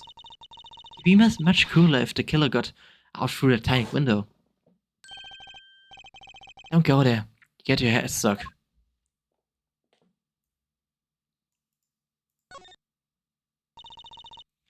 A Gavin Hughes poster. How many of those did they put up, anyway? Prosecutor Gavin looked so cool on stage. You should learn to play the guitar too, Apollo. You can accompany my magic act. It'd certainly be a novelty act, if nothing else. Think about it if I ever lose my attorney's badge. I think that was everything. There's something new.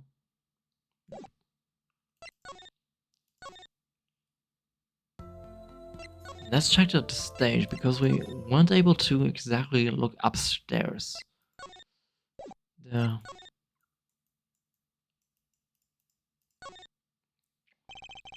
And that's a big instrument case. It's a case for a contrabass, I think. Could fit 20 violins in there, but it may look like a violin, but it's a completely different instrument. Could fit 5 Trucys on there, I bet. Hey, are you comparing me to an instrument?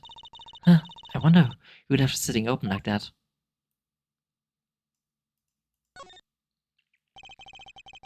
There's a lot we used to climb up the stage, though. At the moment, I'm likely to forget anytime soon. Me neither. I'll never be able to climb another tower again without thinking about it, you know? I'll never be able to climb a tower again, period.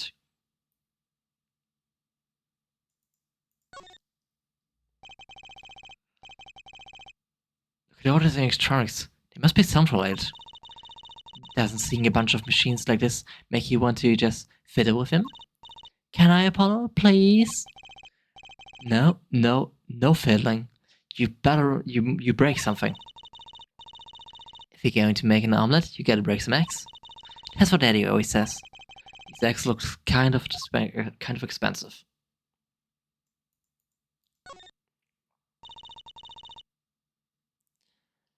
Maki played so beautifully. Yeah, like a real pianist. That's just silly, Apollo. How can you call someone as good as Maki a pianist? What? It's like throwing him in the same class as Daddy. Good thing Mr. Wright didn't hear that one.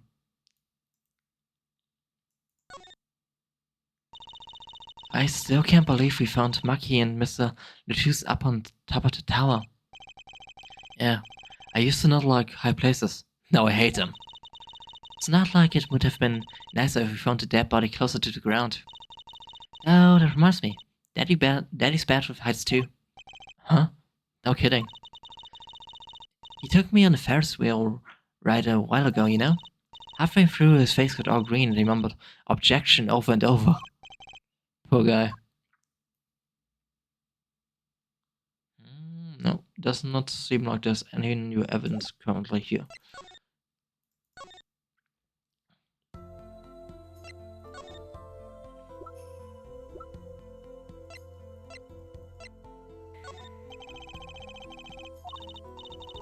No.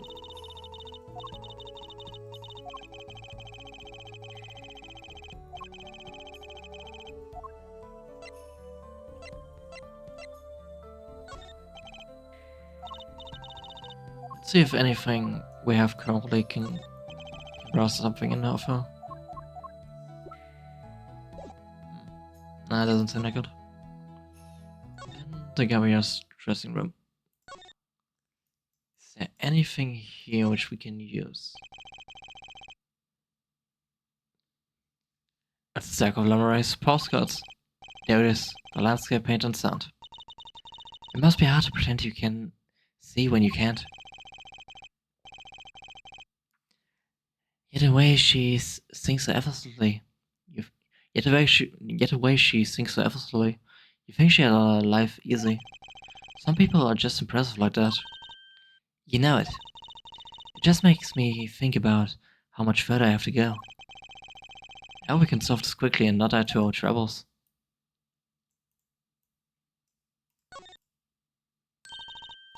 A guitar, that's legendary. Oh, okay, this is the same dialogue as yesterday.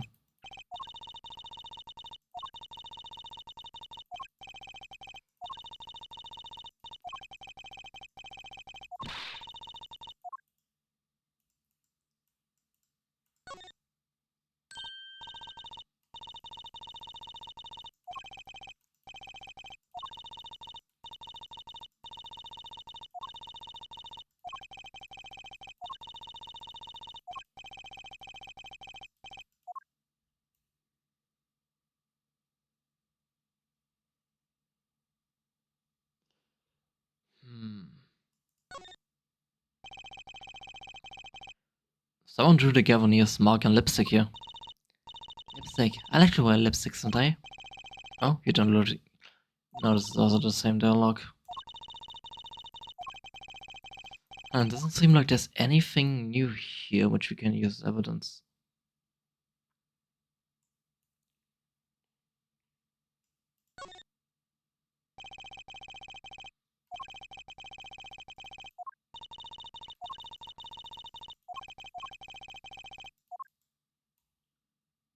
Hmm.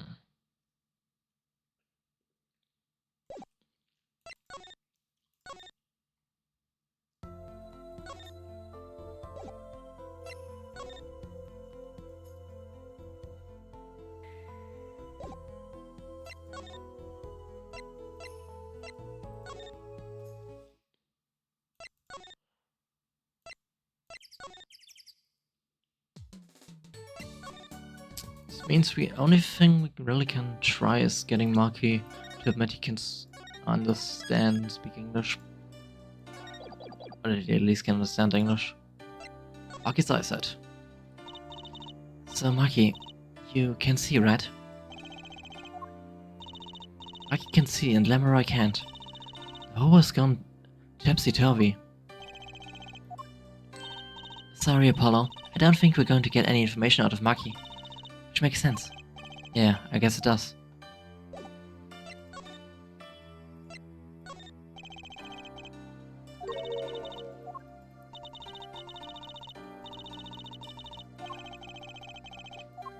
Just a chance.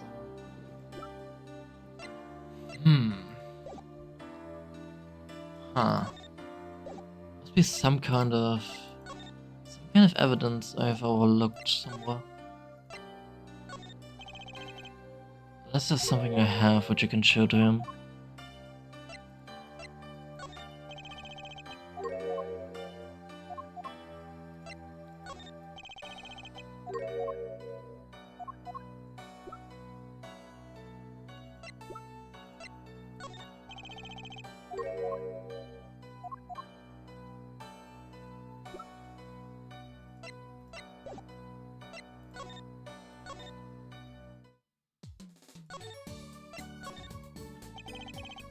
Interpol agent, I was wondering, what is Interpol anyway? Huh? Interpol? They're the guys who catch international criminals. Why can't they just call them international police instead of making up some silly name? Yeah.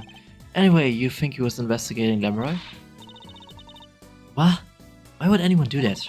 She's not a criminal. She couldn't be. Be fooled by appearance is all I'm saying. But remember, I'm a magician, Apollo. I can spot a palmed coin at 50 paces. If only it were that easy. In any case, we know he was working on something. I wonder if it was something that has something to do with something. That something being our case. The last something, I mean. Something like that. Frankly, the whole thing is making my head hurt. What was Priscilla 2's up to? Trissy, was that another one of your tricks? It wasn't me. I can't even make Mr. Head laugh like that. Where the mundane gives way to miracles, where it is whispered gramarye. Hey, Dalday.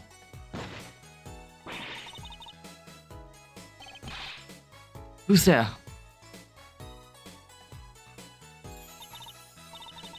We didn't just imagine that, did we? He was wearing a silk hat. In front of yours? Hardly. We meet again. Nice to meet you. Who are you? Could you please stop smirking like that? It's you! Uncle Valant. Uncle Valant? He's your uncle? No, Sally. It's the great Gramarye Valant Gramarye. Grand magician. Yes, it is I, the great Valant Gramarye, as seen on television. And could you please stop smirking like that? It's been a while, Mr. Trissy. 7 years to be exact. My, how you grown. Good to see you again, Uncle Valant. You look exactly the same. I hate to intrude, but what is the great magician doing paying us a visit? I believe it was you who wished to see me. So be quick with questions. And do not quake or kill. I am quite tame. Oh, my starter may steer the sound.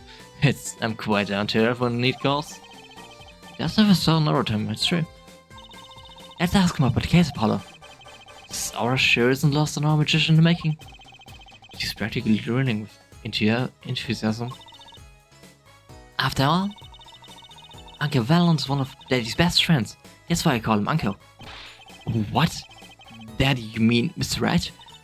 No, I mean my real daddy. Trissy's real father? Oh, plot is thickening. Once upon a time, true Gramarye included 2 grand magicians.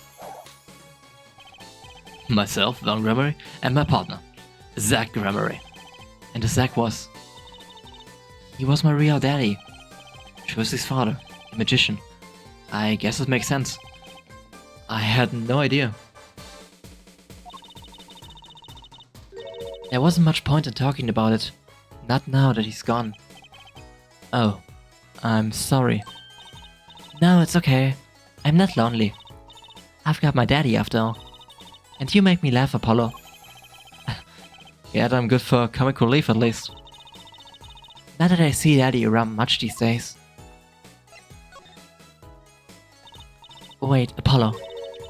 Don't tell me you don't know Troop Gramarye. Troop Gramarye? Huh? No. But that sounds kind of familiar. Oh, lost life.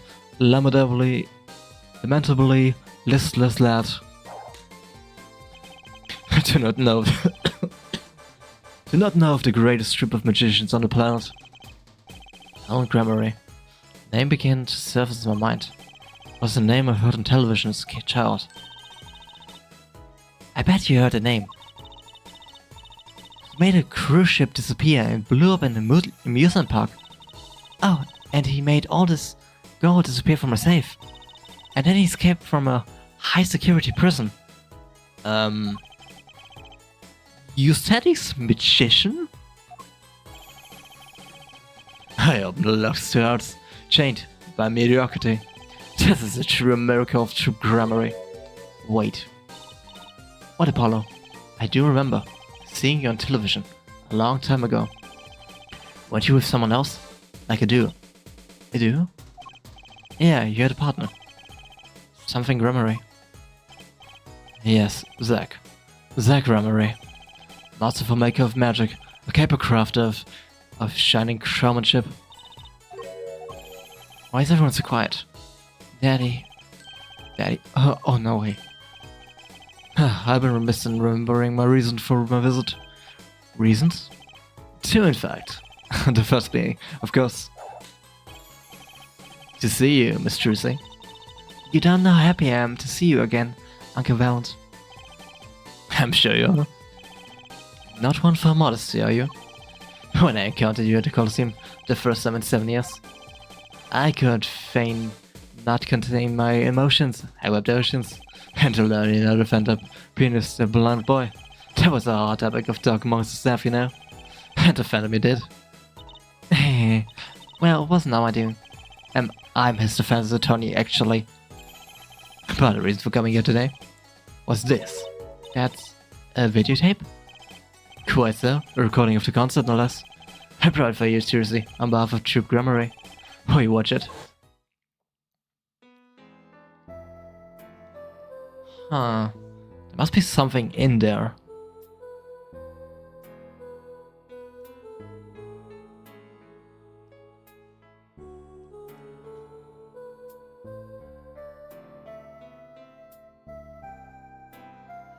Oh, this probably is going to be the proof that Maki can hear.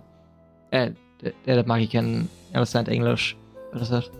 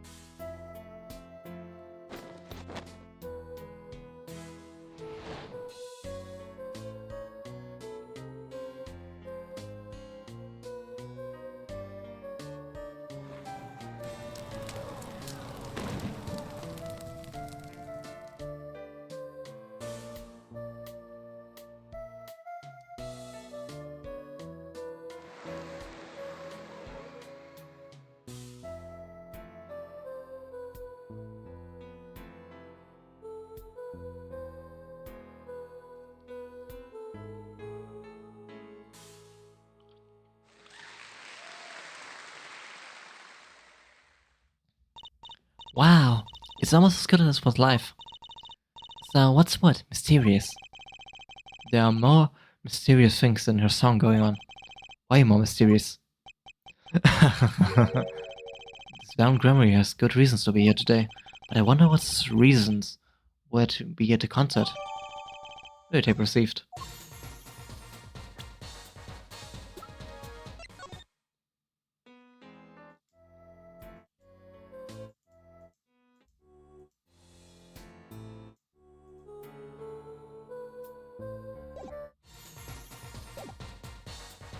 I think this is probably going to be the evidence we need.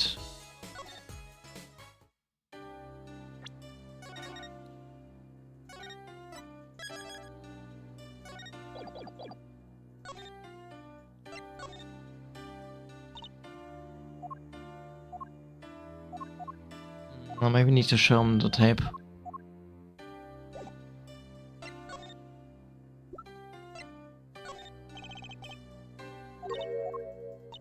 Nope. Maybe then to Lemuroy.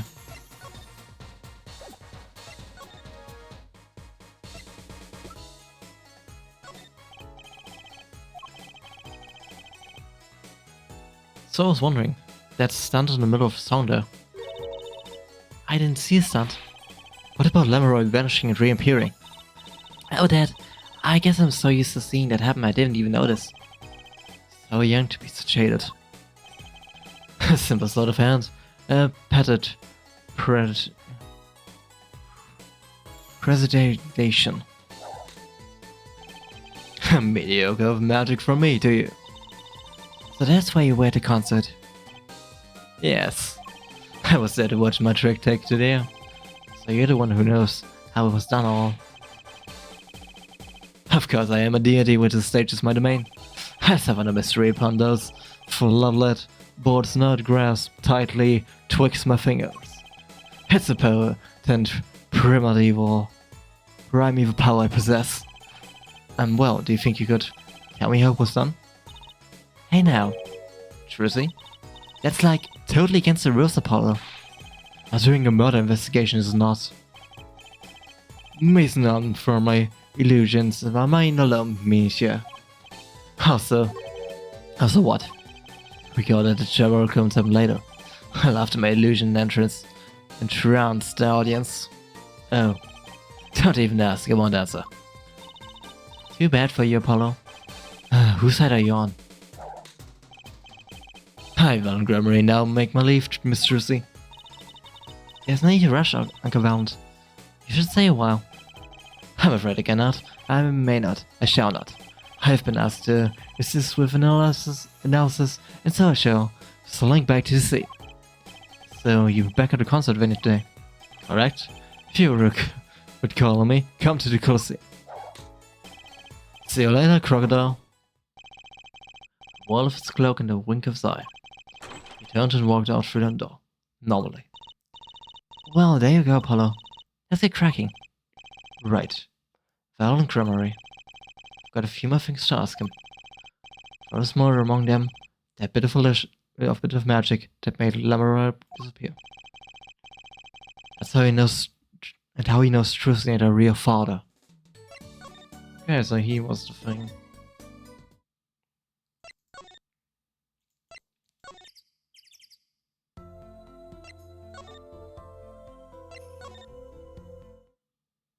Another stage or something.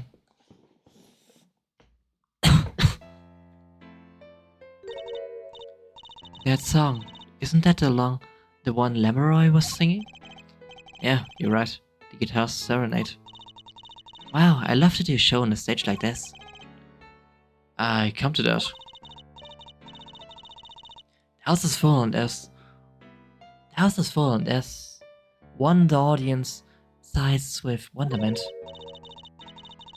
There I am, swinging my ballad, rose petals swirling through the air. Not bad. Wait, aren't you a magician? Oh. That's right, I was a magician, wasn't I? Some dedication.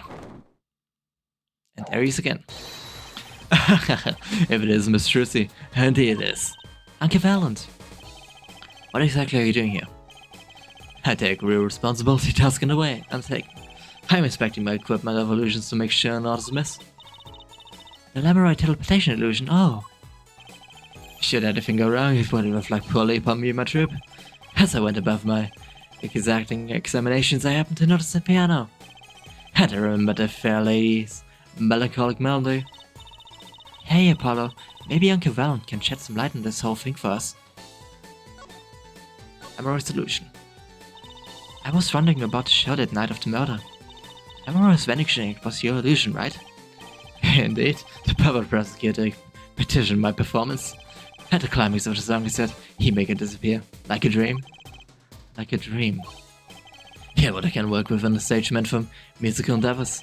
There are none of the conveniences of a stage built for sorcerous acts. It was a challenging test, so I accepted. She disappeared from the top of the tower. But in order to move, you would have to head use some sort of secret tunnel. People come to me because I'm a professional amongst the magic. My illusions are custom made from time to time. Now because of murder, all the eyes of the nation are disconcerted. Not a bad thing as far as the fortunes of true Grammar is concerned. So you were here checking up on your trick to make sure it went well. And went well, did. Now speaking of pianos. That piano over there troubles me. It troubles you? Why? Why? Well, you ask why. I think it's probably quicker if I just go check it out myself, thanks. What's wrong with the piano? That's not a big piano. I've never actually played one. Sure gives the right to teach you sometimes. No good, he can't play either. Cannot feel bad for the guy now. Maybe now's my big chance. Stand back. This could be the debut of Prodigy. Did you make that noise just now?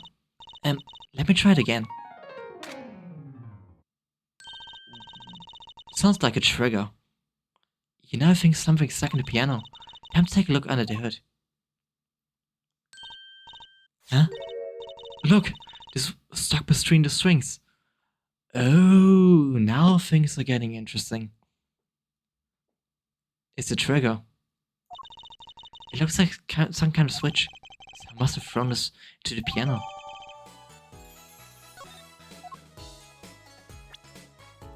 It's a trigger for stuff far away. Switch is sitting here, tempting me to push it. Don't, you might blow up the whole Colosseum. Apollo, please. I think that every strange switch triggers a bomb. That kind of old-fashioned crime drama thinking doesn't cut it in our busy times. Alright, Choosy PI, please enlighten me. What do you think the switch does? Maybe turns on the electric razors in Prosecutor Gavin's dressing room? Switch is big as a razor to turn on a razor. Okay.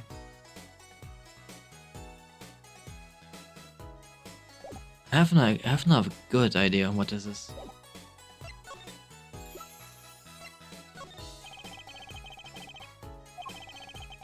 Me as a surgeon. Okay, this is nothing he says on this.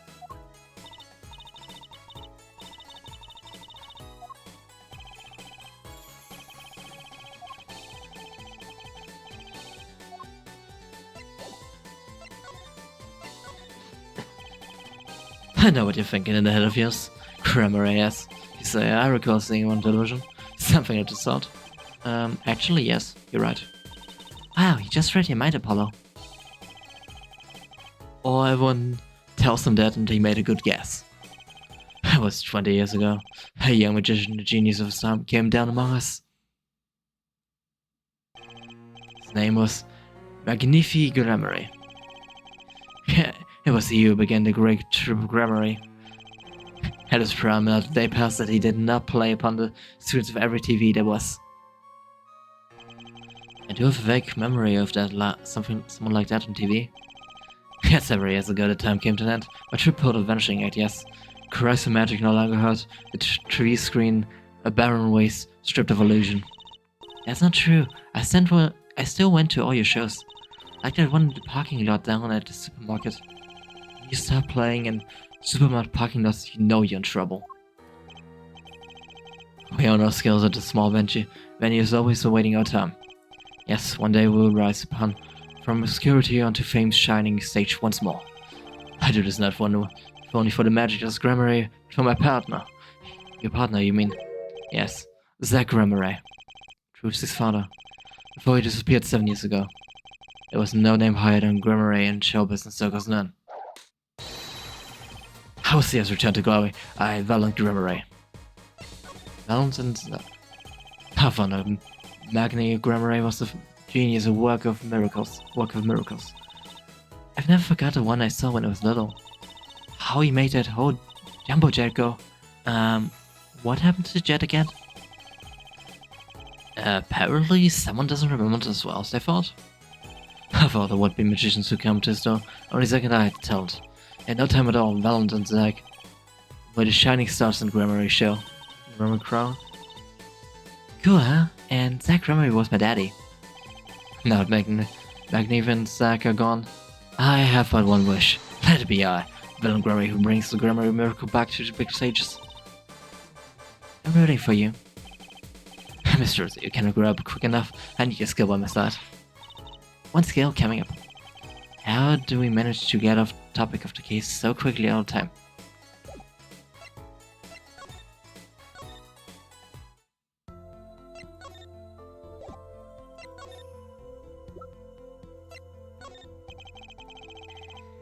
We took a look at your performance again. It was even better the second time. Thank you. That reminds me. That was an incredible illusion you pulled off. Illusion? When you teleported from one stage to the other, remember? Ah, yes, apparently they hired a professional magician. Villain Gremory. I was wondering, do you think you could tell us how it was done? I'm afraid I cannot. Sir Gremory made me swear to never tell Soul. I was afraid of that. Hard to be a magician if you can't keep a secret, you know? Ah, I remembered I wish to speak to you about something. Yes? When I was walking this hallway before, I stumbled upon a small device of some sort. It was lying on the floor. Device? Maybe you mean this? Oh, frickin' finally. That thing has been bugging me since literally start of this entire case. It's been lying there since the day before yesterday. Might I touch it? I thought as much. What did you think? This is one of our headsets. Everyone on staff was one doing a concert. I wonder whose this is. We use it for communication. It'd be quite inconvenient should it go missing. We'll do it for you then.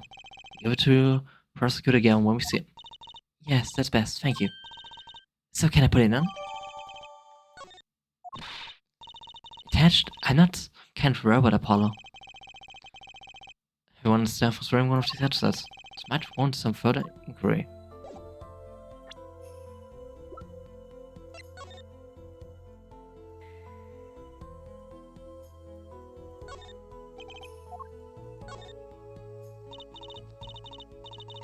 Tenfor, that little buddy, this is Trucy report.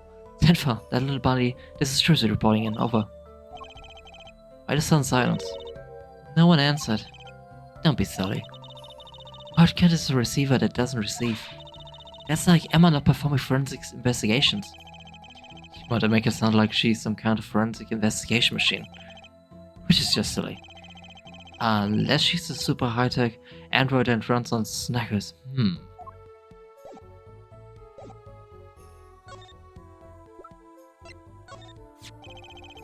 Can I ask you about the sounds of Lamorai? He said that all console staff were wearing one. That's correct. You need him to communicate across Shattered stage. Everyone in the staff had one, of course. And all of the band members too, I should think. Prosecutor Gavin and his lackeys had them on too. Quite helpful, they're limited. They only work within 30 feet or so. After all, they are only for use on stage. And a stronger signal would interfere with the sound system. Huh, that makes sense.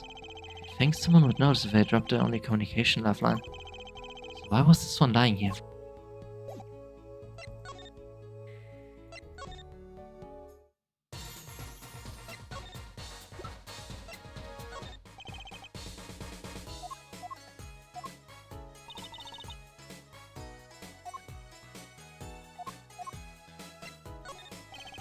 Now I did try this again. Already.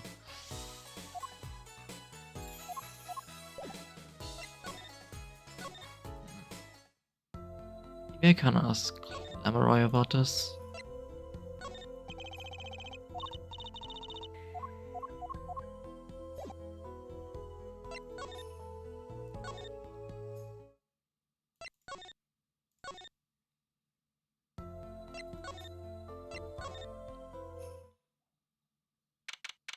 Oh, there's something here. It's Emma, okay. Uh-oh. There's only one person I know who can munch with such venom. What are you doing here? Hello, Emma. You're looking as grumpy as ever. How am I supposed to be happy? You give me the second degree in court and Prosecutor Gavin makes me look like a fool. You're talking about the bloodstained Mr. Latouche left. My department chief had a field day with that one. Even the blind person could see the shooter wasn't blind. Funny guy, huh? That bloodstain helped uncover the biggest mystery of all. Now we know that Mr. Latouche was really with Interpol. You wouldn't have found that out without you. I suppose. Maybe that's why the chief gave me these after he was finished chewing me out. That was my reward. Ah, chocolates? Nakado's popular down at President or something? I was hoping we could check the crime scene again. Be my guess, you're not going to find any clues in here. No, I did find something strange. Something strange? The trial today. I met my embarrassment quota for the year, that's for sure. Well, that's a good thing, isn't it? How? I mean, think about it. Now you don't have to be embarrassed about anything else all year. If only it worked that way.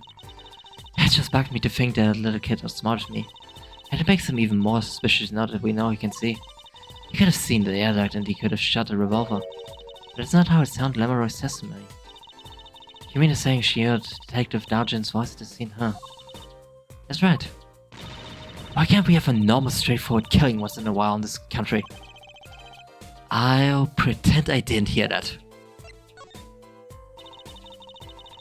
Was it true what you said in court today? Do you know about the case? About how everything was happening according to the song lyrics? Guitar Serenade, you mean? I found a link, you know? First Prosecutor Gavin's heart-shaped keyring was stolen, and Lamoureux flew through the air. And Prosecutor Gavin's guitar caught on fire, and in the end, a bullet took Mr. Latouche's life, and he went up in the sky with guitar. Well, 15 feet up at least. It's kind of hard to chalk it up to coincidence, huh? I know, and I found it. Think the same person did all this? Don't ask me, I didn't do it. Neither did I. I couldn't fit through it ever anyway. What? You all think I did it? Sometimes I worry about that girl. Something strange. So, what did you find? It's so late, I must have passed over it yesterday. I found it on the sofa. What is this? Part of some device, I think. I haven't a clue what. It's sticking out from the end looked familiar, so I had it examined. Turns out it's an antenna. Oh, like on a beetle? Like on a cell phone. This device must have used an electronic signal or something. An electronic signal, you say?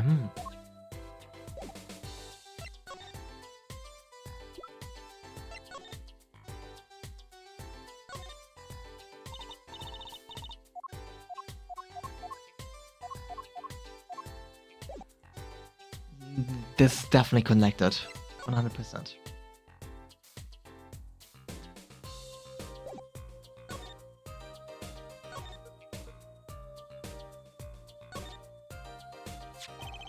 Murder weapon. So it belonged to Mr. Latouche. That things make normal revolvers look like water guns. Mr. Latouche was a big man. But how about the person who shot him? Wouldn't they have to be about his size?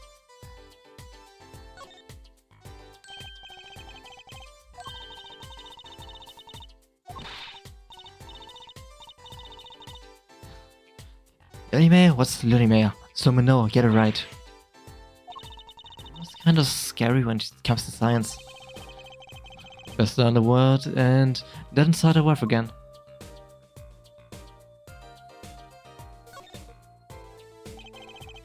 That was the window where Lamoureux saw the crime from.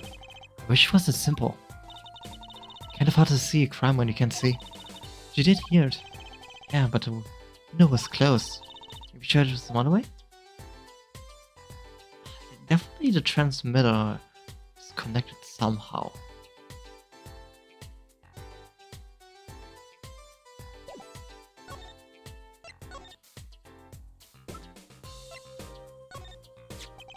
Oh, I can. Do you think you can take a look at this?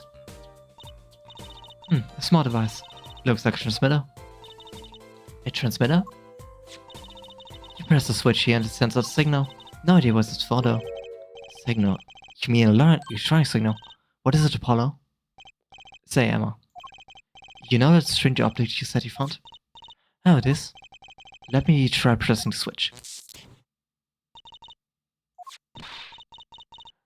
Ouch! It's on fire! Emma's device is on fire! What's the big idea? Ah! Well, now we know what this is. An igniter. This part here must work like a lighter. It nearly light me up, that's for sure. Hey, don't look at me like that. I didn't do it on purpose. I suppose, at least we're getting somewhere with this case. Hey, Apollo. Let's ask Emma more about the switch. Now that she has some first-hand experiences.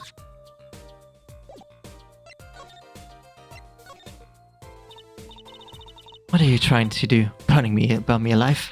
Come on, it was just a few sparks. Says you weren't the one holding it. There's enough sparks flying around here just with you two talking. Anyway, now we know this is a remote phone igniter. Let me see it for a second. Well, oh, this is definitely a little transmitter. The signal's weak, probably only reaches 30 feet. Transmitter, huh? Remote trigger, updated in courtroom. Triggers an igniter within 30 feet.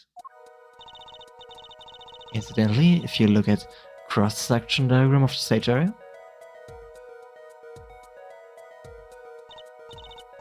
let's see, 30 feet from Lamoureux's dressing room.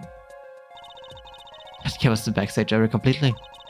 It also looks like it would cover the stage. Kinda seems unlikely anyone would use this on stage.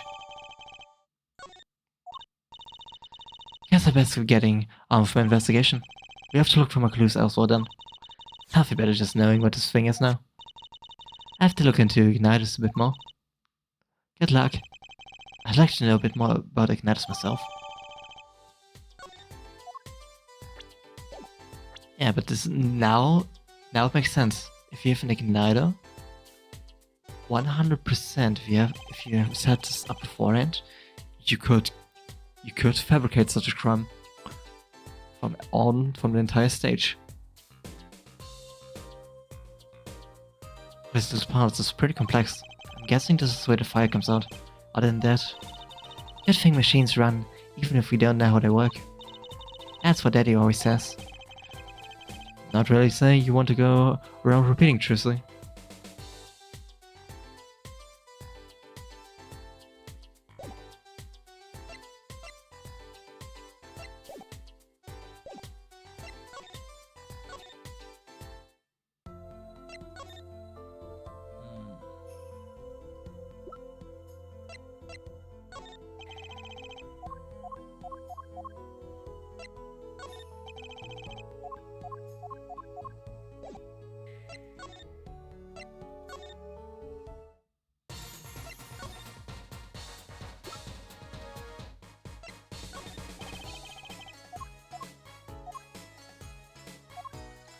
Let's see if I can show him something like this.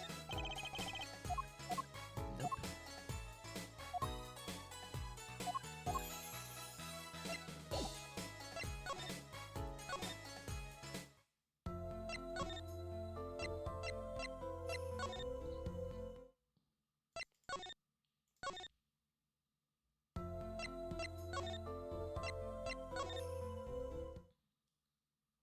Ah, there's something here now. What, come to laugh at the murderer? Dajin. Head out back. Opens the pie all on one blam. My life goes down the chute. Thanks. They won't let me work while I'm a suspect. Dajin isn't in the best of moods, is he? Not many people are these days, seems. It's a crime scene. Not exactly the happiest place to hang around. Don't care. And Gavin had to go rub salt on wound. My elbow is rock solid, rock solid.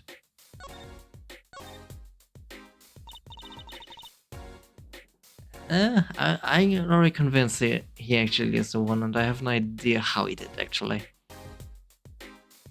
So about the alibi. You ask. You have to ask. Shooting happened right in the middle of the first set. And that's right. The music was blaring when I heard gunshots. I thought Mr. Latu's dead. I've got that first witness saw me too. Right there on that stage. Your guitar playing was something else. Thanks, little lady, see? This whole thing's a sham. I can't believe they aren't letting me work. There's no need to yell at me. It's Lamora's fault. She must have said she heard his voice at the moment of crime. Man, I never even talked to it all went back. How could she possibly identify me? They won't let you work? He won't let me work, Gavin. I gotta lie down until the suspicion's cleared. What suspicion? He can't be such a stick in the mud. Mr. Gavin is sick in the mud? He may look low, flashy and showy, but he's straight as an arrow man. Except when he's depressed. You hear him whine the other day. Oh, you mean the thing with the mixing board? And then there was a performance just now. What was it all about? Just part us off. Which is it, huh? Second guitar. It was you, Dodgen. He's just a perfectionist is all. Not a bad guy, really. Well, I think the Gavinies are the best. I have all your albums. The band's fine too. Gavin can write a good tune, I'll give him that. Come to think of it, I haven't seen Prosecutor Gavin rap much. Oh, him, he's down at the prosecutor's office, most likely. The prosecutor's office? I've never been there, have I? They don't, the victim should have come in from Interpol. Normally I'll be down there dealing with it. Normally. Apollo, let's go check it out. I've always wanted to see the prosecutor's office. Huh, maybe that's not such a bad idea. Right on? Say hi for me, okay? Oh, and screw you.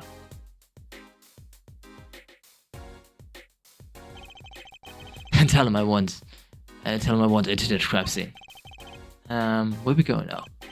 Hey, wait. Yes? What do you really think happened? Really? You don't think I did, right? Well, great. Wait until look guy with some confidence. Just remember, I was ripping it up on stage when it happened, okay? Ripping. Don't get led astray by some siren song, eh? Get this one wrong and you'll be eating humble pie for a year. I'll bake it myself.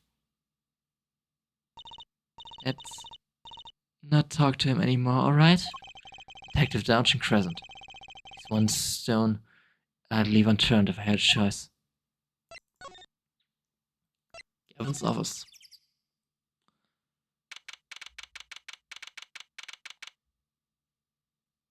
Yeah, okay, yeah, that's definitely how I would have imagined Gavin's office to be. So, this is it. The Gaviniers' head office. It's not the band's office, it's the prosecutor's office. Yeah, so that's why I'm asking, what is the creepy thing, object, whatever. Looks like Prosecutor Gavin is on the phone. Oh well, guess we have to come back. Oh, we can nap band and bookshelf real quiet like... That's eavesdropping. Why, we'd just be waiting. Quietly, so you won't notice. What if we got something scandalous about the band? She'd make a good reporter. For a gossip mag. What? A replica? So why was he after it in the first place?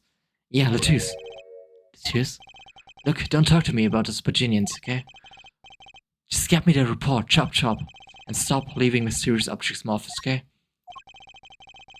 Stand like this from the start of Miss Dowgen. Huh? Hi.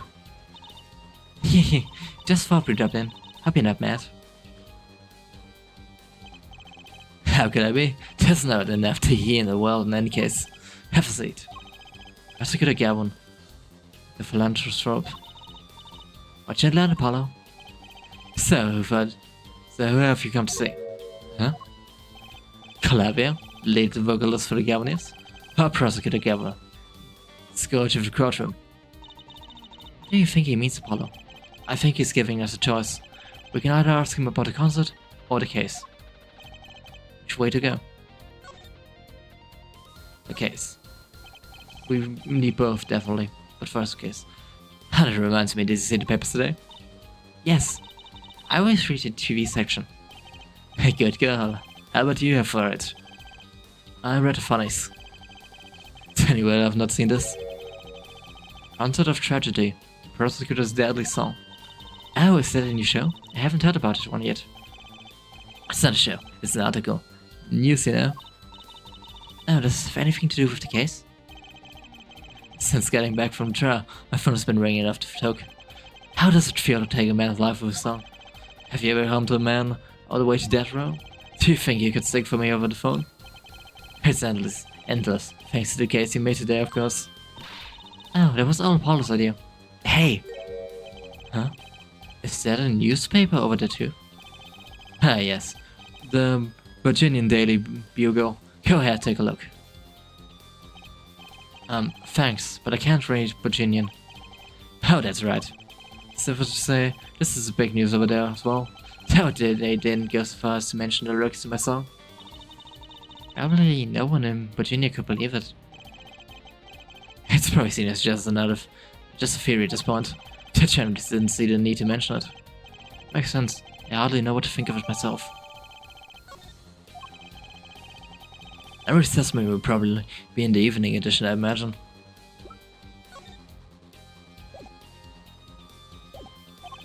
Which is why I had Dodge stepped down from the investigation for now. Yeah, we ran into him moping in front of the Coliseum. Lamoury was my invited guest, so it's a rather delicate situation. You understand how much I want to solve this case? Quickly, if possible. I really love that song. It has such a great atmosphere to it. You co-wrote it with Lamoury, if I remember correctly. That's right, that was last year. I had gone to tour Virginia's legal system as a matter of case. And that's when you heard Lamoury's voice? It was a small jazz club I whipped that night. I knew I had to meet her, to talk to her. So I used my influence, which is not inconsiderable, to arrange a meeting. Wow, prosecutors really have a lot of clout. I think it's sort of a special case, truly. Thankfully, she liked the work I did, and we wrote a song right there backstage. Marky on piano, that dulcet voice, and myself on the guitar that I borrowed from Leroy. And music history was made. Probably not an experienced evidence lawyer would ever have, like Apollo say. It's a merry idea, and the song we wrote that night. What's this? And that very guitar is right over there. You mean, this short lump? Don't call it a lump. It's a piece of history. And it's only borrowed, not really it's only round, not really charred. No matter, I shall never sing that song again. I wouldn't have used that again to get air though, even if I could have. What happened during that song anyway? Why does this guitar suddenly catch on fire? Do you think you could show it to us? Guitar, I mean, slightly burnt guitar. I'm sure he doesn't mind. What more could have happened? But I already have an idea to incinerate the device we found, the incinerator there. The igniter, definitely. This was what brought his guitar on fire, 100%. Wow, look at the stereo. To me, a live without music is inconceivable. I never turn down the volume, even when I work in the case. It's such a huge speaker, it must be real loud. This room is completely soundproof, of course. Really? At my place, I can hear when the neighbors turn their VCR on to record something.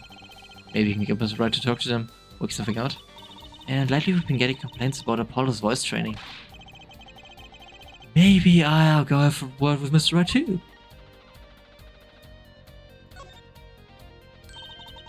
What's that on the plate though? Is that gum? Gum? Maybe he was chewing it when the phone rang. So he put it on the plate for later consumption.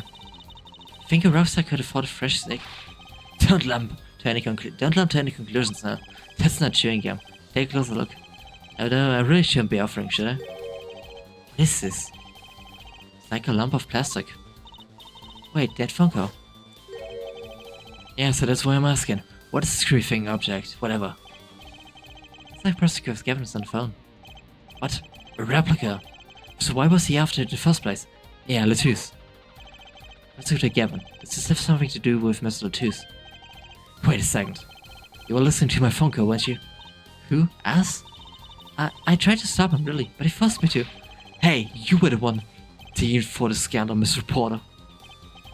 To tell the truth, I'm not even sure what it is. But apparently it's a model of something undercover agent Miss Latouche was after. This lamp? Do you mind telling us what you know about it? This will be important. What's wrong, Apollo? You look confused. I was just wondering where the work chair in this office was. You're looking at my favorite guitar right now. It's a massage chair, isn't it?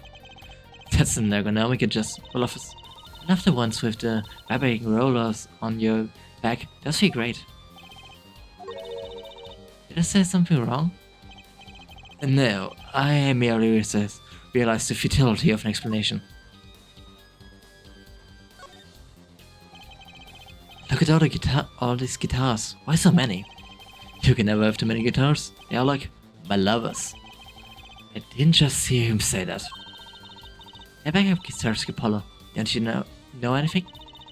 Rock and rollers always smash their guitars at the end of a show. No wonder it's so hard to make it as a musician. You know what? You should try rocking a little, Apollo. And breaking his guitar while he watches? That might be a little too rocking. Of course I would never do such a thing. Then I say, they are like my lovers. You always seem to be the kind of man who would do such a thing to the one he loves. No, not at all. I mean you, Mr. Gavin, upstanding prosecutor. What happened to Prosecutor Gavin, God of Rock?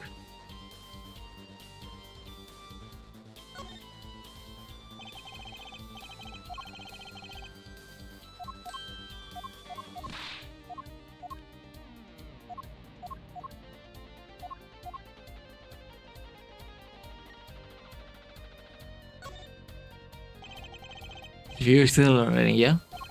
I said you're gazing down upon the city where I writing my songs. Try working on cases. It is the same thing. I write lyrics the same way I collaborate evidence. It's the harmony between the logical mind and the primal spirit within. Is it so hard to admit that you like staring out your window and daydreaming?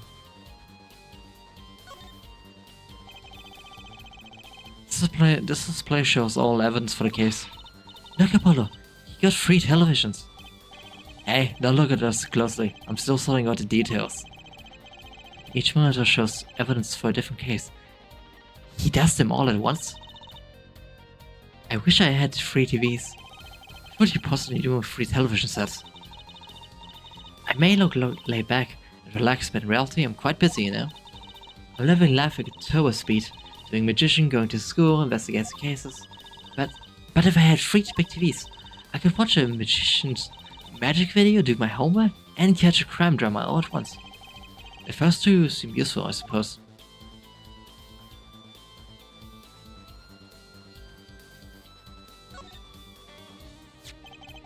That was an impressive bit of pyrotechnic that did this. It's the guitar from the concert, isn't it?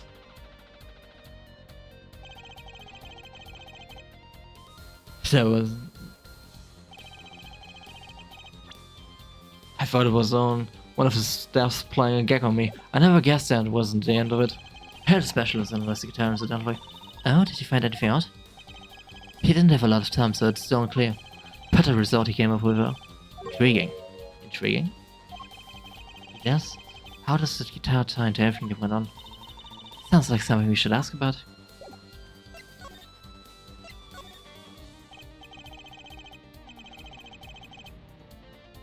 It was a beautiful instrument. It was played lovingly for many years. A guitar befitting a woman like Lemuroy. How did it end up here? She gave it to me. I mentioned how much I enjoyed playing it that night, and she made a present of it. This guitar is from Virginia? That it is. We couldn't carry it on plane. Changes in the air pressure and humidity were in the wood. So we vacuum packed it in Lemuroy's studio. I used a special shipping service available to me for transporting evidence. They brought it right up to my office from there for me. Pristine and untouched. See, prosecutors do have a lot of clout. I still think he's a special case. Such a valuable guitar. It's too bad it got burned.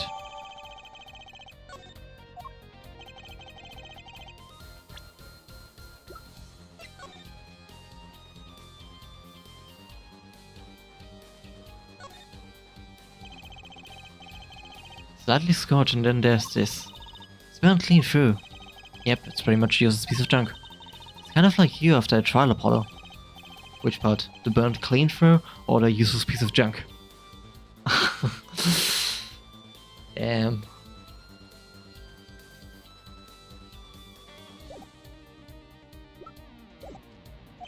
What was you were saying earlier? Something about intriguing results from my examination of the gun? Of the guitar? That's right, what was it all about? Well, you know how guitars have a round hole in the front? It's called the sound hole. And, so that's what it's called. Well, they found something attached to the wood just inside the hole. Broken device of some sort. Broken device? Yes, this, in fact. Examiner is busy with evidence for the case now, however, so he'll be checking this out once he's finished with everything else. Huh. Odd. That device looks strangely familiar.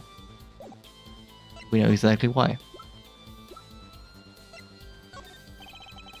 Has to be one of these. What is it, Apollo? That device that was found in your guitar. Take a look at this. Why, that looks like the same thing. What is it? It's an igniter. Another one? It was at the crime scene. A Lamoureux's dressing room. Detective Sky found it, actually. At the scene of the crime. What could that mean, I wonder?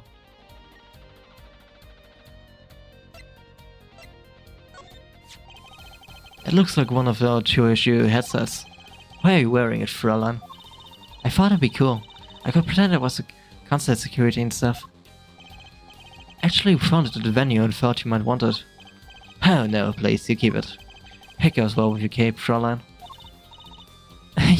You think? She does look like she belongs on stage, that's for sure.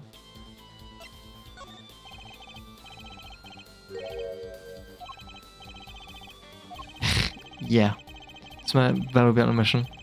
It's early to show my hand now.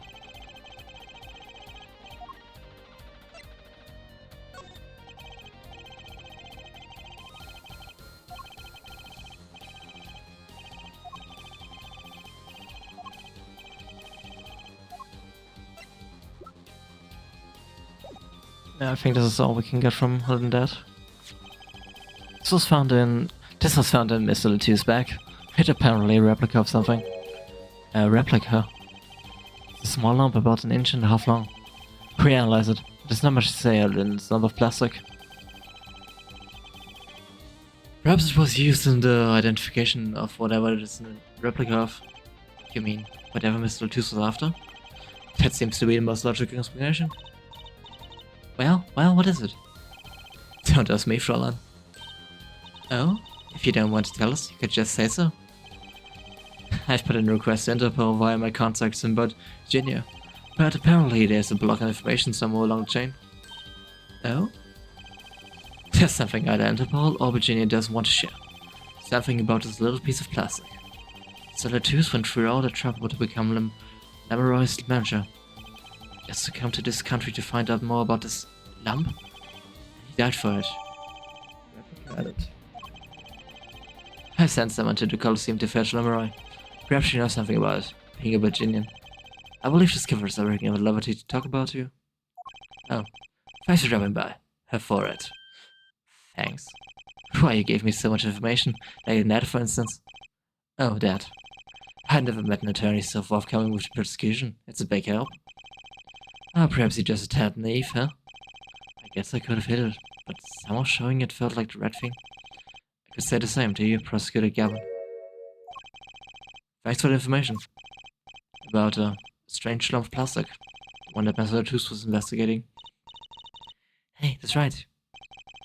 I've been thinking for it. We encountered many incidents in our lives, all of us. Not all of them simple. Especially not the ones where people are killing to song lyrics. That is why I try to at least remain. And that's why I try to at least remain simple inside. And I keep a simple goal to discover the truth. And that's why I like to keep relations civil, yeah? That is all. I can live with that. Mr. Prosecutor. Fräulein. Can I ask you why you sing in a band? Because I want women to turn and look when they walk down the street. Yeah, it's pretty simple too. Now if you excuse me, I got work to do. Another time perhaps?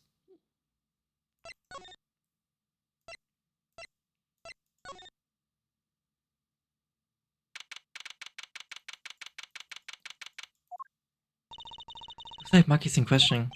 The police must have been. I wish you could talk to him. I guess we just have to come back later. Okay. I need some other stuff first then. Okay.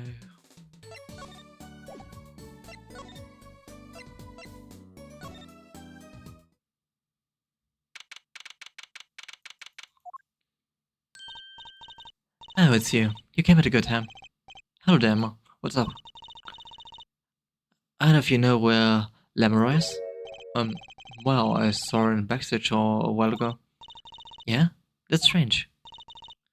What's strange? I can't find her anywhere. I was supposed to bring her to the prosecutor's office. Oh, fuck no. Lemuroy's missing? It's hard to imagine her wandering off somewhere on her own. Being that she's blind and all. Yeah, we helped you look for her. Great, thanks. Oh, shit. Don't tell me that freaking Daojin went to silence her. This place is deserted. I wonder where Lemuroy went after. I'm sure she's okay on her own. She seems resourceful. I guess, but I can't help but worry about her, Lilo.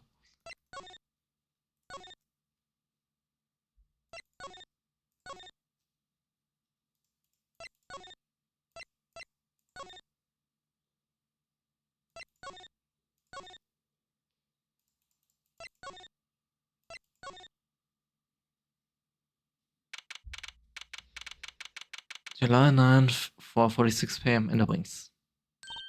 Huh? The stage is pitch dark. The power breaker must be off at this section. Great. I could get someone. Yeah, it was really dark out here. Dark. It's all Lemuroy has when you think about it. What would it be like to live in a world of darkness? Hey, Apollo. Huh? What? Doesn't something about the stage seem different to you? Yep. Like, something changed? Changed. I can't put my finger on it, but it's bugging me. No, it's bugging me too. What she's talking about. The case is closed. Hey, the case. Wasn't that open before? Huh, I guess someone closed it. Wait, look. Where the case closes. Something's sticking out, Dad. It doesn't look like an instrument. You don't think it's... Let's open it, Apollo. Yep. Eek, Lemuroy! Lemuroy! Emma! We have to get Emma! Oh, great. Daojin came to silence Lemuroy. Oh, this bastard.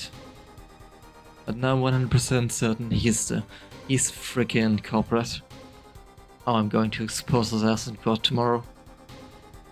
Lemuroy was taken directly to the hospital. I ran out, barking orders, making phone calls. Tracy just clung to my arm and cried. At me, I was still in shock. 2 bodies in 2 days is too many.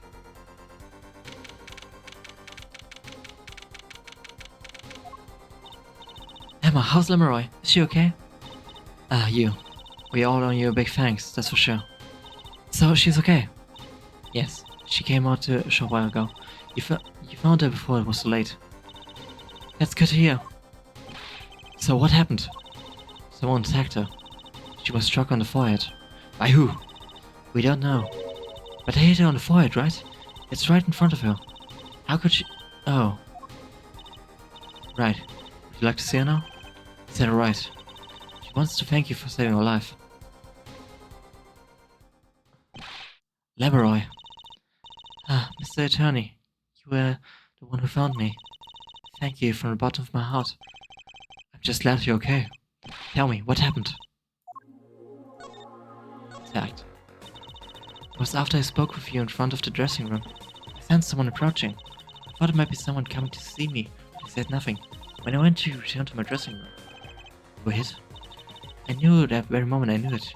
The assailant was trying to kill me. No. It was lucky for me. The first blow did not knock me out. I turned and ran for the stage. Someone was chasing me. I could hear footsteps. Yet I reached the stage first. Why the stage? I had overheard maintenance people talking. The power to the stage area was off, they said, for electrical work. Ah! Darkness is my ally. There was a contraband case near the stage. That's where I hid. So the assailant couldn't see you. Once in the case, I'm afraid I passed out. Wow, it sounds like a close call. Do you have an idea who it might have been? Unfortunately, no. Whoever it was, they said not a word. Too bad. Yet, when I considered I was struck high on the forehead, I must conclude that whoever hit me was taller than me. Good point. She's sharp. And you're much taller than I am. You're about as tall as Apollo. So that means this was likely an adult, and probably a man. Could it be him? Why would anyone attack you, Lamoroy? The detective asked me this too. And to her I gave the same answer I gave you. I do not know. Huh.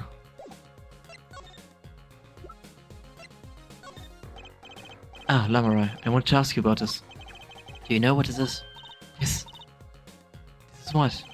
Mr. Latus was carrying it. It's a replica of the thing he was after. He was after?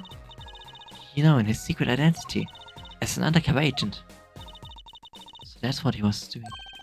You mean you know what? Yes, I know, of course. This must be a Virginian cocoon. Or rather, a convincing replica thereof. I haven't heard of Virginian cocoon before. Why would he be carrying this around? Was it some kind of souvenir? I wonder. Virginian cocoon. Well, they call it Virginian. It must only be found in Virginia. For a certain all in Virginia know of these. It's a cocoon, so do you get silk from it? I do not know the details, I'm sorry to say. But she said all in Virginia knew of these. There's one fact I do know about the cocoon though. Something all in Virginia know. What's that? The cocoons, they are not to be taken out of the country. If someone does, and is caught, they will be put to death. To death? Why? I do not know. Yet if Interpol was involved, I'm sure there's a good reason. But it's just a piece of plastic. He was carrying a replica, but looking for the real deal. That's my best guess. So that was he was up to. Tracking down Virginian cocoon smuggling. Smuggling? Seems I was marked. Marked? Marked? Life changed for me with the popularity of my songs. I began to travel around the world. Ah, so you could have brought these Virginian cocoons with you. My trips, yes. There was probably suspicion, and Mr. Juice was placed as an undercover agent to look into it. Virginia is a small sheltered country. Not many of our people venture into the world outside. Is that why they suspect you? But Mr. Latrus wasn't a Virginian, was he? He was an Interpol agent, which means... What Apollo? There must be some reason why Virginian doesn't want these cocoons getting out. Something scary enough to get Interpol involved. Huh? Like what? How could such a tiny ball of thread cause such a commotion?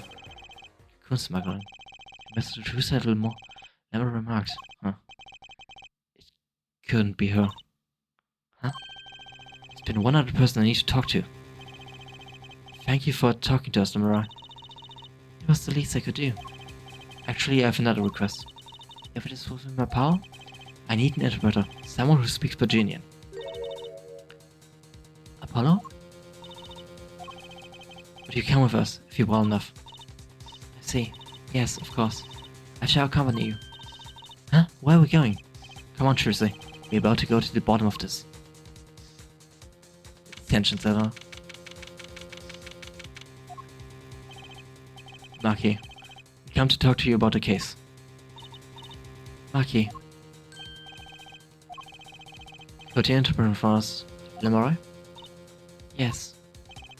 Maki, I'd like to talk to you about when we first met. We still thought you were blind. Now we know the truth. You can see, right? I was completely fooled myself. Maki, isn't there another secret you're hiding from us? I'm going to save first. Wait, Mr. Attorney, what do you mean by secret? What do you mean by secret? Well,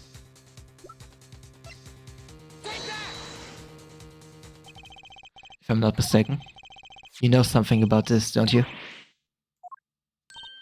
Hey, you got a retraction, a big one! Maki, you didn't. Trucy and I are trained to see people's uncertainty. Not that we would have needed any training to see that one. So, Shani, please tell me what it's all about. Leroy, please, interpret. Very well. I know you know something about this by your reaction. If you won't tell me, I might have to give it to prosecution. I'd have them look into it. He asks you to... Wait, do not be so hasty. Maki? Do you know everything? Yes, everything. Well, sort of. Have them tell us about it. Very well. The cocoon. What is this cocoon anyway? The cocoon, the silk is a potent cure. A cure? Must cure some disease. It's a cure for... Incuritis. Cure for incuritis? But if it's a cure, why keep it in Virginia like that? Just think of all the lives they could save by sharing the medicine. I do not understand the reason myself. Okay, well at least we know what it is. A cure. Mr. Lotus was after cocoon smugglers. Wait, was Maki? Maki, you went. He couldn't be a smuggler. He's so little. Well, you're only 15, and you're sort of a magician, aren't you? Well, that's true, I am sort of a magician. She said sort of. Oh, to have a copy of that security camera tape. Now, Maki, are you a smuggler?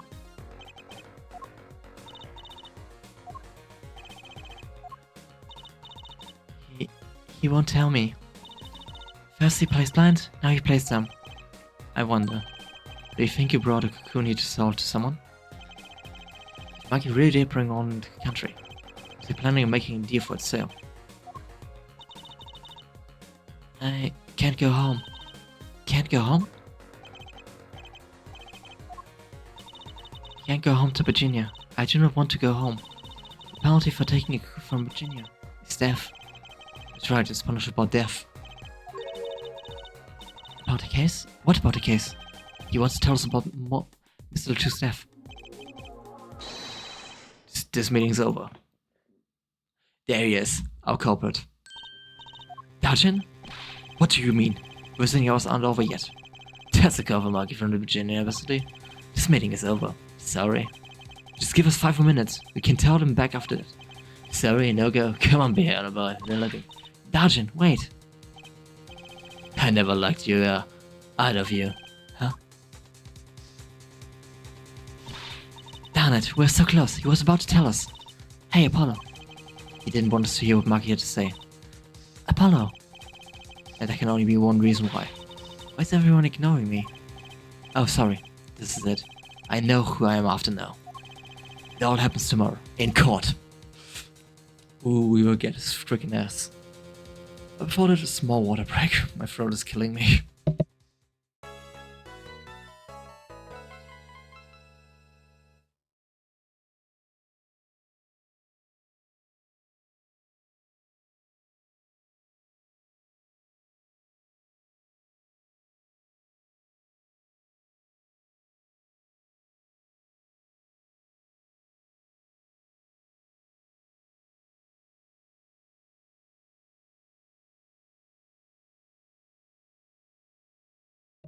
Ah, that's better. Alright. Now let's expose everything in this trial. And it's going to be fun. July 10th, 9:49 AM. District Court, Defendant Lobby number 2. Well, this is it. Today's the day it all goes down. And then there was yesterday. This meeting is over, sorry. Just give us 5 minutes. Call him back after it. Sorry, no go. Come on, Piano Boy, we're leaving. Dajin, wait. I never liked you. Either of you. Huh? Damn it, we're so close. He was about to tell us. Hey, Apollo. He didn't want to hear what Maki had to say. And I think I know why. Time to bring down a little justice. Eek! What was that? He's heard but unseen. Who's that talking? Oh, so... Valen! Gramarye! Exclaimed as he walked in through the door, normally. You aren't a witness today, are you, Uncle Valent? A preposterous proposition. How could I stand to stand upon the stand? Why, my secrets will be free for the plugging. I might even have to sign autographs. That's why I intend to remain hidden for the entire day. Oh, with vanishing magic? Indeed. I will jump on an express train and express myself to the next town over. But before I go, a word of warning. Warning? What? Grand Grammar, Ray Glamour resident, at the root of all that has happened. Do not forget its truth. A glamour? A spell, a sorcery, a great illusion. Miss Tracy, that pains me to part, so I need to get in line for a ticket. Farewell. And there he goes. He sure seemed happy about that illusion thing. How big illusions are the bread and butter of a magician. You can't pull off a show without one. A big illusion is always a spectacle to remember. It usually involves cutting up things or people or Eiffel Tower, anything really. So he was talking about what he saw at the concert. Emerald is a spearing act. And Prosecutor Gavin's exploding guitar. I wonder what he meant by it being at the root of all that happened. Well, it's about time. Shall we go? Oh, excuse me, sir. Yes? The scheduled starting time for the trial has been changed. The trial will not be commenced until 10:30 AM. Sorry for the inconvenience. Huh? Did something happen? This is the first. It was by a judge's request. Some urgent personal business. Right, I bet he stayed up till late last night. She caught from Damos. Apparently he's visiting the hospital again. The hospital? I believe this was mentioned at the Chief Justice Simpson well. Apparently his condition wasn't considerably this morning. Oh! I see the picture. Oh, I see the picture. Yeah, very clearly now. So that's this player. Chief Justice's son. Oh, that's right. Remember yesterday morning? The judge said he had to go visit him after the trial. There's an article about in the main newspaper. If you could read about yourself. Article about the Justice Chief's son who is inflicted with incuritus. Oh yes, Dojin was trying to obtain the cocoon to sell it off to the Chief Justice Prosecutor. And then make mad money. Oh, that bastard. Right, so I've heard that before. I'll let you read the article for us, Apollo.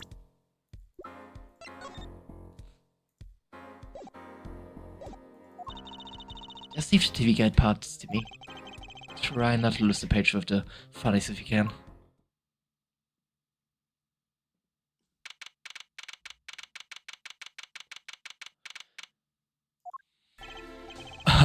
My apologies for the delay. Court is now in session for the trial of how do you say his name again? Makitabai, our suspect for Tsushima. Right, it's his trial, I guess. The defense is prepared, Your Honor. The prosecution is ready to rock. Is something wrong, Your Honor? No, well, yes. It's just, I've been friends with Chief Justice since we were students. It pains me to see him going through such a difficult time. Right, was it? An article said there is no known cure. Here, Judge, let me say this honestly. I feel your pain. But now is not the time for tears. Now is the time for law. Indeed. We left our quite a juncture yesterday. I asked Interpol about the number. IPXX314206.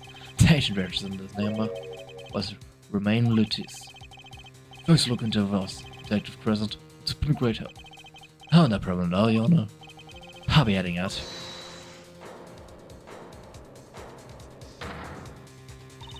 Wait. That voice just now.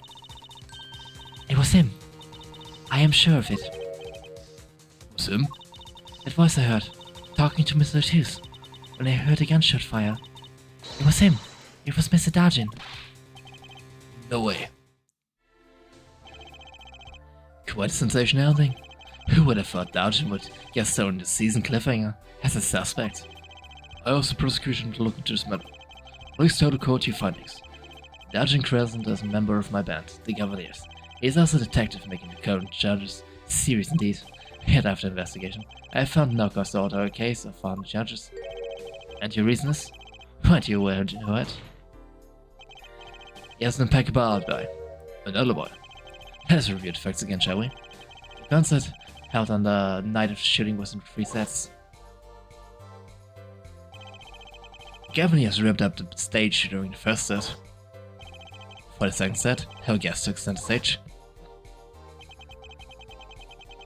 The only performer appearing were myself, Lemuroy, and Maki, along with the drummer and bassist for a total of 5. The shooting in the dressing room, however, took place during the first set. Lemuroy and the defendant Maki Dubai had left the stage at a point, and the Cavaliers were already rocking. This is when Tao shots rang out at the scene of crime. Shots heard by Detective Emma Sky, mind you. And Apollo. You heard him too, right? I sure did. Furthermore, Lemuroy herself witnessed the moment of the crime. Well, perhaps I should say, she heard the moment of the crime, when she claims to have heard Mr. Juice and Detective Crescent talking. But that's impossible. Detective Crescent was... Precisely, Detective Crescent was on stage getting his roof nonetheless. Voila. A perfect alibi. Does the defense have anything to add to this? It's true. When I heard those gunshots, he must have been on stage. But we already know how he did it.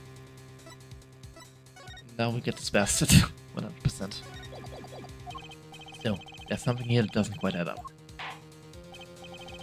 Here's the defense's objection. I believe we can safely say that Dodgy crossed more alibis from knowledge, which means that Lemuroy is not mistaken. Her testimony cannot be true. Well, of course it is good testimony. There is no evidence keeping us from declaring the verdict. Indeed, there are no objections. Apollo, if you declare the verdict now. Prosecutor Gavin's case is airtight. He might have been lying to protect Maki. How can I rely on his testimony? Wait, what about yesterday in the detention center? About the case. What about the case? He wants to tell us about Mr. Lechu's death. The meeting's over. Sergeant? Maki was trying to tell us something. I know it. Maybe the best thing to do is ask him. Under oath. Oh well, the court finds the defendant. What was his name? Your Honor. No, wasn't it? Something like... Okay, so, Mr. Justice. Your Honor, before you declare verdict, I would like to call another witness. Exactly, who else do you need to hear from? A witness who, until now, has not been given a chance to speak in this country. In this court. Because he doesn't speak English. You don't mean. I do. The defendant calls defendant Maki Dubai to the stand. What? But he doesn't speak English. Use an interpreter. Interpreter? I'm afraid you have to look over. I only speak a few phrases such as I love you and where's the toilet. The defense would like to request Lemuroy as interpreter. Lemuroy? But you're supposed to be protecting the defendant. But she'd be interpreting for the defendant. Why would she lie? This is most unusual. Bravo, Herr Fulmer. No doubt. The prosecution agrees with the defendant's request. If Lemuroy and I bow to them, even my limited knowledge of the language should be enough for that. Oh, with both prosecution and defense for this, I see little cause for refusal. Finally, some progress. Bailiff, please show defendant Lemuroy to the witness stand. I suppose there's a first time for everything. Shall we proceed? Your name to begin with. If you will, Lemuroy. Yes. Says Maki Dubai, the defendant. This is clearly first of its quantum. Interpretation of the message in particular. So far so good. Well, Mr. Justice, you would? No, with what, Yana? With what? You called the defendant to the stand, did you not? What would you have him testify about? True, this is on us this time. What do you want him to testify about? I haven't thought about it yet. Apollo! Aren't you going to ask him what he was going to tell us instead? How can I do it if I don't know what he was saying? Excuse me a moment if I might speak. Yes, Lemuroy? Just now, Maki said there was something about which he wishes to testify. Maki wants to testify for something. What could it be? What sort of testimony he's talking about? One moment, please. Suspense is killing me. What? What? Well, Lemuroy? According to Maki, Yes, proof is innocent. What? This is a surprise. Yo, victory, Apollo, we did it. It's only too good to believe, and I know what it usually means. It's the truth and it's a valid testimony. Bucky, please testify to court. Very well.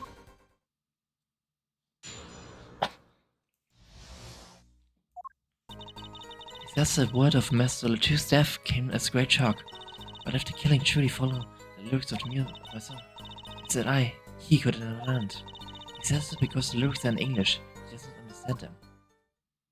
Oh, that's actually what I was thinking about in the case at the beginning, actually, in part 1 of the trial. He couldn't understand them because it was in English. But we already know he probably knows something. I see. He would have understood the English lyrics to the song. That would prevent him from following them so closely. I wonder what he meant by proof. Why, he would only have to ask Lemurai to know the meaning of the song.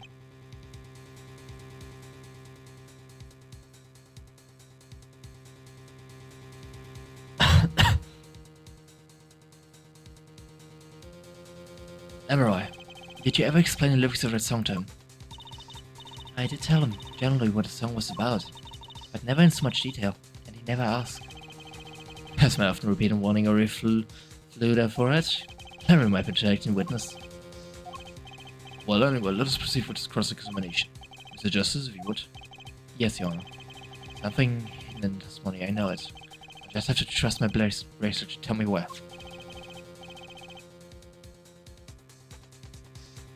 Wait, yesterday and work today. Okay, so I need to perceive.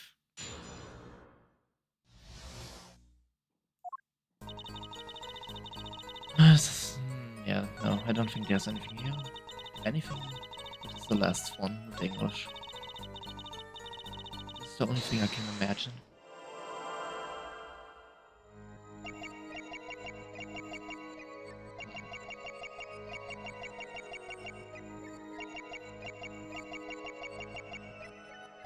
Wait. There was something. His eyes moved. Again?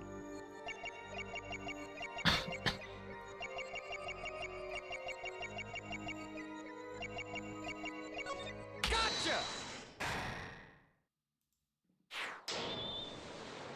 Ha, nice. Maki. You can't fool my eyes. You glanced forward at the very moment Limmer said the word English. Why? Don't bother interpreting that. He understands me. Maki, tell the truth. You can understand English, can't you? What are you saying? Of course he can't. As he continued his charade, it's just as Maki says this. I know the word English. Huh? Before coming to this country, you heard me speaking English.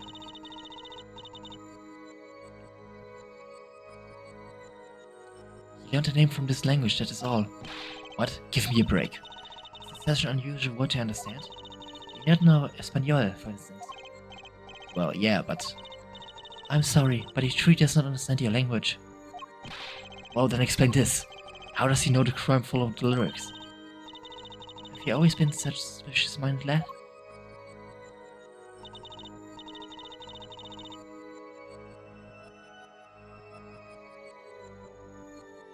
It's simple. So simple I hardly require an explanation. You read about it in the newspaper. The newspaper? Virginia Daily Bugle, you can buy it in this country these days, you know? No article about the case, it doesn't mention the lyrics. It specifically stands here. The lyrics are not mentioned. This is a lie. I've already begun to report about the case in our homeland. I was right. What is wrong, Mr. Justice? Your eyes, they are quite fierce all of a sudden. Mark, he's lying. Maybe it's time to show them proof that he's lying.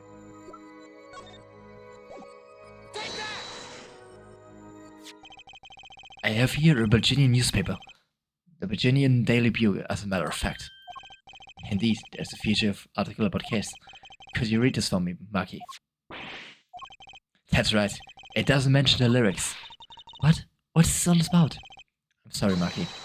You couldn't have read about the lyrics in the Bodginian newspaper.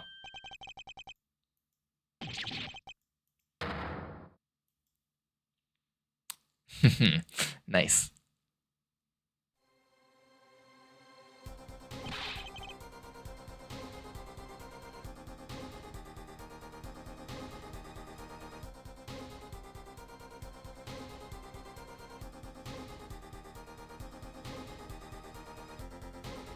What does this mean? But I don't see how it's possible. Ah, I know. You must have heard the lyrics when the police were doing the questioning, yes. Not possible. The subject of lyrics was not brought up in police questioning.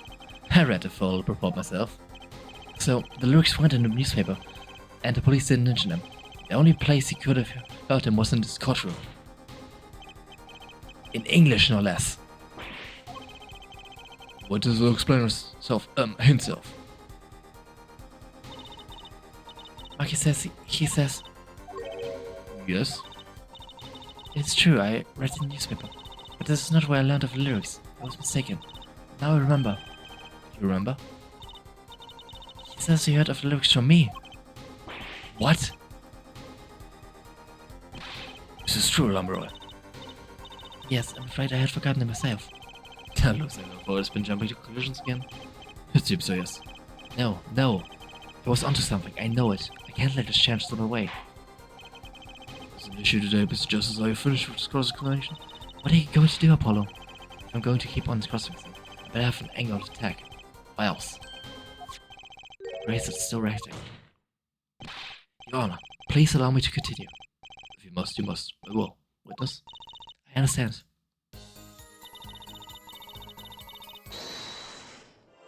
Oh, you know her nervous take it so throat. Gotcha!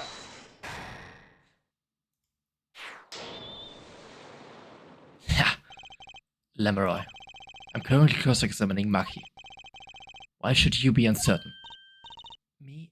Uncertain? Yes, you swallowed the very moment you told the court. It was I who explained. I see there's little point in trying to hide anything from you. Lamberoy, are you indeed protecting someone?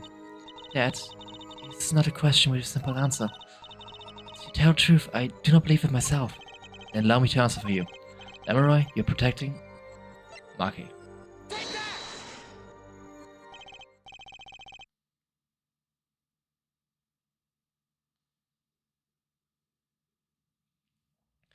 Lamberoy, you are protecting Maki. That's why you lied and told us that you had explained how the crab fall to Saw. I don't fault you for trying to help, but this is not a way. Maki, I believe you didn't do it really. I trust you, but you lied to us twice, and now you have Lamberoy lying on your behalf. If this is going to work, you have to trust me too. Two lies cover a simple truth. You understand English, you have to.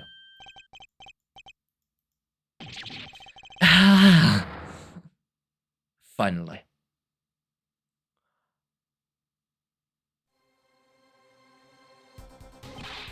Witness, this is true. Do you understand English? Yes, a little only. What?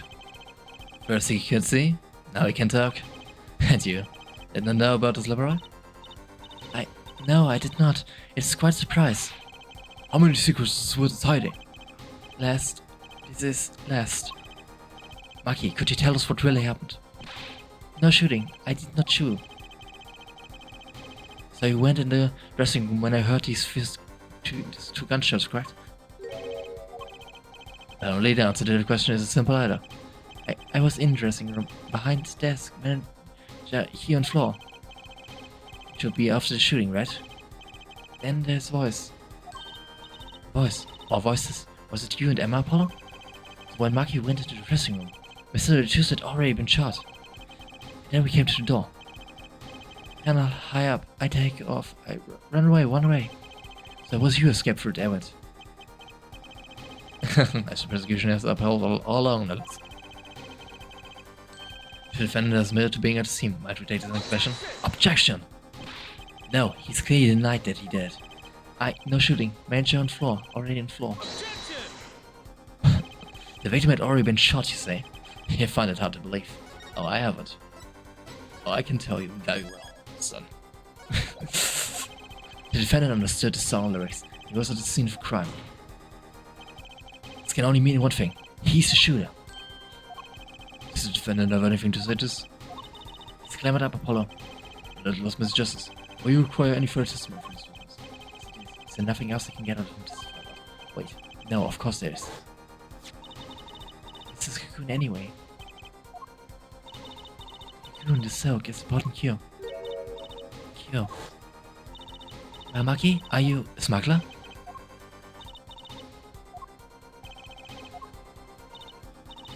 Won't tell me. That cocoon has to be something to do with it. Maki, please, tell us the truth for your own sake.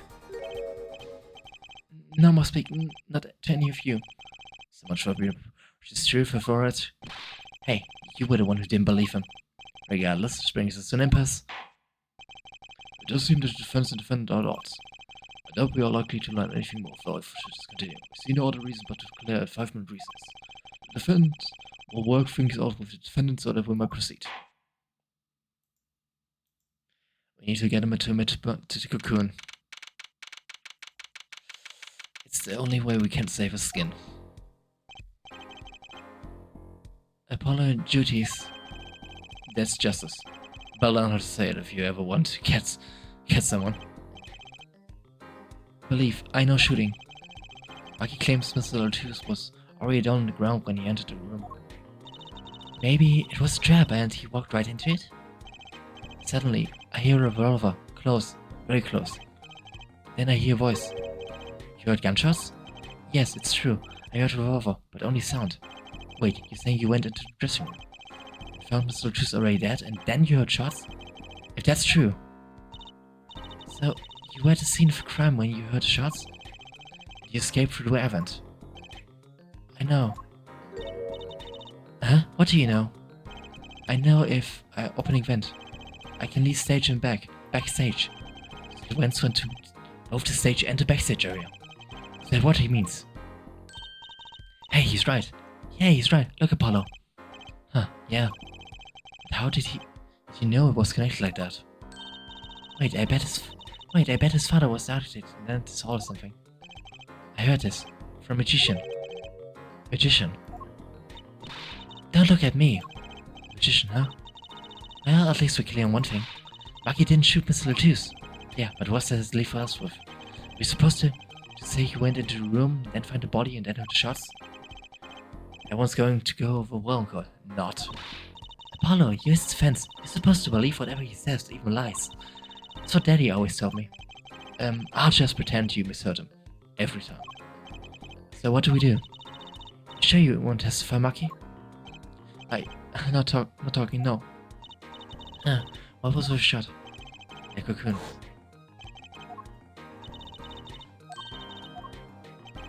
Yeah, we already heard this.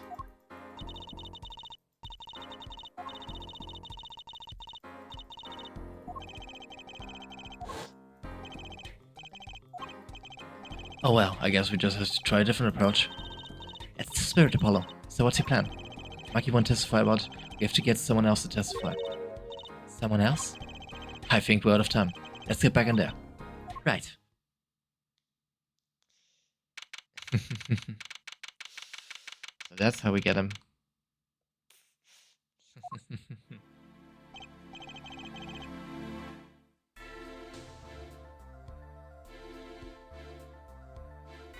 Court is now back in session. Mr. Justice, have you sorted things out with the defendant? Yes, Your Honor. Waiting good talk. Very well. So will you testify? Your Honor, the defendant will not testify. What? Shame. And here I thought this was your big chance to turn the case around. Actually, it is. The defense would like to approach this case from a different angle, Your Honor. A different angle? Maki won't testify. And I know who will. I would like to cross-examine the witness in this case. Lemeroy. Lemeroy. Objection!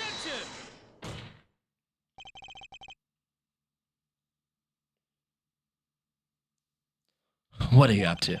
I fought with him yesterday. Lemeroy's testimony was unsuitable. There's nothing you can. Lemeroy was taken to the hospital yesterday with injuries. What happened? She was assaulted, Your Honor. Assaulted? Someone wanted Lemuroy dead. Thankfully, she was able to save herself. What? I've heard no such report. Prosecutor Gavin. Why would anyone be out to kill Lemuroy? Can you think of a reason? Well, think of how she's known in our country. A singer from overseas who doesn't speak English, yes? Someone tried to keep her mouth shut. Who could it have been? You don't think. I do. It was the same person who shot Mr. Latouche. The killer was afraid of her, afraid of what she might say. The defense believes that something was hidden in her testimony yesterday. Something that the killer doesn't want getting out.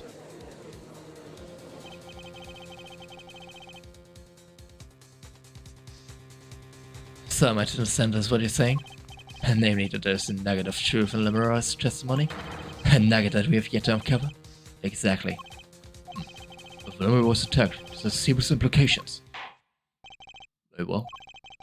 There were vague points in the testimony during yesterday's trial. Perhaps he did not inquire as deeply as you might have into some. The court will hear Lemuroy's testimony once more.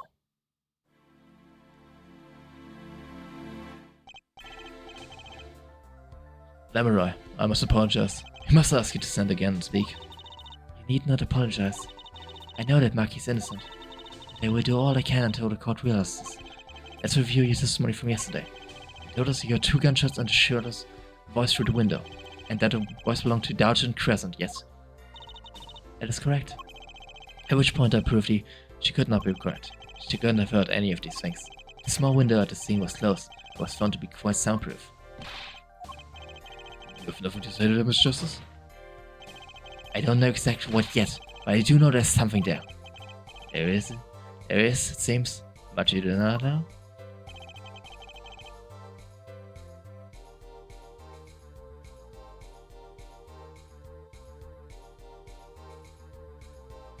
And it is my duty to hear him out. Perhaps the witness would be so kind as to testify once more to the court. Of course, Your Honor. Witness testimony. What I heard. I was on my way from the bed. That's when I heard him. Yeah, it's the same one from... But I know what. Best small window. I know what I want to actually know. Very much the same as testimony. I'm sorry. I'm not used to speaking much in this language. Perhaps my descriptions are lacking some way. Yet everything I've said here is true. Dennis murderer. This thing, displeasure to say this. What you have said to have happened is impossible. Do I have to repeat myself? Lemuroy was attacked because of this testimony. What, Trissy? Apollo, you know, for a moment there, you were pretty cool. Maybe I do better when I don't try to think ahead. Wait, well, Mr. Justice? Perhaps you can coolly cross-examine the witness? I already have an idea what I want to know. The only thing I really want to know what she heard them say, actually. Sergeant Crescent. I did not know his name at the time, but yes, it was him, one who took the stand yesterday. How many times do I need to remind you that's impossible? There's no way you could have heard him, because the window at the scene was closed? Is that why? Of course. Apollo, if you keep asking the same question as yesterday, we won't get anywhere. She's right. Maybe there's a different angle I can try. What were they talking about? Lemuroy, do you by any chance remember what they were saying to each other? If so, please tell us. I've given it much reflection, but I was afraid of this. She doesn't remember. I only heard one phrase clearly. The whole phrase. You remember something was said? Why didn't you say anything yesterday? My memory is clear. I was afraid to speak. You see, I do not understand what was said. This could be it. The clue I've been waiting for. Well, what did he say?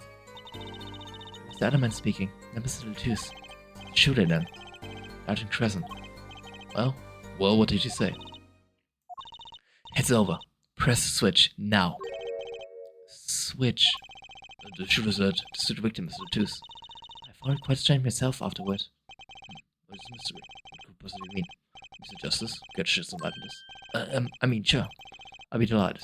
We know we know it. Very vital. Maybe we could add to testimony. Maybe Apollo? We already know what it is. Because we found the switch. Remote to press the switch. There's only one key that can unlock the mystery to the swords. Oh? Yeah, there was nothing at the scene that could have been called a switch. Save the lights. Sure, there wasn't a switch at the scene. But it just so happens. I have a switch right here. Certainly does look a switch, doesn't it?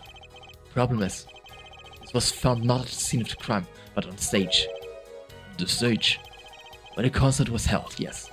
It was found hidden there. On the stage. Are you claiming that the voice Lemuroy heard?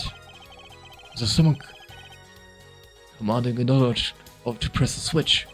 It's a safe possibility. However, I call it an impossibility. Why? It's highly necessary for us to go to the layout of the concert hall. Oh no, we found something. The stage is quite far from Lemuroy's dressing room. Not to mention that the Gavaniers were in the middle of a concert, the stage said. We aren't known for being a quiet band. You could shout all you wanted, and not be heard. The detective's voice was loud, but certainly not to shout. So to have avoided cries of possibilities fallen and far short of being heard. Sorry. But he wanted me to shout.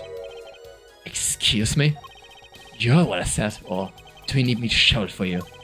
I would have been quite simple to be heard on the stage from the dressing room. Oh wait, you like evidence, do you? How about this? Using this, it would be easy to get a message to someone on the stage from the dressing room. A headset. Prosecutor Gavin. Perhaps you're familiar with this. Why, that's... What is it? Is it some kind of new fangled phone they invented while I wasn't looking? This is a type of transmitter.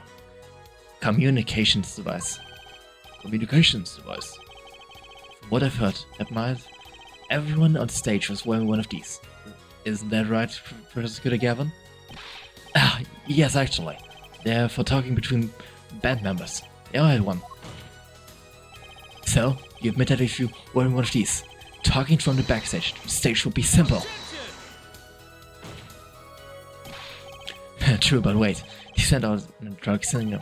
To avoid interference with the audio system, the range is quite limited. Never said it was about 30 feet, right? Look at this cross-section diagram of the concert forum. Ah, exactly. Walk from the stage to the backstage seems far, but the direct distance is less than 30 feet. That can't be! So when Lemuroy heard the shooter's voice, he could have been talking to someone on stage. Ha! You claim it as a switch in question? Why did it have to be on stage at the time? It could be placed in the pocket and carried anywhere. Someone could have hid it in the stage after the fact. Hey, he's got a point. How do we know where it was when she heard the voice? Where we found it. Right. You should have said press the switch. Well, I guess we didn't. Unfortunate situation. We're afraid that until we know where the switch was. There's little point in debating. I was sure this was the way to go with this. What is the switch anyway? We don't even know what the basic fact. Wait a second. I do know what the switch is. And if you follow the train of logic, it's incredibly conclusive. It ends up in proof that completely changes this case. What's up, Apollo? Apollo? We know about the switch, right? We know what it does. Yeah? Well, think of when it was used today. Think of what happened. Well, Mr. Justice, if you have no further information to share concerning the switch, Your Honor. Yes, Mr. Justice? I've been remiss in not telling the court this before. I know what the switch is. Well, I assume the defense set upon linking the switch to the case. Let's see your evidence of link. What evidence do you have to explain what the switch is? The igniter. Prosecutor Gavin, you remember this? Ah, that's what? Is it another one of these new fangled phones? This is an igniter. What phone looks like this? Igniter? You mean it's like a lighter? Yes, actually. You aren't saying the switch is a remote. I am. This is a remote trigger. Trigger for an igniter. What? Look, I'll show you. Yo, Mr. Justice, you will cease and desist from burning down this courtroom. Sorry. There was a bit more fire than expected. My whiskers had caught on fire. Prosecutor Gavin, let me repeat myself. This switch is a remote igniter trigger. Doesn't that suggest something to you? You're talking about what happened to me, aren't you? Ah, exactly. That night at the concert, there was one unusual burst of flame. Your guitar caught fire in the middle of a performance. Was it a part of the stage show though? Prosecutor Gavin was entirely unaware such a thing had been planned, and the guitar that burned was a valuable keepsake. That's right, he got it by a genius from Lemuroy. He said the sound was amazing before it burned, of course. Now it's just kind of smokes. The better the guitar, the brighter it burns. Have I read? Yes. Don't tell me you're trying to tie these two things together. Tailspine being the shooter's voice heard from Lemuroy, and the guitar's sun catching on fire. I am. It's really simple when you think about it.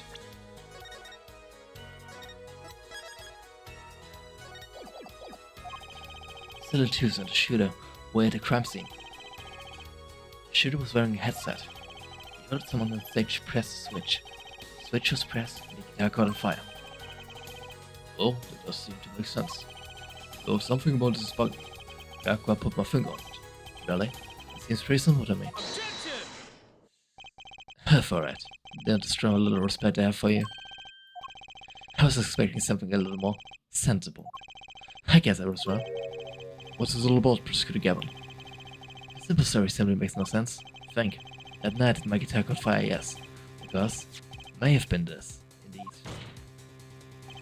However, the guitar caught fire during the second set. That's right, of course.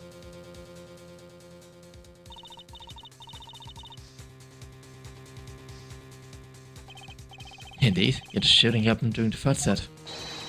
The two are utterly unrelated. This must have been what was bugging me. The whole premise for this was faulty. See, the story doesn't make sense. Are you sure about that? What exactly do you mean, Mr. Justice? Maybe it's not a premise for an explanation of the switch's fault. Maybe it's our premise for the entire case so far. Premises specifically. I'm glad you asked. I'm saying that maybe the killing didn't take place in the third act. What's this? The detective at my sky heard shots and found a body. All of this happened in the third act. Gunshots rang out, and according to this testimony, Maki was in the dressing room at the time. We're going with this, Mr. Justice. Stay with me, Your Honor. He also told us in this testimony, namely that the victim had already been shot. We all heard gunshots, but no one saw the shooting. This is insane. Just before the shooting took place, the shooter was heard on his headset, telling someone to press the switch. The next moment, Prosecutor Gavin burst into fire. We know that the remote trigger igniter was inside the guitar. From all the facts, we can draw only one conclusion. The crime did not place during the third act, but during the ballad performance, the second act. What? Order. But that goes against the evidence. What goes, Your Honor? This crime was carried out according to the lyrics of the song, yes? Hey, he's right, look.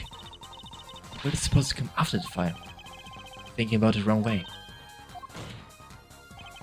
Look, why would the shooter craft the event of the day for the lyrics anyway? It's an awful lot of trouble to go through. A little merit for the person doing it. Exactly. Why would you do that? Well, I'm sure whoever it was had some reason. Yes, it did. A reason that made it advantageous to follow the lyrics. You're saying the order was reversed on purpose. Reverse, Prosecutor Gavin? If the criminal followed the lyrics strictly, then yes. The shooting would have had to come after the guitar burst of flame. Yet, before it erased another possibility. He's claiming that the bullet came not after, but just before the fire. Couldn't have put it by myself. We were only meant to think that the shooting came after the guitar burst into flame. That was the criminal's objective. Crime followed the lyrics to a point, but that was the ruse. Why else would the killer risk discovery by moving the body? That was the final touch to make us think he followed the lyrics the whole way. Order, order, order. It will explain this most unusual situation. It does. The killer changed the order of events to create himself an alibi.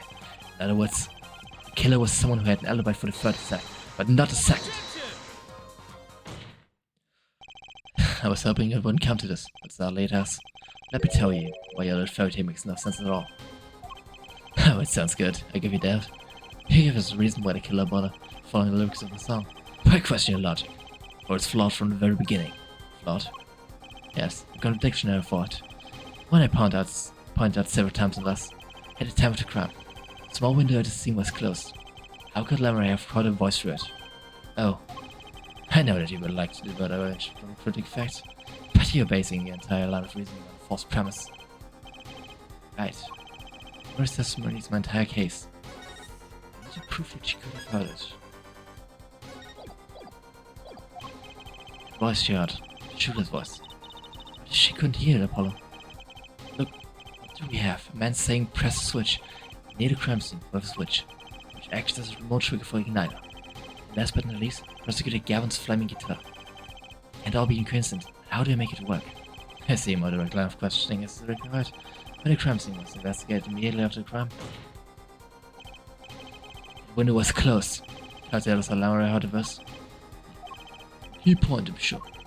Mr. Justice, can you explain this to us? I have to. Okay, Justice. You've got one thing to prove and one thing only. Lamoureux heard a voice. She heard it during the second set.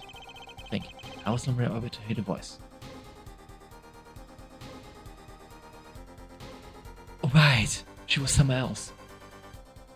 For the trick, we investigated the scene. The window was closed. The shooter had no reason to close it, because this happened exactly when Lamoureux vanished during the magic trick. She had no reason to close it had it been opened either, meaning it was impossible to hear the voice through the window. It's good to hear you making sense again. For a moment I was afraid you might be a Bogenian too. As I was saying, Lamoureux could not hear the voice through the window, so there came only one explanation. She heard the voice from another location entirely. What's this? You do amuse me so. And here I thought you and good sense were back on speaking terms. I'm afraid you and good sense speak two entirely different languages. Shall I input for you, her words? Lamoureux clearly stated she heard the voice through a small window. And there's only one small window at the scene. Are you sure? Think about it. Isn't there another small window at the scene? There is? Oh, I know, look. He wants us to ask him. Oh, Lamoureux heard a voice from another location. Mr. Justice, show us where this location is. Never heard a location from here.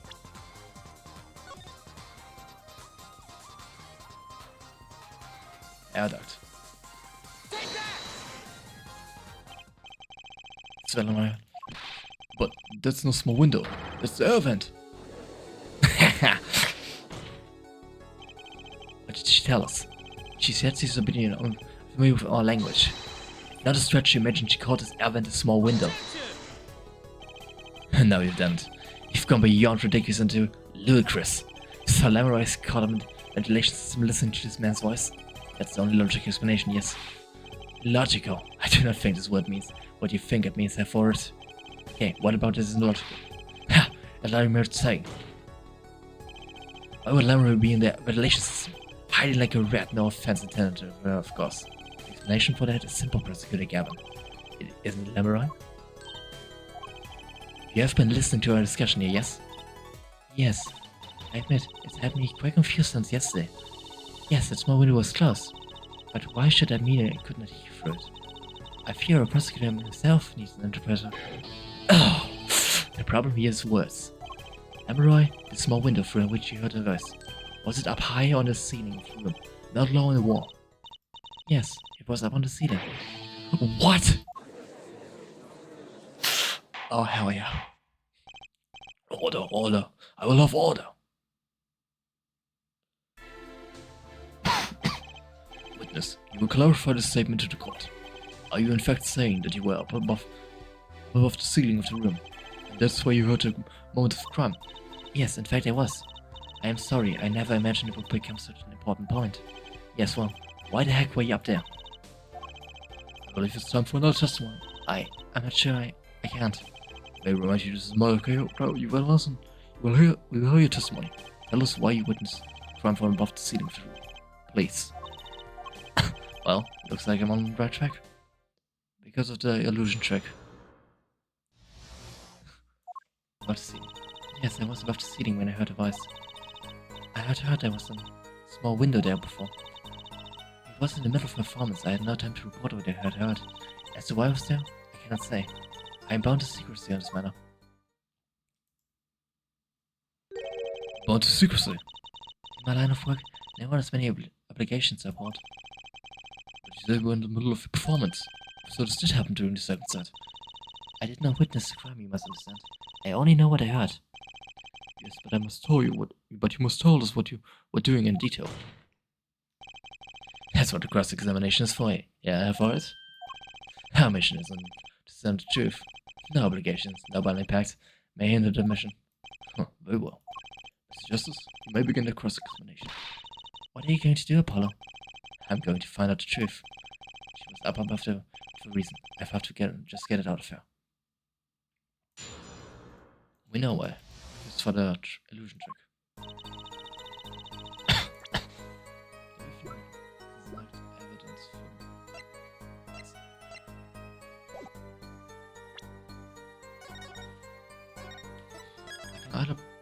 I will first try to press on that.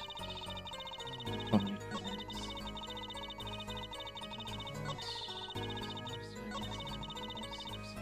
Hold it! Who bounty to secrecy? I'm not sure I'm allowed to say who it was. No, I think perhaps that is right. It's just his name after all. It was Valen Gamaran. Maybe you know him? Valand Grammary. What? You mean Edgar Valent? What? Valand Grammary? Who's Valand Grammary? A grammagician, one responsible for illusion performed during our concert. Interesting reaction, Prosecutor Gavin. I'm always bound to secrecy. It's going to take some hard-hitting proof to make her talk. I think I know why she was up there. How do I prove it? Yeah, the recording. 100%. Objection!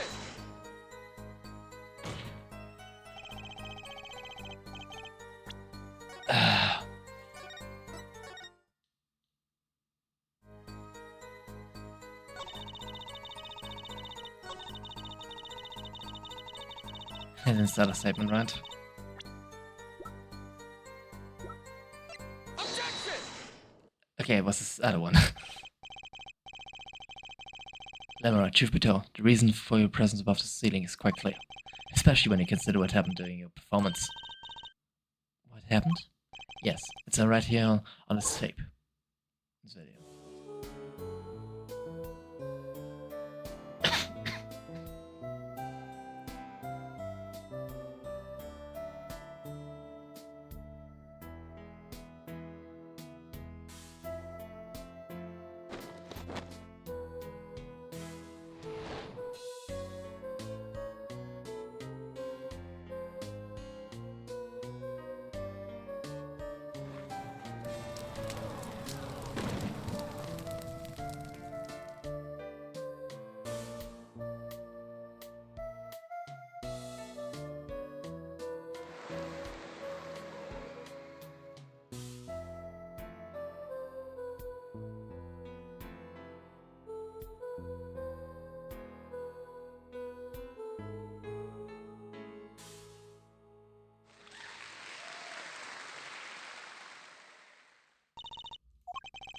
As you can see, Lemora is clearly not the stage for her entire performance.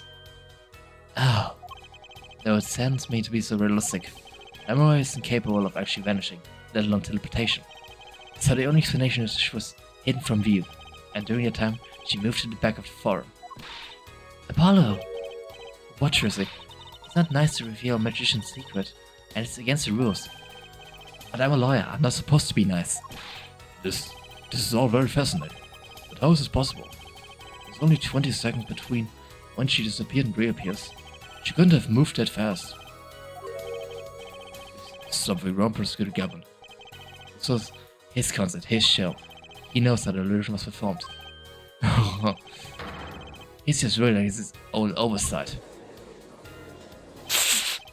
Let's look at the cross-section diagram again. Here we can trace a route through the ceiling. It goes from the stage through the backstage to the rear of the forum. Recall Lemuroy's testimony from yesterday. I was on my way from the stage to the backstage exit. There was something like a little window there. That's how I saw her. She went from the stage to the backstage exit. Perfect description of this route above the ceiling. Lemuroy knew of this because of her patent illusion. She wasn't the only one who knew. What? Just now in the lobby, Maki told me something. I know if I'm opening wind, I can leave stage and backstage.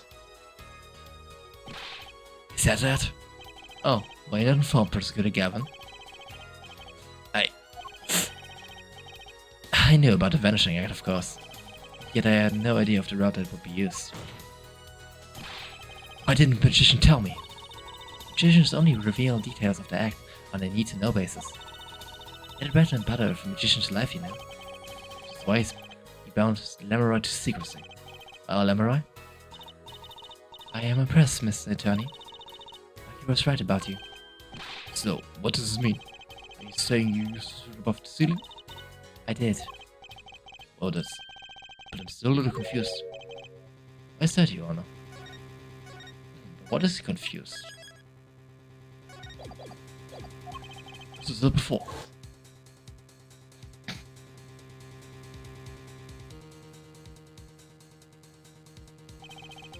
There's very little time between when she disappeared and when she reappeared. 20 seconds, tops. How could she do it so fast? Especially if you stop to hear the shooter's voice. That's a good question. And the witness explained this to the court. I cannot. Very well, Mr. Justice? Yes? It's all up to you now. Do you think? What thing, Your Honor? You need to explain how Lemuroy was able to teleport like she did. Or I'm throwing your case out with the bathwater. Why do I get picked on? It's Lemuroy who isn't going along with the program here. As I've said before, I am not at liberty to speak of the illusion that night in detail.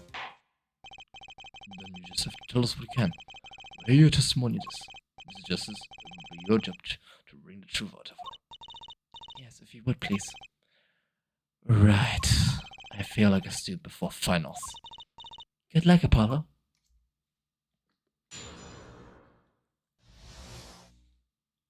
The big illusion. I followed the route exactly as was instructed.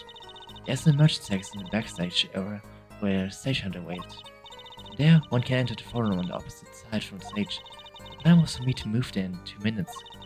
I was on my way when I heard a voice. Huh, 2 minutes you say? Mystery deepens. I suppose it was too much to hope that the judge would come up with something. That's just my curiosity. Take it away, Mr. Justice. Right, Your Honor. What I have to do is find a contradiction between what Lemuroy is saying and what we can see plainly in the video. I figured it out already. I'm a magician after all. Well, tell me. Not a chance. I can't reveal another magician's secret. Come on. Hey, you're supposed to be on my side here.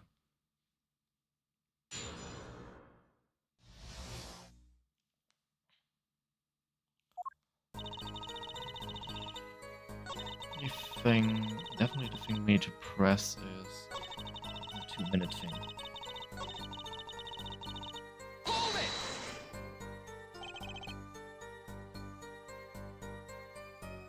2 minutes. Yes, it can be done in 1 minute if you are running. Running in that cramped dark tunnel above the ceiling? Mr. Attorney, have you forgotten? Darker, it makes no difference to me. Ah, that's true, but...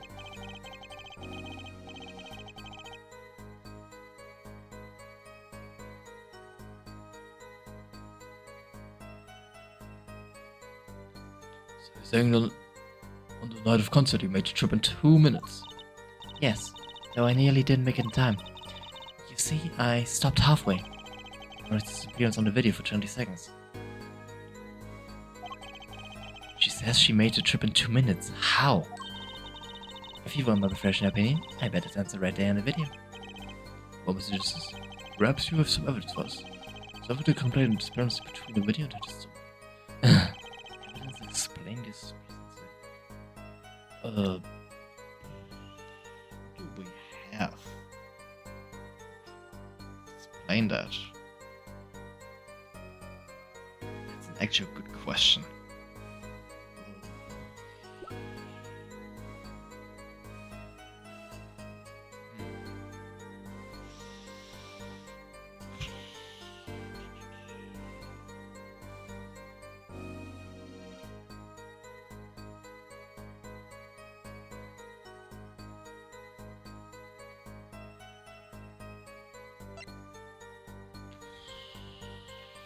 Let me watch the tape again.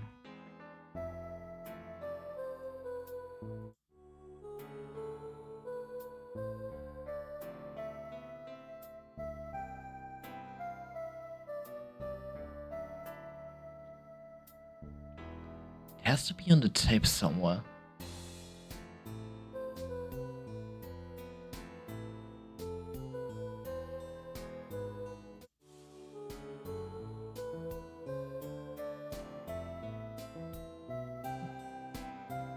Oh my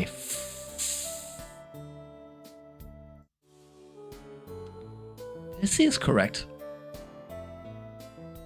This is something correctly.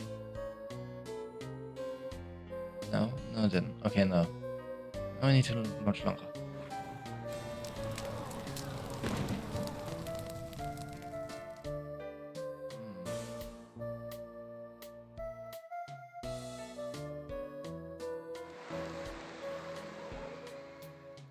Yeah, she doesn't have it anymore there. Yeah, I think I have it. Okay, that's oh no, that's on Rockstar. What the? Can only be that. Lamurai, do you happen to remember this brooch? Because it was left at sea. Oh, the brooch we saw yesterday, but not. It was found at the senior owner. And you bring this up now? Why? I thought we had already determined when it was dropped. So did I, but we haven't. Take another look at the video.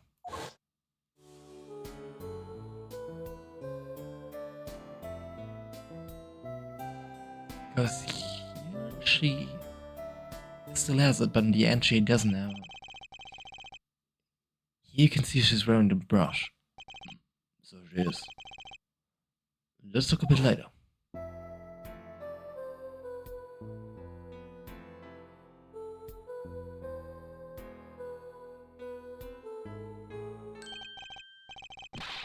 What? The brush is gone. What? Yes. The brush has appeared in a short space of 20 seconds.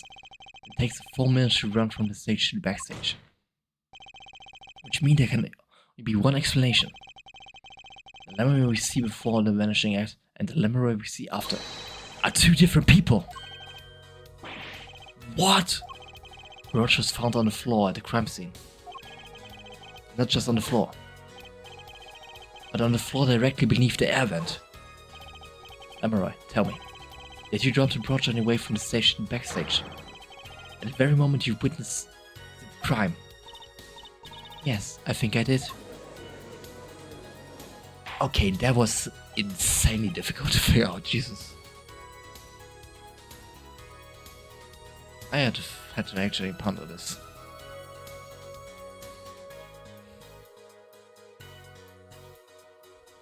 It was actually such a plain sign. That was really well done.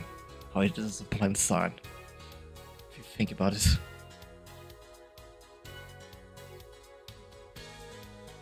Order. Prosecutor Gavin. From your expression, I gather you have no idea. You had no idea what's the case, her judge. I, of course, knew about it. What? Don't get me wrong, I wasn't hiding it. It just never occurred to me. That the switch and the shooting took place at the same time. So, I was right, there was a switch. There was. Just before the stage tower rose, Lemurai was replaced. But we're on the subject. Just who was this replacement Lemurai? Why? The man behind the illusion. Velen Grammary. Who's Grammary? That's quite the illusion. I still don't get one thing. Yes? So which happened before the tower rose, correct? So you went on the stage. That's right. It's, like Lamora is still singing. She's pretty good. That's true. Come on, Apollo. That's an easy one. You're just playing a recording. Gavin on some kind of guitar band, Fräulein.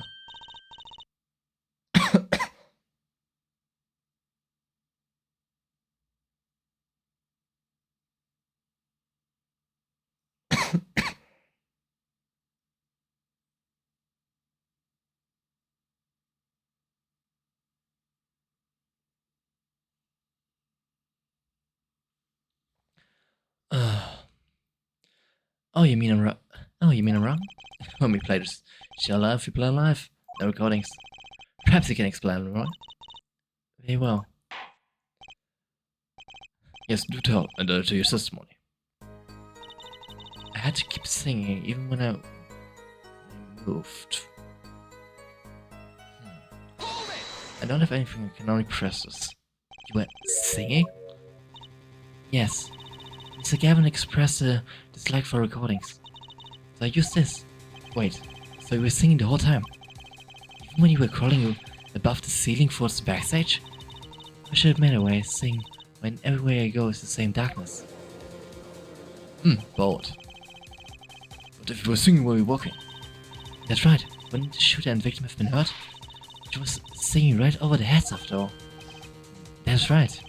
Are you sure? You've been pretty hard of hearing to miss someone singing the ceiling. Once again, we come back to the state of the crime scene. State. I know what he means. That old speaker, Apollo. Speaker? Yeah, of course the speaker was blasting. You wouldn't hear that of someone.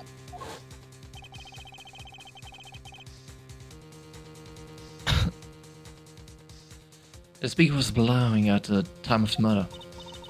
That's her monitoring the stage from his room. Monitoring? Perhaps in a real-time feed from the stage microphones. Useful for knowing when your set is coming up.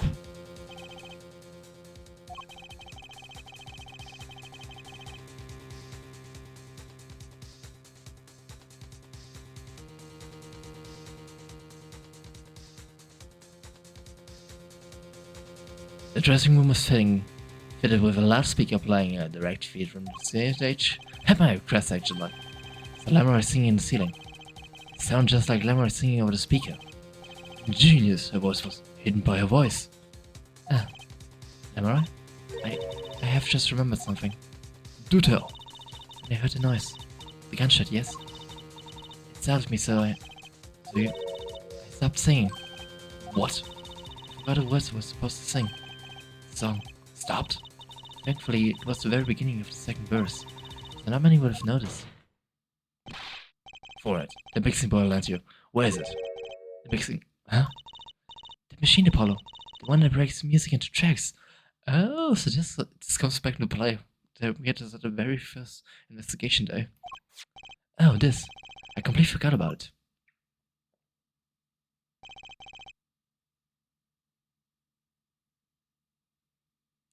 Let's take a listen. Let's take a listen.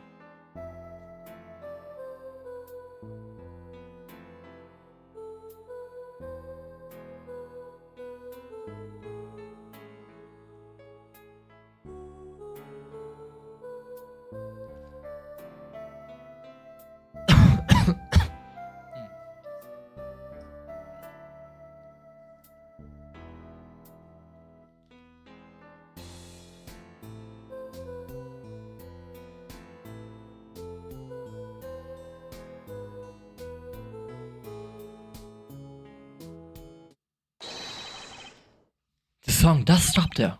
It does? I must have missed it. Look at the lyric sheet. At the top of the second verse.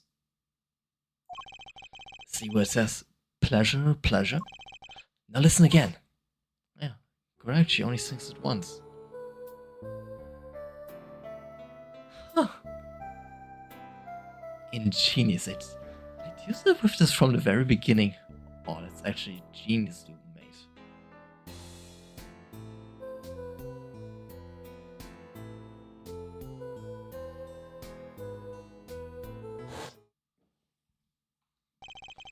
This is evidently indeed. I believe you're guilty of making a terrible mistake. The crime didn't happen during the first set. It happened during the second, during the Lamoureux's ballad. That's true. Then no one on stage during the second set could have been the shooter. Which means that Sergeant Crescent could have done it. He wasn't on stage for the second set. Well, Prosecutor Gavin? Fascinating. I don't believe I ever seen a trial turned around quite so thoroughly. However, a problem still remains. The Prosecutor Gavin? Therefore, his theory does have a certain kind of logic to it. It is entirely based upon Lamoureux's testimony. Is there a problem with this? Well, it's quite simple though, it pains me to say. What if she's lying to protect the defendant? But you have no proof. All I'm saying is that the truth is yet unclear until we hear directly from the man himself. Oh, we finally get to deal with this bastard. Oh, I've been waiting for this. You don't mean? Yes. So he's a friend and band member. Sergeant Crescent must take a stand. I see no other way. Someone from your perspective on the case? As a suspect, to be frank.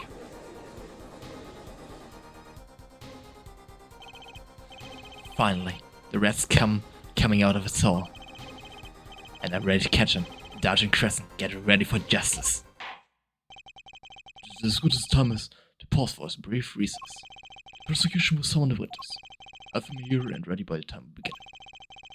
I'm the last man. He needs to be reminded of what his duties are. Very well. Court is adjourned for a 15 minutes recess. To be continued.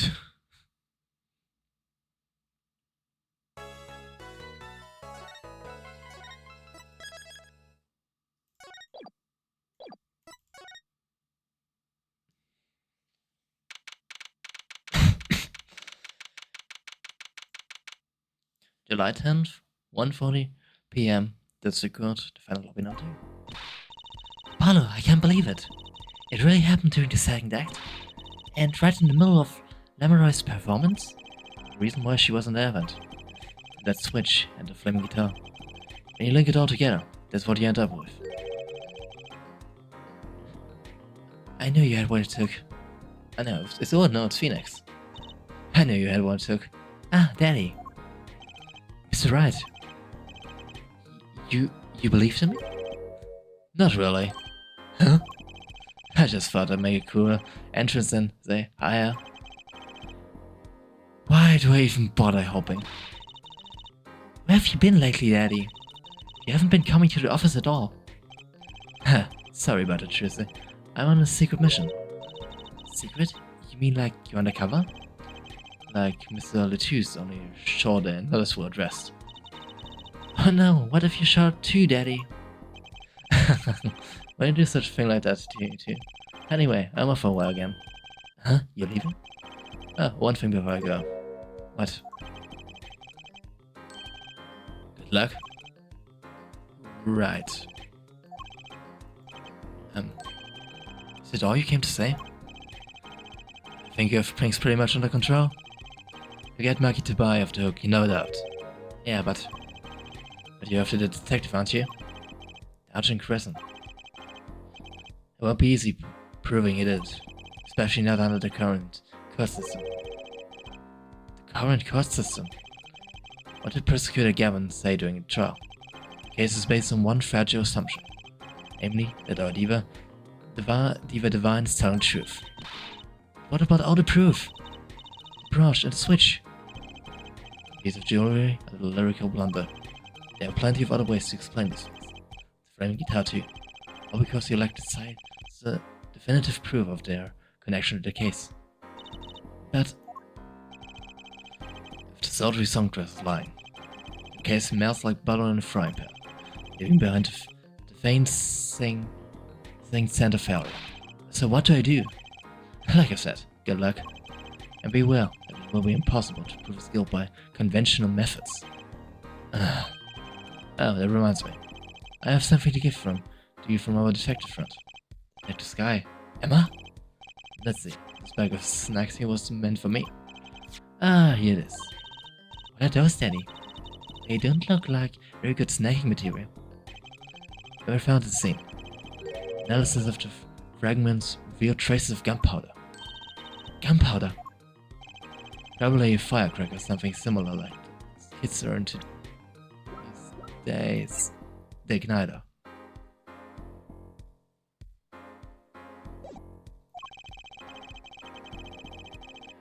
These fragments were found under the sofa at the scene of the crime, actually. Under the sofa. And this is where Emma did found the igniter. That would be a vital piece for establishing his guilt. Hey, Apollo! That's where we found that little device thingy. Right, this. Well, finally some evidence makes sense. And fragments out to the court record. That's all from me, I suppose. See you after the verdict. Maybe. Right. Every man has an igniter inside him. Excuse me? Find Sergeant Crescent's igniter and set it off. He walked out of the door just like a magician. Normally. What does he want us to do? No conventional methods? What does it mean? I guess we just have to take his advice and hope it makes sense when the time comes. I guess. You're almost at the finish line. Hang in there, Prissy.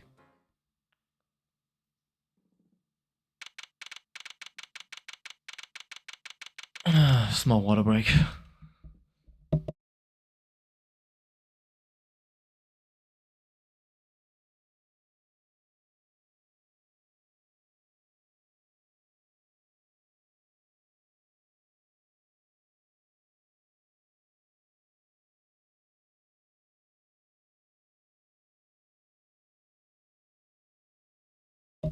Better.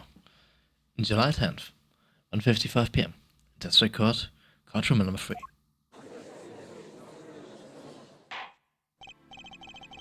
Court is now back in session. Prosecutor Gavin, where's Detective Crescent?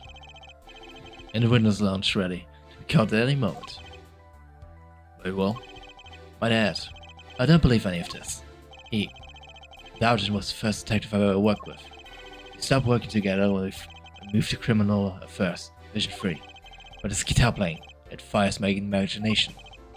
That's nice, but it has nothing to do with the matter at hand. Correct. Oh, I know. Her for it. I will call the final witness to stand. Detective Dowden Crescent. Finally, after freaking rat at our place. Name and occupation, please. Dowden Crescent. Detective Criminal Affairs, Division 3. That's the International Affairs Division, for those of you who don't know.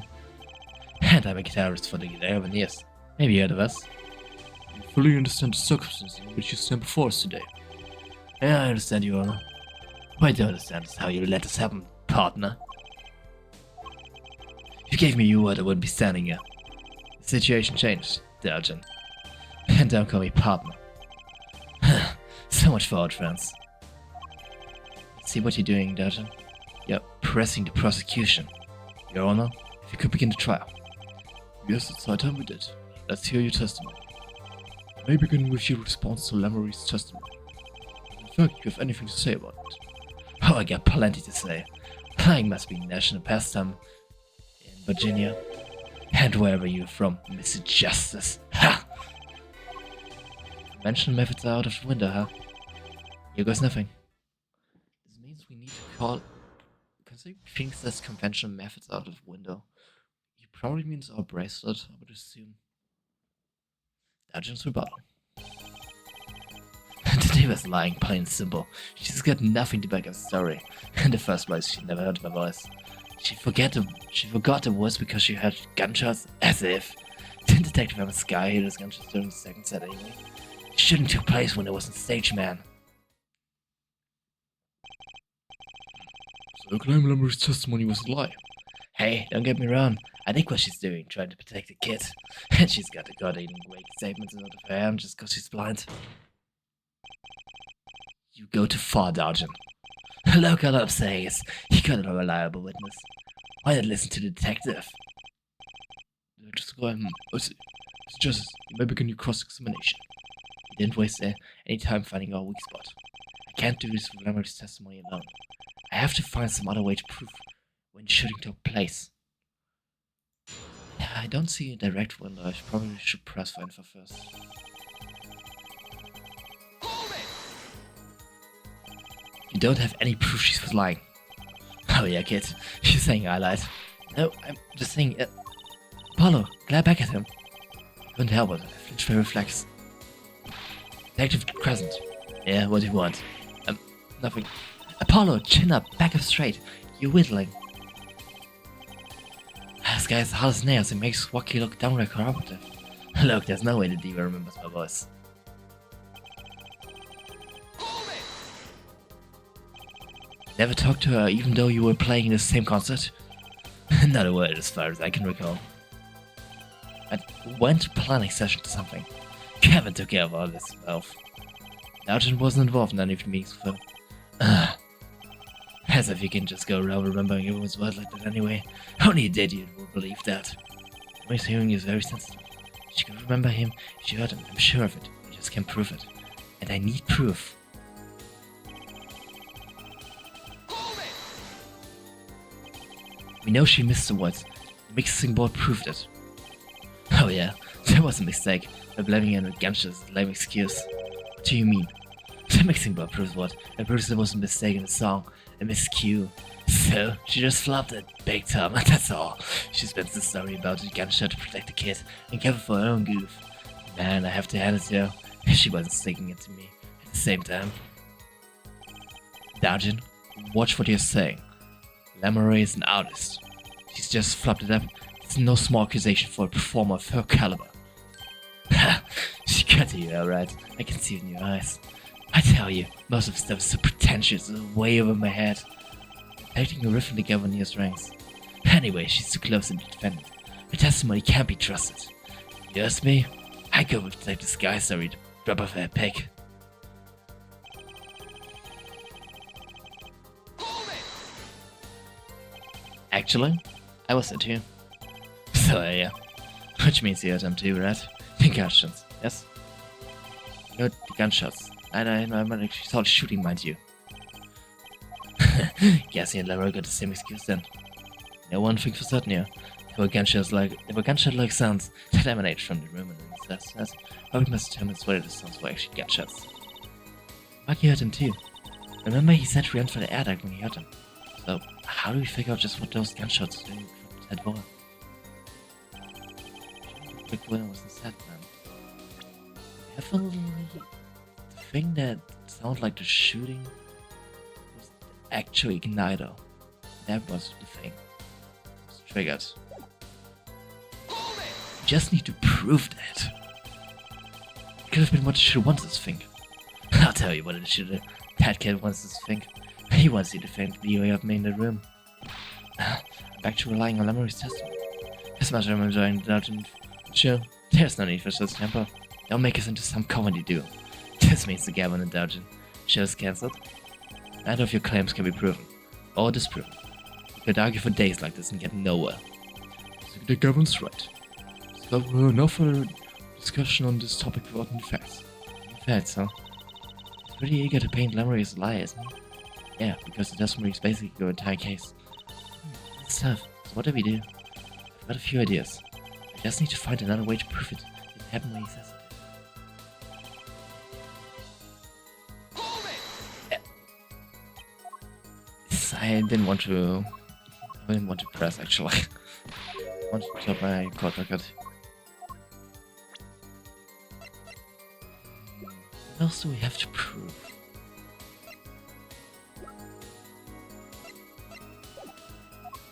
Burn marks, right?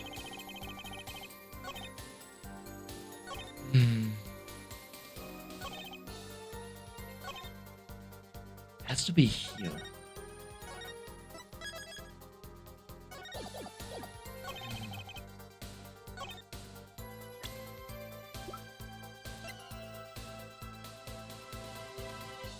It has to be the burnt fragments. Objection! We just got them. Some things were found at the crime. God. Some things were found at the crime scene after yesterday's trial. What things? The first was this small device. That's the remote triggered igniter. Correct. And one more thing. What it does. The remains of something burnt? Not on the guitar, I hope. Traces of gunpowder were found in the fragments. We have a report that it was something like a firecracker. How did Gavin know about this? What, you think Detective Sky works for you? I received a report this morning, before coming here. That's when I made my decision, actually. The decision is to prosecute Gavin. I registered Darjan as a witness in today's trial. Just in case. Ooh, nice one, Gavin. So, as soon as he saw it, he came to the same conclusion as us. Let's raise another possibility. This gunshot-like sounds during this first set could have been 2 firecrackers rigged to go off by remote control. You got an active imagination, don't you? But you shouldn't say every little thing you think. Your explanation that seems a bit convenient to me. How so? So you're saying these firecrackers should happen to go off? Right when 2 witnesses came walking by. Ha! That's right. Arjun was out on stage when it happened, Apollo. How would he know someone was backstage there? Very simple. The headset. It was deliberately placed before the room. It's a firecracker goes in the forest and there's no one to hit. You got my drift. Looking for the terror man. I can prove that. How do I explain this? He may look at it, but Arjun is a gifted detective. Shiny weakness and he's sure to find it. He may look at partner. Gee, thanks man. That reminds me. I happened to pass through the very hallway several times a day myself, and I saw something odd there just before the third set. Something odd? A headset. The kind all of the band and staff members were wearing. That's right. We picked this up in front of the door at the front of the dressing room. With the headset wasn't dropped, but placed, and what it wasn't turned on. It was turned on. You could have heard what was going on in the hallway, even if you were on stage. Whose side are you on, Gavin? Listen to me, Darjan. There's no sides in the court of law. Which is why I now turn to you for it. I got a question for you.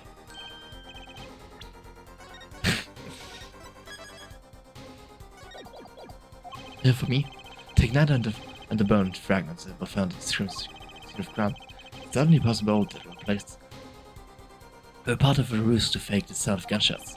Throw the headset from the hallway into the mix, and you could fabricate an alibi. But we're still not closer to proving it. These gunshots might have been real, or fake, we can't say. Raise the possibility that the shots heard during the first set were faked. Now you need to prove the other half of the case. Other half? Look at yourself. He wants you to prove the thing that down in the second act. Wow, little beer. The player was on stage. Damn right, Gavin. Indeed, you can prove that. Then, continuous examination would be pointless. Well, Mr. Justice, couldn't you prove the crime took place in the second set? Yeah, I think. You better know, Apollo. Otherwise, we're through.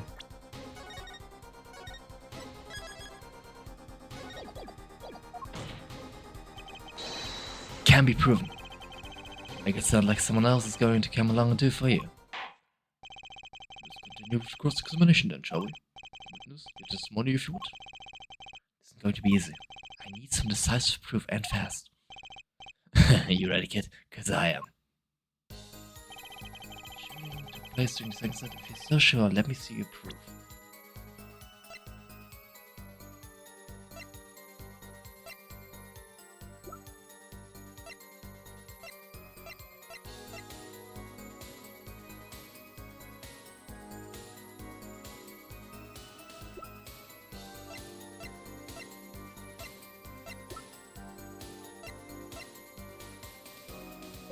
Trigger?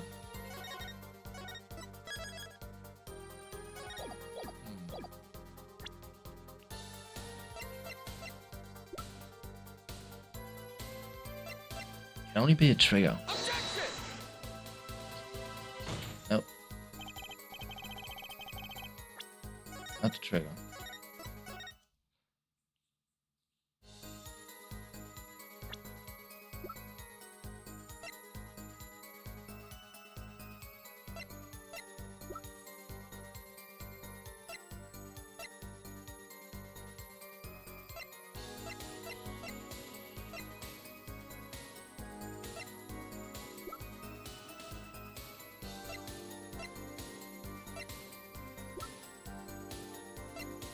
Objection!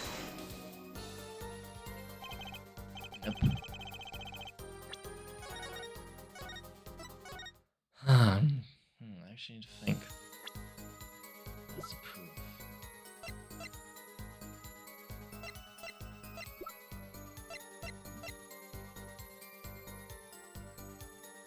Objection! Nah.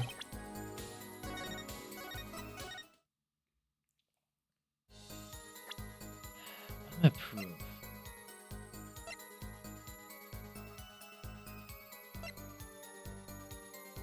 What's Kane's having Miyake's in the motorcycle?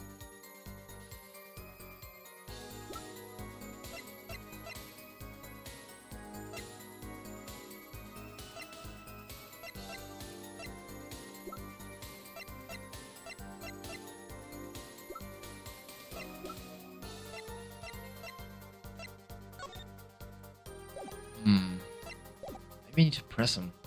Hold it! The gunshots heard during the set could have been. What? Some kind of setup? I heard that one before. You need proof, Apollo. You need to prove that the shooting took place during the second set.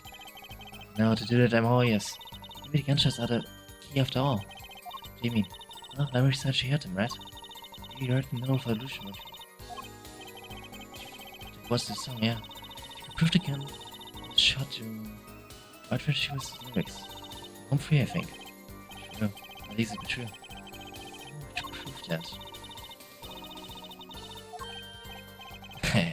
Supposed to be crossing an enemy? Just ready on.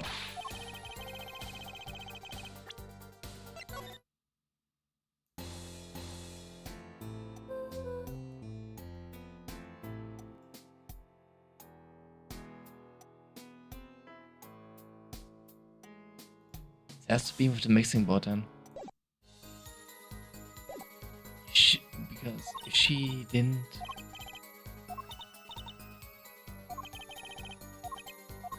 Yeah, it has to be the mixing board then. Right? Because she would have picked up a gunshot, right? Objection! I think that's what I need to prove, yeah. Because this would definitely be on the track if gunshot was rang out, right? I actually would have got this without choosing right now. It seems there was clear proof left, but right here on Lamarie's song. Her song? What exactly is this device thing? A new variety of gramophone, perhaps? Come on, we just used this, and don't get me started on gramophone. This device is used to record the performance part by part. Odd. Move the sliders to adjust the volume. Each instrument is adjustable separately. Larry's voice is included. Oh, what's this proof? According to Larry's testimony, at the moment of the shooting, she forgot the words to the song. You intend to examine the recording at the moment, yeah? You might even hear his gunshots. Exactly. Ridiculous. How are you supposed to hear gunshots back in that dressing room on the stage? Have you forgotten that one? You were all wearing the headsets. Oh. We were all deeply involved in our performance, but Larry's headset would have picked up what she had all the same. Let's go to and into recording. Right now. Larry stopped singing when she heard the shots fired. Find the spot and I find the gunshots.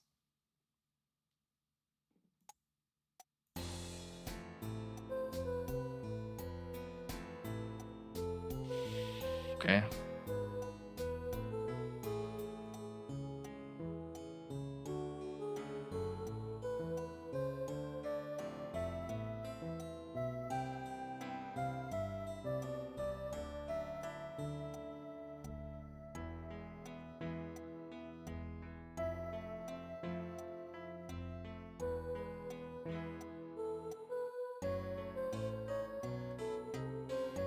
Too far, alright.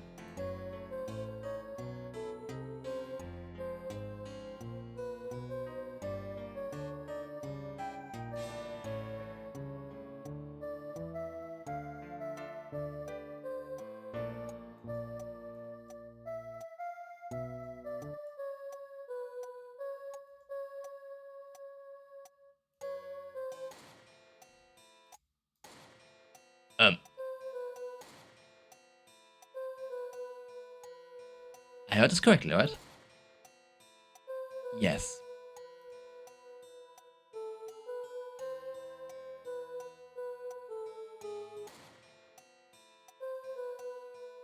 Take that! Your Honor, listen closely to this part. This is the track with Lamoureux's vocals. You hear the gunshot.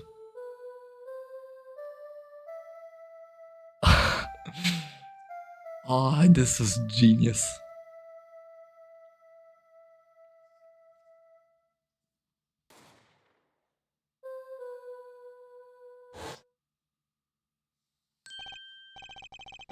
I did hear something faintly there, yes? Wait, it sounded like a gunshot. What? This has to be some kind of mistake. I believe a case has been made. Gunshots were heard during the second set, which means whatever he says to me was true. Yeah. Oh, hell yeah. Order. So she was telling the truth about what she heard. It's the other man speaking, not Mr. Latouche. Well, what did you say? It's over. It's over. Press the switch now. Just after that, there was a gunshot, and then the guitar caught on fire. Active present. You went on stage during the second set. Could have done it. Why did we only hear one gunshot on the record? Did you bullets fire from this weapon? No, he was moving through an air vent, Your Honor.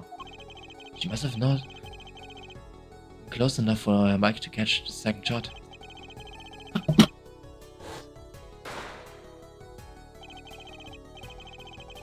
Oh god, I hope I muted that on time. So the sneeze wasn't on stream.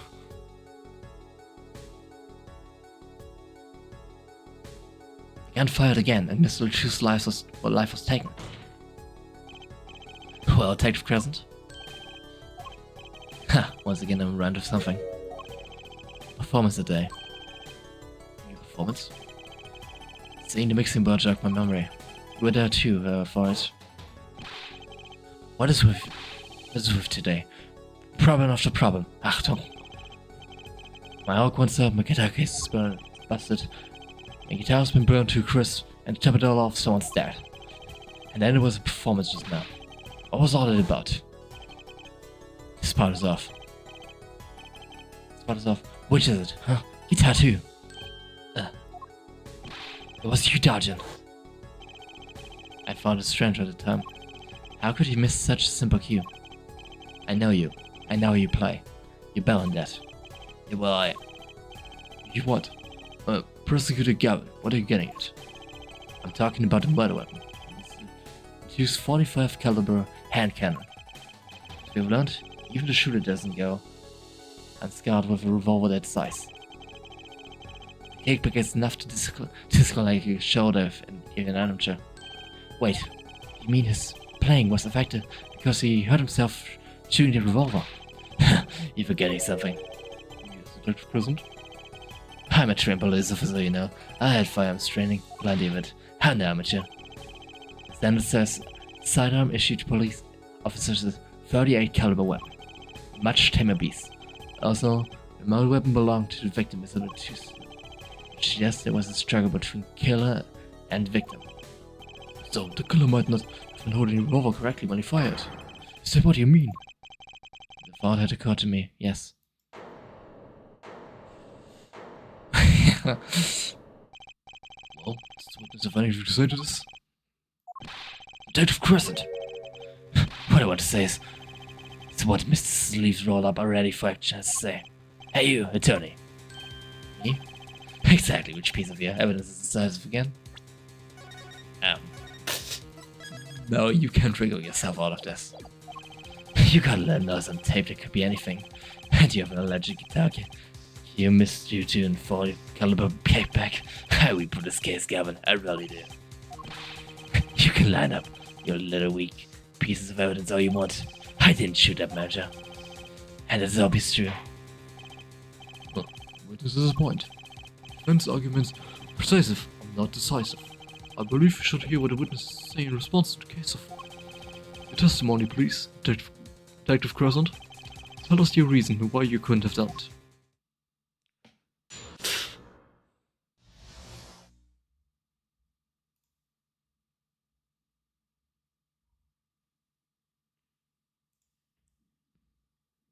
Proof of innocence. Come on, why would I even want to kill that manager? You want a reason? Easy. I got no motive, man. This was Adiva's first trip to this country, right? How could I possibly know a manager?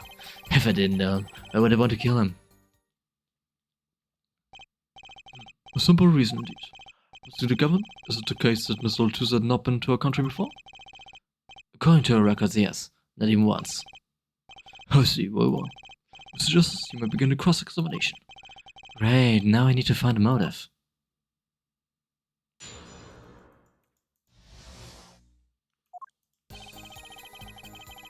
Hold it! Herr Manager, sure. Mr. Oltus was. Oh, right. Sorry. An Interpol agent, wasn't he? I just have trouble picturing the Bing Luggers and the cover copy dig. Not a very good one, seeing as how he got wasted. That's cold, dog. Not that it matters either way. See, I had no reason to kill the man, whatever he was. Which reason is there got the motive? But that's the same as for Maki, no motive was proven for him. Come on, he traveled across the country with that outfit. He had plenty of time to come up with a motive of his own. More than I should have. I mean, think about it.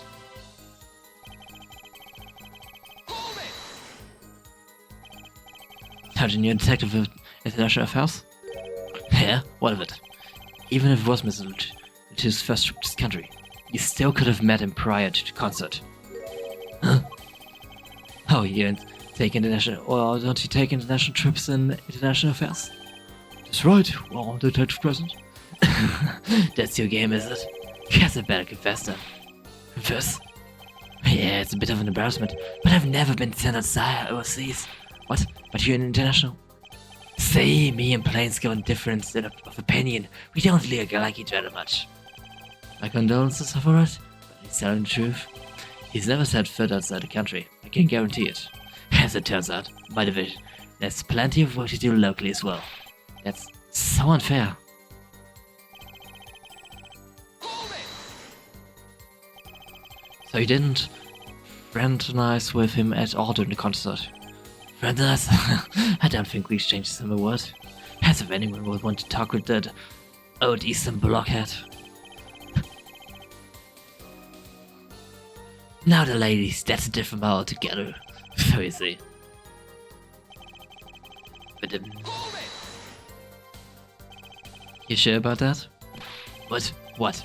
Have that look of your face before I do it for you.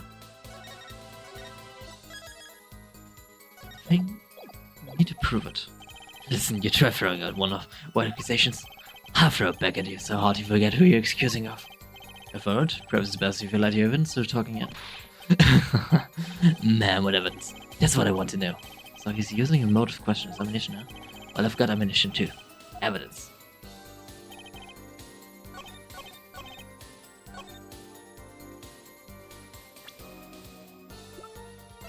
Objection! The replica. Your Honor? Take a look at this. What's that?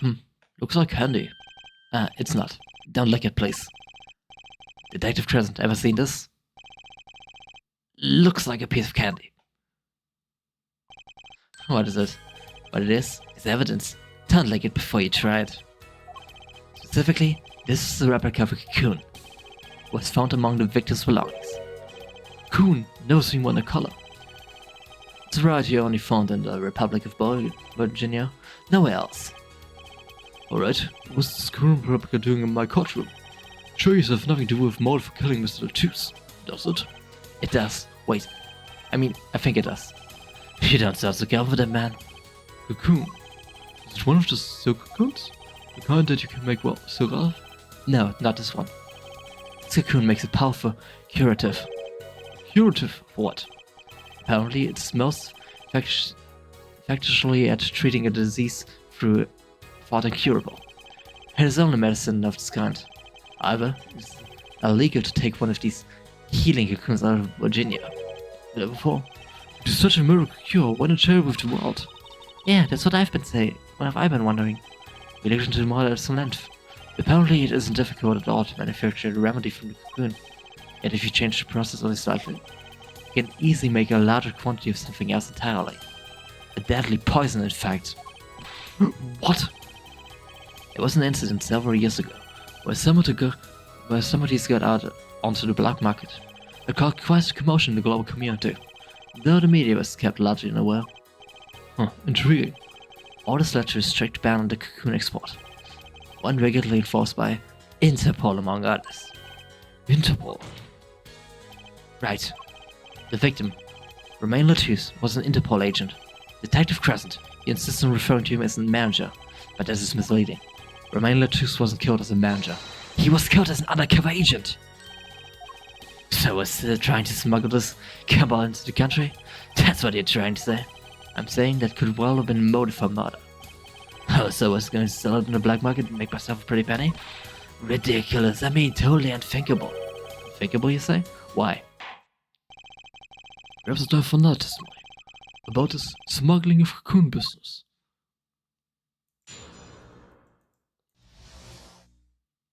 Cocoon smuggling. International Affairs got a memo about his cocoons. Interpol's all hot and bothered about them. Can't sell one on the black market. Too dangerous. Yeah, cocoon smuggling ain't lucrative anymore. Man, I'm in international affairs. I know the deal. Indeed. Interpol wanted the cocoons bad enough to send Mr. Latouche undercover. You kids think up the craziest things, but no way I'm going to risk laughing them just to get my hands on some dirty cocoon money. The most noble of statements, but duly noted. According to reports, these cocoons top Interpol's list. Selling them to an underground organization would be risky. Very well, you may begin a cross-examination. This is the only motive I got. He was up to something, and I'm going to find out what.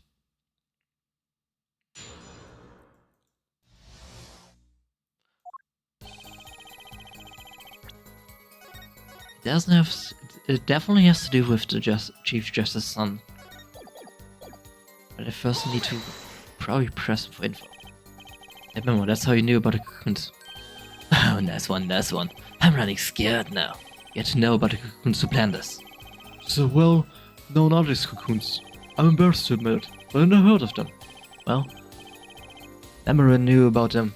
They are not their use. The reports indicate that there are ongoing efforts to control information about these cocoons. Most people only know they are legal to export, that's all. Then, I've nothing to be embarrassed about after all. You could say people like me know about them are a minority, yeah. But that includes everyone in international affairs, man. And everyone in Interpol too, for that matter. Yeah.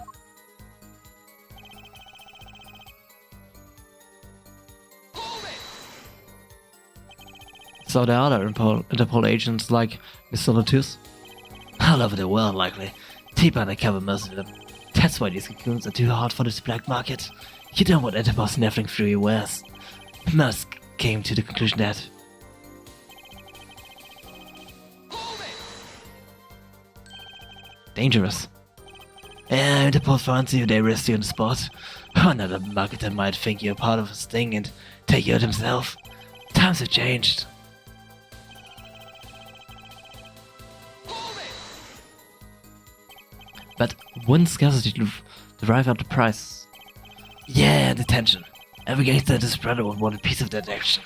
They turn you forward and switch cheese before you could say objection. Maybe we could get him to cut his hair too. Mr. Charlie again? Man, you're so obvious. Obviously know nothing about the market. And that's a bad thing? Don't ever try to mess with me about the stuff.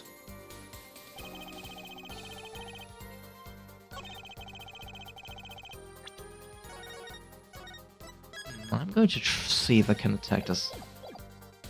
Because I wouldn't know. There's one thing. This thing. Objection!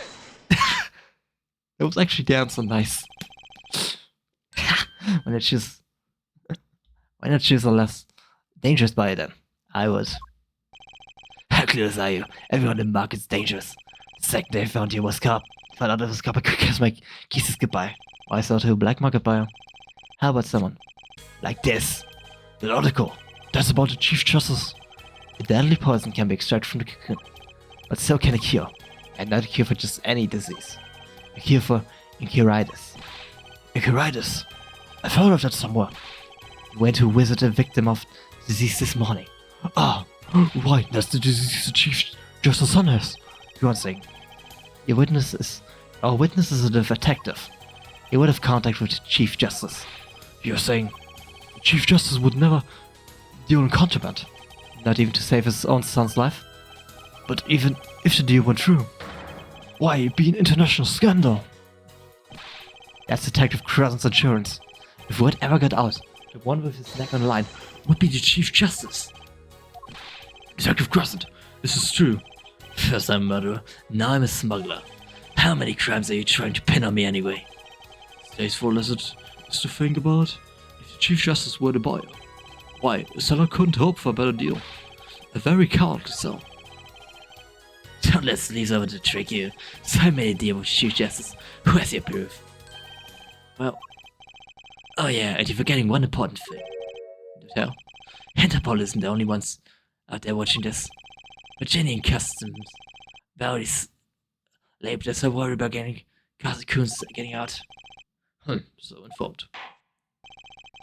Continue with cross-examination.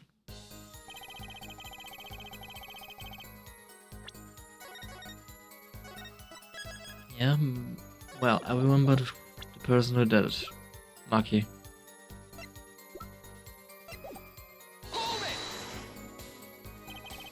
So strict is a custom check. Why strict? They keep planes on the ground for hours.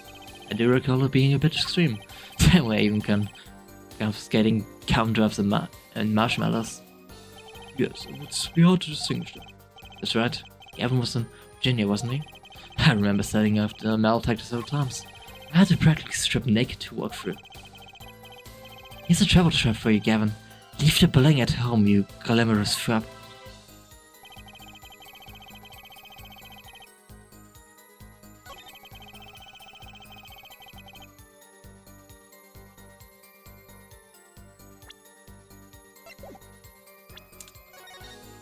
I don't know if I can attack it already. Objection! Okay, not yet. Probably need to press this to get in there. Because we know who smuggled the cocoon in, which was Maggie. You're in a position to know quite a bit of smart stuff about smuggling. Yeah, I need to know about full works here. But we all get reports on fair smuggling ops. Not exactly something you want to go copying, but if you want, I can tell you a few of them. Maybe secure and get rich. I would be interested in hearing. Purely from a legal perspective, of course. I weep for a judicial system. It has to be.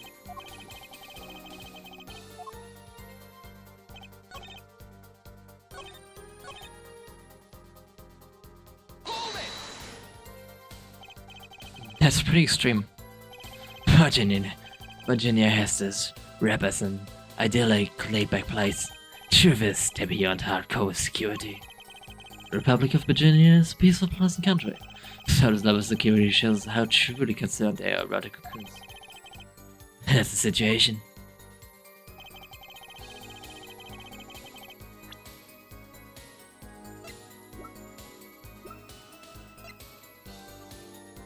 Oh.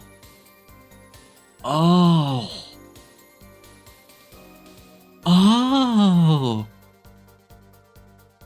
The guitar. Objection! Right, because it was wrapped up completely. You could hide it in there. Oh, that's genius. Actually, there's one way. What? One way to get something out of the country in attacks. What is it? You become a prosecutor. A prosecutor? I don't believe it. Believe it, Prosecutor Gavin. What was it you told me yesterday at your office? It was a beautiful instrument. It was played lovingly for many years. A guitar befitting a woman like a Lamorai. How did it end up here? I mentioned how much I enjoyed playing it that night. She made a present of it. So this guitar is from Virginia? That is. We couldn't carry it on the plane. Changes in air pressure and humidity ruined the wood. So I compacted it in Lamarai's studio. I used a special shipping service available to me for transporting evidence. They brought it right up to my office for me. Pristine and untouched. Oh, that's actually genius. That's why the guitar got burned. Did I get that right? Prosecutor Gavin? Untouched. Quite. The guitar was wrapped in several cheese and vacuum packed in Virginia. The pack was untouched until the day of the concert. Are you saying that guitar was... With cocoons this small, it would have been very easy. To use the guitars is mute to smuggle a cocoon out of Virginia. What? Which reminds me, Prosecutor Gavin. That guitar had some work done on it recently, right? Work? Good memory for it. Oh, you know, guitars have a round tail on the front. It's called the Santo. Well, they found something attached to the wood, which is inside the hole. Broken device of some sort. Broken device? Yes, this in fact. An igniter! Exactly. Consider this if you will. What if the igniter wasn't the only thing that was attached inside the guitar? You mean? He means this, of course. Oh! There was a way to get a cocoon out of the country. Could use Picky Prosecutor Gavin's privileged guitarist mule. And who better to do that than someone with access? Like a member of the band!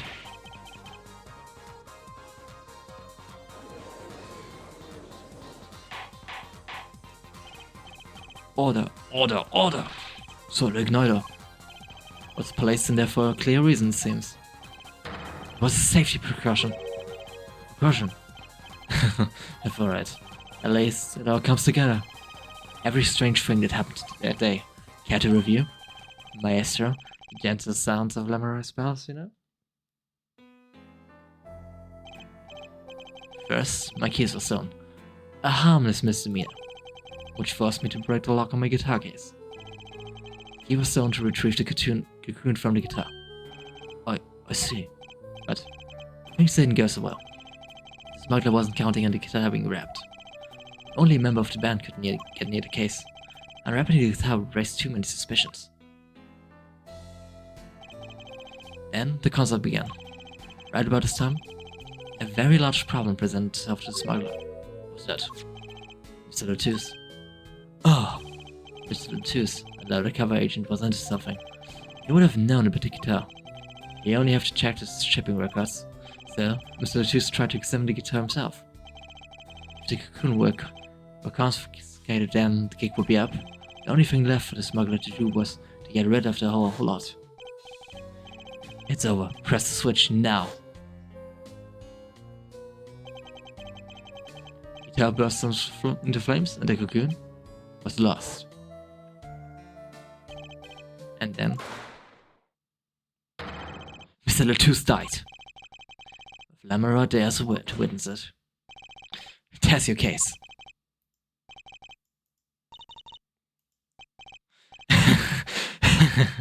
Brilliant, man. Detective Crescent? Oh, we are so close to having him. I got in there. Now you make all that up on the fly? For a maid of sorry? It makes a great deal of sense, Elgin.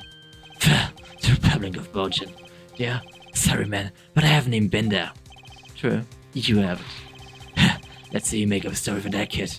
How'd I hit the cocoon in the first place, huh? It's not so hard to imagine. That help. A Virginian accomplice. That's all. That you had an accomplice was clear from the start. Voice Lamarai had proved it. It's over. Press the switch now. Make this transmitter from backstage, where your co-conspirator was on stage. But who was it? This is it. The Kubikura. For once, I know what I'm doing. There's only one person who could have helped him. Okay. Let's hear what Master Justice said. We want. With great accusation comes great responsibility.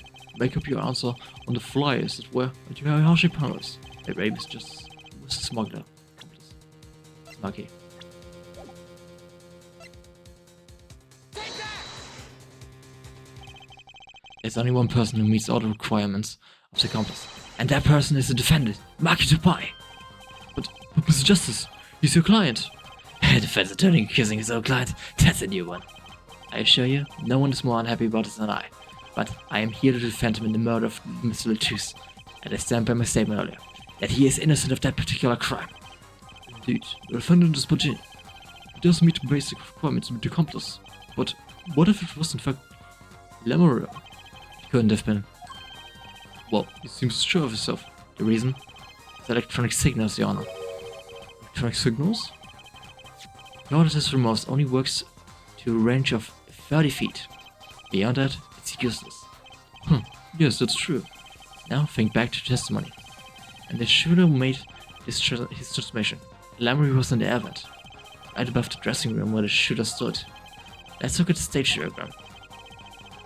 This is the area that a remote could reach from the avant. Well, looking at this, it seems that Lemuria still could have done the deed. No. And the shooter made a transmission. The stage was slightly different than shown here. It was in the middle of the guitar serenade. Part of the stage was raised. Prosecutor Gavin and Lamar Stanton were in the air. They were in a tower, which happens to be 15 feet tall. In other words, Mo couldn't have worked from Lamar's position in the avant. Oh! Well, Detective Crescent, what do you say to that? Your Honor? Yes, Detective? Could we see the video where Gavin's guitar burns?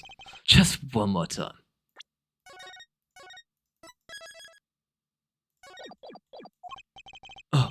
Well, I don't see why not. What? Don't tell me he has a way out of this.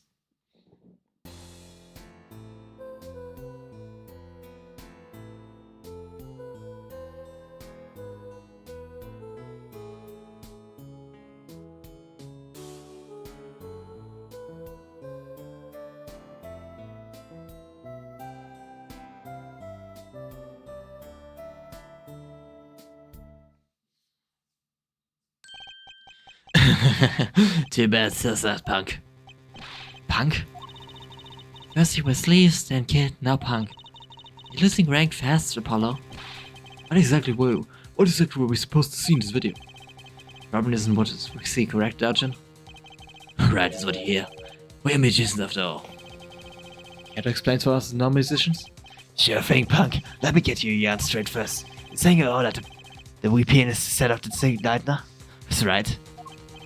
Yes? Well, no, she did. He had to press the switch. Am I right? Okay. Well, take another listen. Pay attention to the piano. Piano?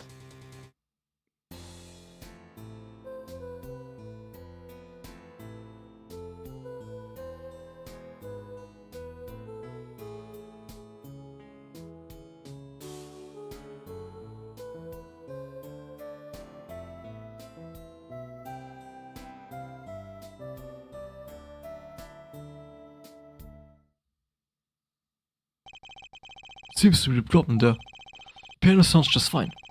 And that's the problem, man. You still don't get it. Oh. Yeah, how's he supposed to hit the switch if he's playing? You got Miss Diva the guitar, the bass, the piano, the drums. The only one with her hands free was the Diva. Am I right? But according to you, she couldn't have been the accomplice, could she? No, we already know this, because it was in the piano itself.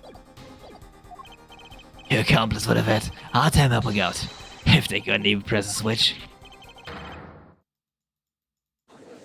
No, we have that. We have that covered, we just... Okay, we know the soundboard again, the mixboard. We now need to prove that he made a misplay or something.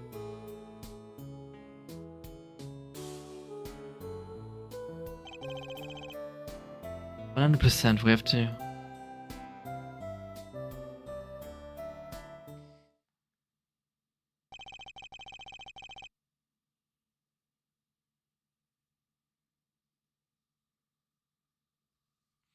He could have pressed the switch. Well, Mr. Justice, the piano does seems to be playing when the guitar catches fire. Well, it's okay, we all make mistakes sometimes. Paolo, were you wrong? I can't be wrong. Everything makes perfect sense. How could it all just... Strange. Huh? What's strange? No, it's just... Something's odd about the performance there. Odd? Mr. Justice, if Marky the Bite didn't press the switch, then he could not be the accomplice you claim he is. But everything points to it. Every fact that he's accomplice. You got the facts wrong, man. Here's some facts for you. Kevin's guitar is on fire, but the pianist didn't press the switch. In other words, your story is full of holes. Mr. Justice, let's hear your final opinion on this matter now. Was the defendant Marky the Bite the accomplice? The answer will reflect on everything you said here. Give it some thought. Paolo, if Maki is not the accomplice, then our whole case is ruined. I know that. It has to be him. He was the only one who could have helped him smuggle. He had to press the switch. Well, you better find a way to prove it. What do I do? What do I do? There has to be something that doesn't fit. Something odd. Something odd. Wait a second. What? Thought of something? What was Gavin saying just now? Strange. What's strange? No, it's just... Something's odd about the performance there. Already gave us a clue. Oh, it's not much better outcome. How excited did he go? If you come up with something, Mr. Justice, may I remind you that everything rests on this. Can you prove Marky the Bite pressed the switch? Let's hear your final answer. Can you prove that Marky the Bite pressed the switch? I can prove it. I don't know if you call this proof per se, but I can prove it was possible. And as a prosecutor, it forced me to ask you to show us evidence supporting this. Have I read? You sure about this? Except that there's no evidence, man. See your evidence, Mr. Justice. On what do you base your claim that the defendant pressed the switch? The mixing board. Basis for my claim is music, Your Honor. Music? What about music? Let's listen to the piano part around the time when the switch was pressed. Right before the guitar burst into flame.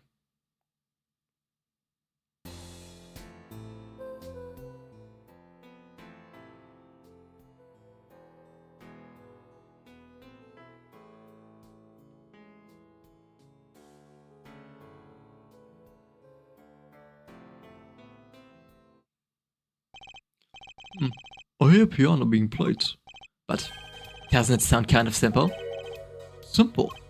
Ah, I think I know what he's suggesting. You think Maki could have played the part with one hand? One hand. You only need one hand to press the switch. You could have played the piano with the other. Was there some kind of piano savant? Actually no. Then what do you know? You can't play a part like that with one hand. Maybe I don't know what I'm talking about here. Wait, I know. Hey, Trucy. Yeah, you got something? That's right. Your father, he's a pianist. But he... Oh, Daddy? He can play a part like that even if he had free hands. So sorry, so sad for you. No, not really. That was just an easy way to prove it. There's always the hard way.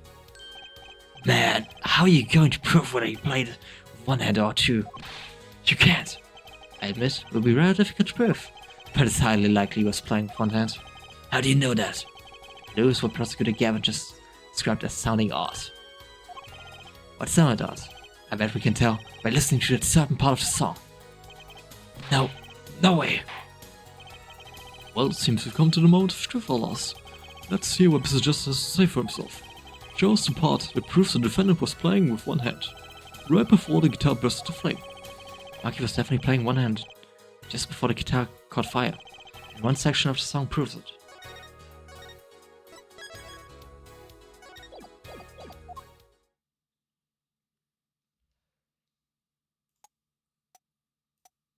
Okay. It's either 4 or 5.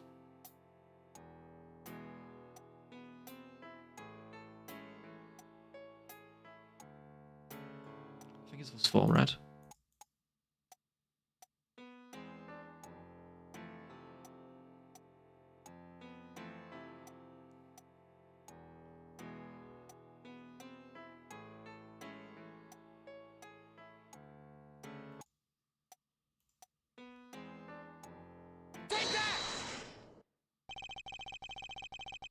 Yeah, it sounds simple, so it loses a bit of its grace, so that's why.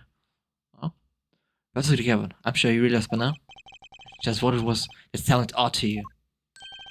As I'm sure you realize it yourself have for it. Realize what? Realize what? I'll demonstrate. Let's listen to the part in question again, shall we? Pay particular attention to the but a fleeting melody phrase.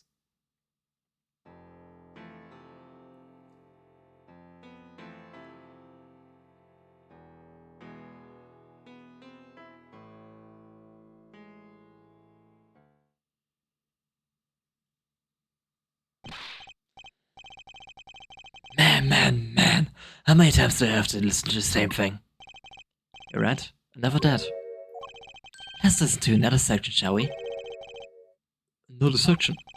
The guitar bursts into flame at the end of the second verse. Let's listen to the same spot. In the first verse. Pay attention to all that night in your embrace.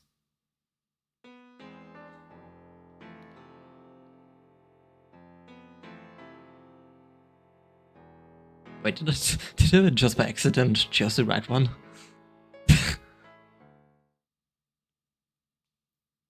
Huh. I take it. Oh, play verse 2 again.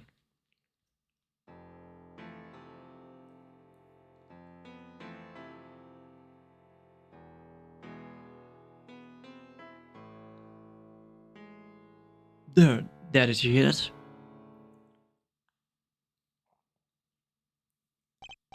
They feel the same, true, but they're completely very different. What? Well put, Your Honor. The phrase in verse 2 is quite simple, but the same phrase in verse 1 has high and low notes. You have to use two hands to play that for sure. Oh. What's that to prove? I would think you know it by now. This is why I hate dealing with amateurs, man. So two verses in different arrangements. Happens all the time. Not this time, Darjan. There's no point in changing an arrangement if you can't hear it clearly. And that wasn't the point. I had him play specifically so the piano would stay in the background. Oh. That was what I noticed. Why should the same phrase sound slightly different? I asked myself. Now ask yourself why Maki changed how he played. And there's only one answer. He needed a free hand in order to press the switch.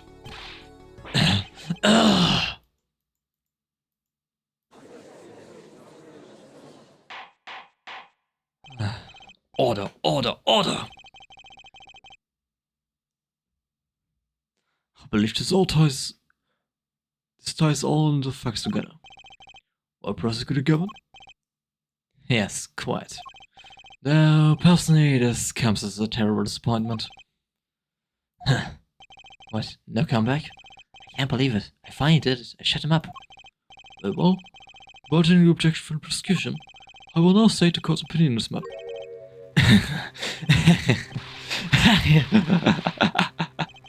Good show, this. No, great show.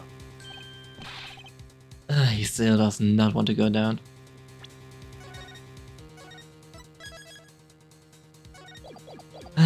Great. It's not over. I don't like it when he looks so happy. Here, tell him, Gavin. Tell him what's so disappointing. Personally, I'm terribly disappointed. And you her for it. Me? Yes, don't get me wrong. Your case is solved. Facts I'll check out. But even now, you have yet to show us a single piece of decisive evidence. Yeah, but the fact, anyone can see it was him. Unfortunately, anyone does not include law. I'm afraid your case doesn't cut it. But... Those and facts not proof brought the same conclusion. Without decisive evidence, no proof. This is the rule under our current legal system. That was what Phoenix was talking about. We can literally point to him, but... shit.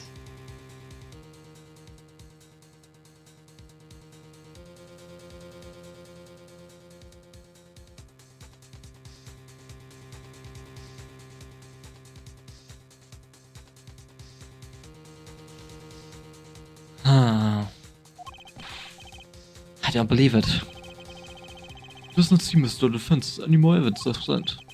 Oh, I think if he did, we already would have seen it a long way back. It's unfortunate. But at present, Discord is unable to acknowledge your accusations. What? What? Ah, no, he can't get away. The truth is staring us all right in the face. Why can't they see it? What's the point of a legal system that protects criminals? Apollo, remember what Daddy said? It won't be easy proving it out. Especially not under our current system. So what do I do? Like I said, good luck. And be aware, it will be impossible to prove his guilt by conventional methods. Every man has an igniter himself. Find Dodge's Crescent's igniter and set it off. I wonder what he meant by every man's igniter. I think he just meant a weak spot, you know? Kind of thing that a single spark could turn to wildfire of emotion. I won't be able to press it further by conventional means. I've got to find a weak spot in this guy. Something fatal. So, can I get back to work now or what? I may look like I got a lot of time on my hands, but I got no more time to play pretend with this deadweight attorney. Well, Mr. Justice, we've come this far without specific evidence. This witness won't be coming back to the stand once we let him go. Every man has an igniter. Huh. Didn't you say the better the guitar, the brighter it burns? Press the good Gavin? Yes, good guitars kept dry as wire. That provides the best sound. Even a small spark could cause irreparable damage. Your plan is an igniter too, detective. Was there from the very beginning. What? Finding time, Justice. If you blow this one, you'll be out of your hands for good. Go for it, Apollo.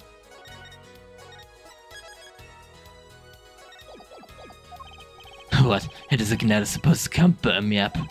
That's almost poetic, there, Mr. Attorney. All the better. I read a font of poetry, and I intend to hear this one through to the end. And for it, you are accusing this man Dodging Crescent of 2 crimes. Murder of Mr. Letus and the smuggling of a Virginian cocoon. This is your last chance to prove your case. This trial has already run out far too long. Mr. Justice, this will be your last warning. The moment this igniter of yours turns out to be dead, is the moment this cross-examination ends. Understood? Yes, Your Honor. Then let's have it. Show us the basis for this accusation against Dodging Crescent. Okay, this is really my last chance. The key that will take part is recall a witness. The igniter isn't a piece of evidence. So what is it? It is true that I couldn't show this as evidence, but perhaps what I need for my case was something else. I mean, a witness. That's the only thing I can come up with. Lucky, because he is the one who is the accomplice. He's the igniter. Proving his guilt is a tall order, but I've got just the person to do it. And why was just who is this person who can prove Dodging Crescent guilty? And one person who can prove Dodging Crescent guilty is the defendant, Maki Tobai. Your client again. Maki Tobai was an accomplice to the cocoon smuggling plot. Without him, Dodging Crescent could not have gotten the cocoon. Furthermore, he can easily prove that the one who plotted the smuggling of the cocoon is the real criminal in this case. Also, You require just one of the very cocoons Mr. Two was looking for. With the cooperation of the Republic of Virginia, we could burn a cocoon. The burned cocoon would leave a particular residue. A residue we would no doubt also found inside a burned guitar.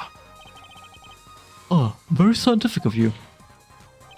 Yes, if Maki Tobai acknowledges the agreement with Dodging Crescent concerning the attempted smuggling of a Virginian cocoon, the case is solved. Dodging's laughing again. Your romantic passion is remarkable. You really want to get me doing it, don't you? Too bad Too bad you'll never be able to.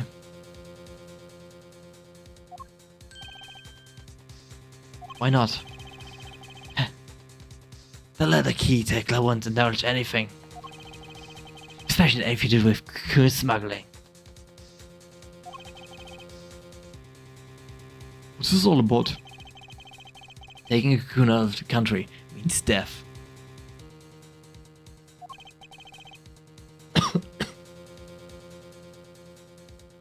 by Virginia law. Ah, here, see.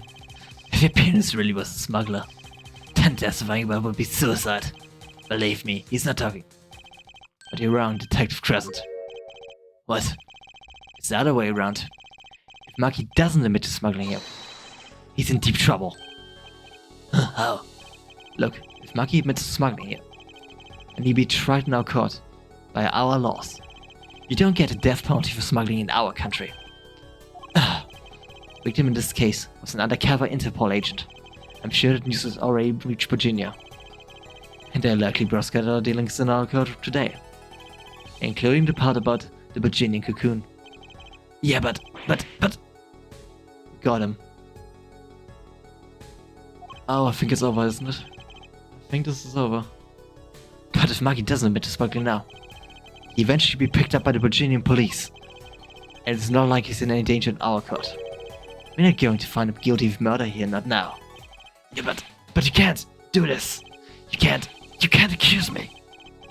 Maybe the law doesn't allow it. But who's going to think you're really innocent after hearing this trial? The same goes for Maki to buy. Goon smuggling, your entire plan. Maki to buy knows everything. There's only one way out of it for him. And that's to acknowledge his own crime. The crime of cocoon smuggling.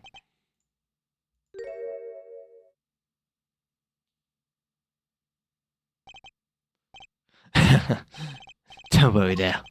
I'll get you out of the country. I'll set you someplace. A hidden mansion, real nice. You want a house made of cookies? No, a house made of pianos.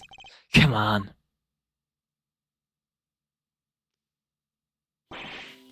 Please. Don't take...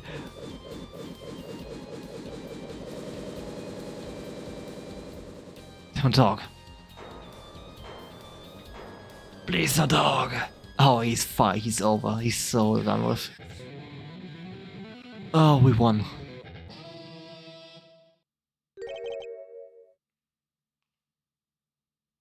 Oh, Lord, we're dead. Doujin. I consider it my last session with you. We rocked.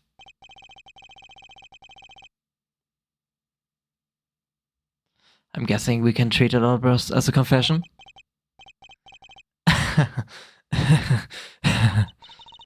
Oh, he's laughing again. It's a kind of sick desperation here down now, though. Oh, we did. Oh, hell yeah. Oh lord, this trial was doozy. Definitely an upgrade in difficulty from the last one. Well, you've been listening to today's trial. Yes. And you, dog?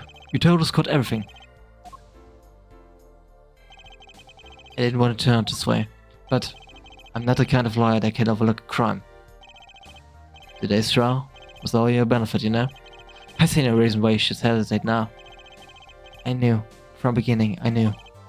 Maki, situation I cannot explain, but money I needed. Very much money. Today's trial raises a delicate issue with our legal system. The only thing defined in the court of law is evidence. This is the golden rule, however. It has become apparent that not all things can be tried by this standard. So in the case of the sword surface, we may have to consider an alternate system with which to administer justice. Anyway, Mr. Makidabai? Yes? I promise you will receive a fair trial by the courts of our country. And, with regard to the current charges for the murder of Mr. Letus, this court is prepared to announce a verdict. Oh, that's cool. He actually took the sunglasses off for once. The smile. Oh, that's what we live for, nice attorney. I thank you. I only lie, but you see truth. You find truth. That's our job. Very well. This court finds the defendant Makidabai not guilty. Confetti! Woo! We did it! Oh, we did. Nice.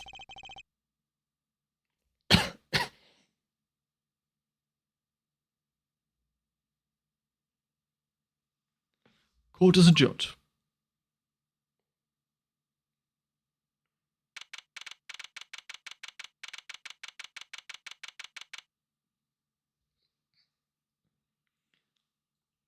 July 10th, 4:24 p.m.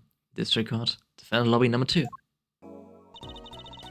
I wonder what happened to Maki. Well, he did smuggle Kakuna out of Virginia. I guess there'll be another trial here. All's well that ends well. Daddy, I owe you both my thanks. Lemuroy? Is something wrong?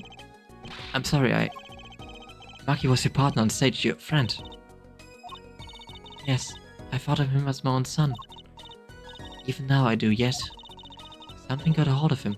Something evil, I see that. And he must pay for what he has done. Is that not how it should be? I'm still sorry. Do not be sorry. You have given me courage. Courage? I am considering an eye operation. It was my suggestion, actually. You mean, you'll be able to see again? It's funny. I've always been afraid of the light. That seems so harsh, so unforgiving. According to the doctor, Lemuroy lost her sight due to some kind of accident. An accident? As you know, I suffer from amnesia. I fear that if I could see, perhaps it would open my eyes to the truth I have been running from. I was scared.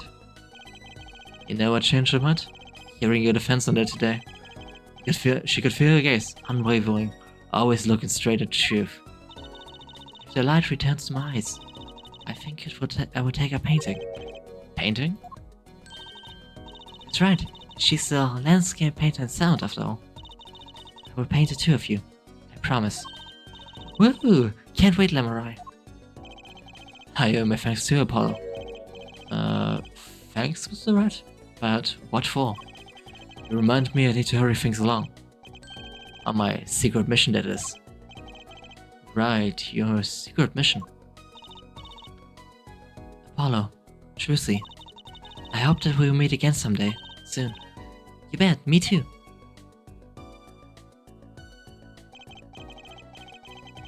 And so, like a bullet, the trial flowed on until it came to an end. Thanks to the trial, Guitar Serenade was a huge hit. Prosecutor Gavin, even more dazzling to look at now. But there's something I want to say to that guy. Next time you write a ballad, have them catch the killer at the end. Oh, it was Tristan speaking, I see. Oh, this was the end of the case.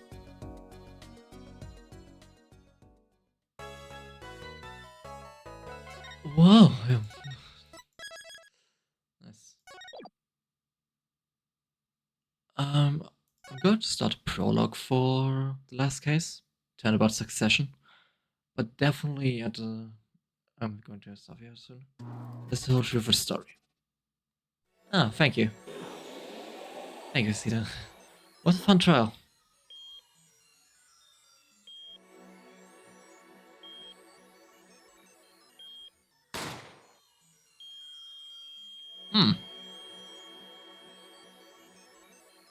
In order to understand myself, I had to know the story of the last 7 long years.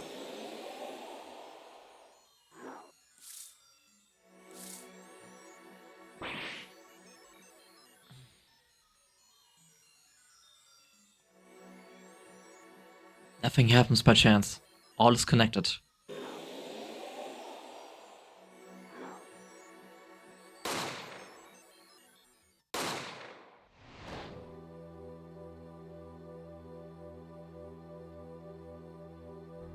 Yeah, it is.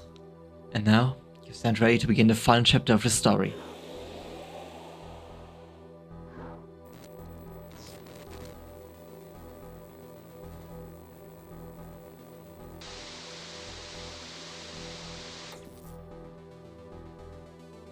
Will the defendant be found guilty or innocent?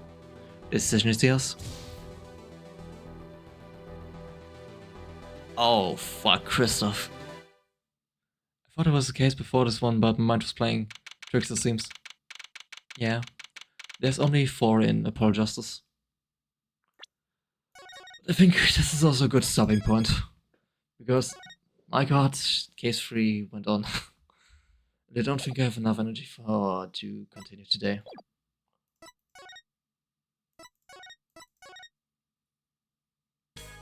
Ah, was a good session though.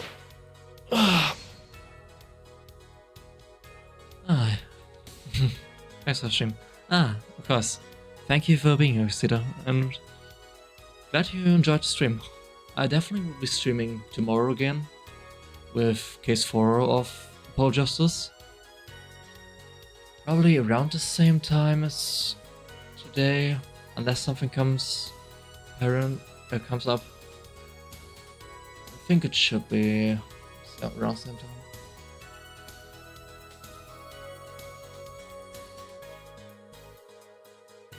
Let me see. Is there someone I can raid actually?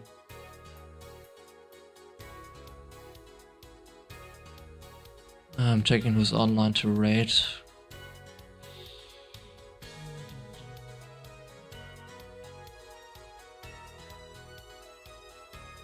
It's also not about to end.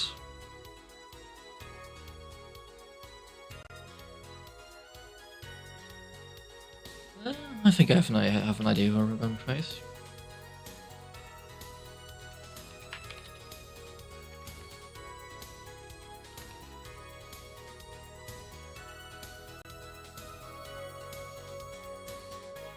We're going to raid Mint. Fun streamer. Definitely comfy vibes. She's a cozy Baker VTuber. And the vibes are very cozy. Oh, we did great progress today. Thanks for coming, everyone. Thank you for tuning in. And of course, thanks to the new people that came along today. As said, tomorrow we will continue with Ace Attorney. And then we will hopefully finish Apollo Justice. I'm not completely sure about this because I actually don't. I remember that the last case was very long in Apollo Justice. So potentially could be 2 sessions. I'm trying to do it probably in 1. But if I'm too exhausted, I'm probably going to split it. Yeah. Thanks for coming. Thanks for enjoying the streams. Take care, everyone. Yeah, that's what I remember. It's a very long case. So probably I will need to split it.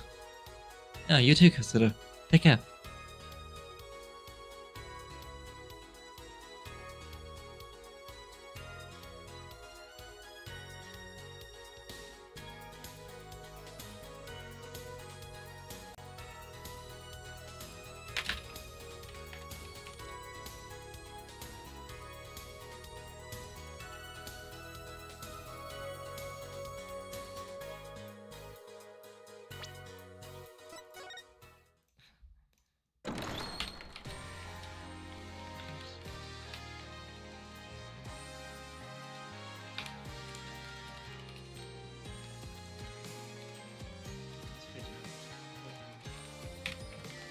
Oh, seriously.